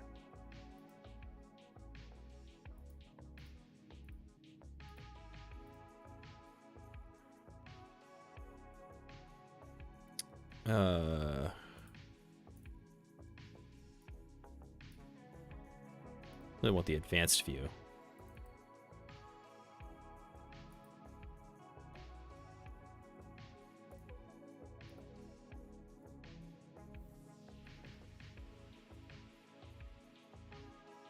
Advanced features. Thank you.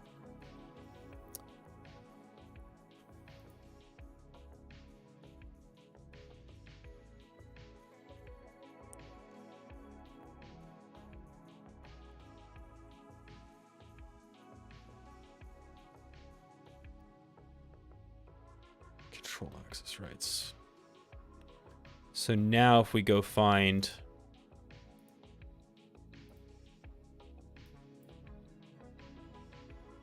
Rochelle Justice, I should be able to see it.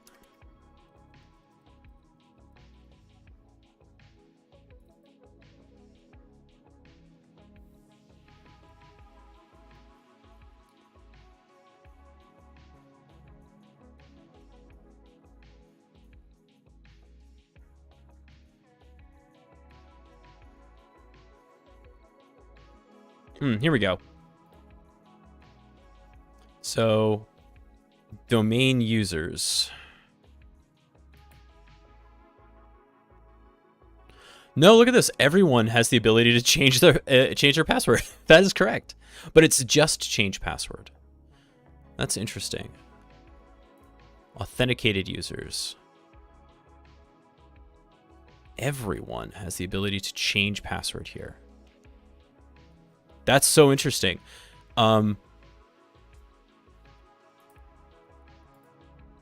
Literally everyone has the ability to change this password. That would be wild.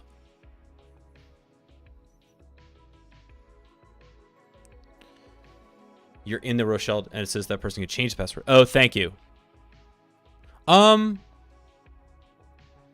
No, that's not correct. I'm sorry, Husky. I don't think that's correct. I'm looking at this object's properties, and this is the permissions that different groups have on this object. Domain admins have read-write. Everyone has change password on Rochelle.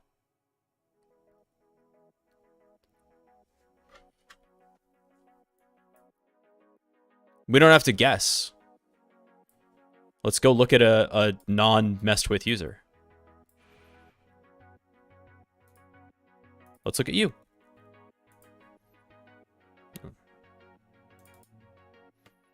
If we go to security. Yeah. I'll be damned. Look at that. It says everyone has changed password. What? But not a domain admin. Self, so, but see, self is the thing, right? Everyone has the ability to change your password?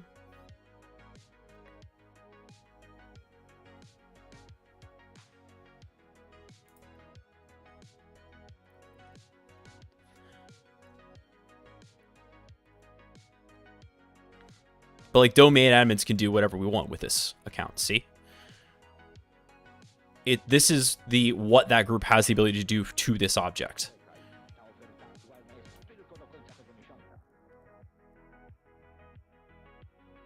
All right. I think we're going to have to call it there for today. So we had some fun with Azrep roasting. We had some fun with Curb roasting. And Bloodhound, which we got set up. But I think there's much more to do. We'll be doing some more Active Directory. I will put a little bit more prep in so we have something to actually enjoy and gain credentials to on our next run. For now, good news. I am planning on having a course ready for you on Monday, which is Python for Defenders Part 2. Fingers crossed. I may, if we can't get billing going, then we will wait to release it until that happens. But it is coming soon, and I'm excited to share it with you. I put a lot of blood, sweat, and tears into this course, and I think you're going to enjoy it. So, unfortunately, nobody's streaming right now, so I think I'm going to just send you all on your merry way. Thank you so much for hanging out. I hope you learned something. I know that I did. And I'll be continuing my practice with Active Directory. I'll be back on Wednesday, of course, and doing some programming there. Until next time, then, friends, please be good to yourselves, be good to each other, and happy hacking. I'll see you next time.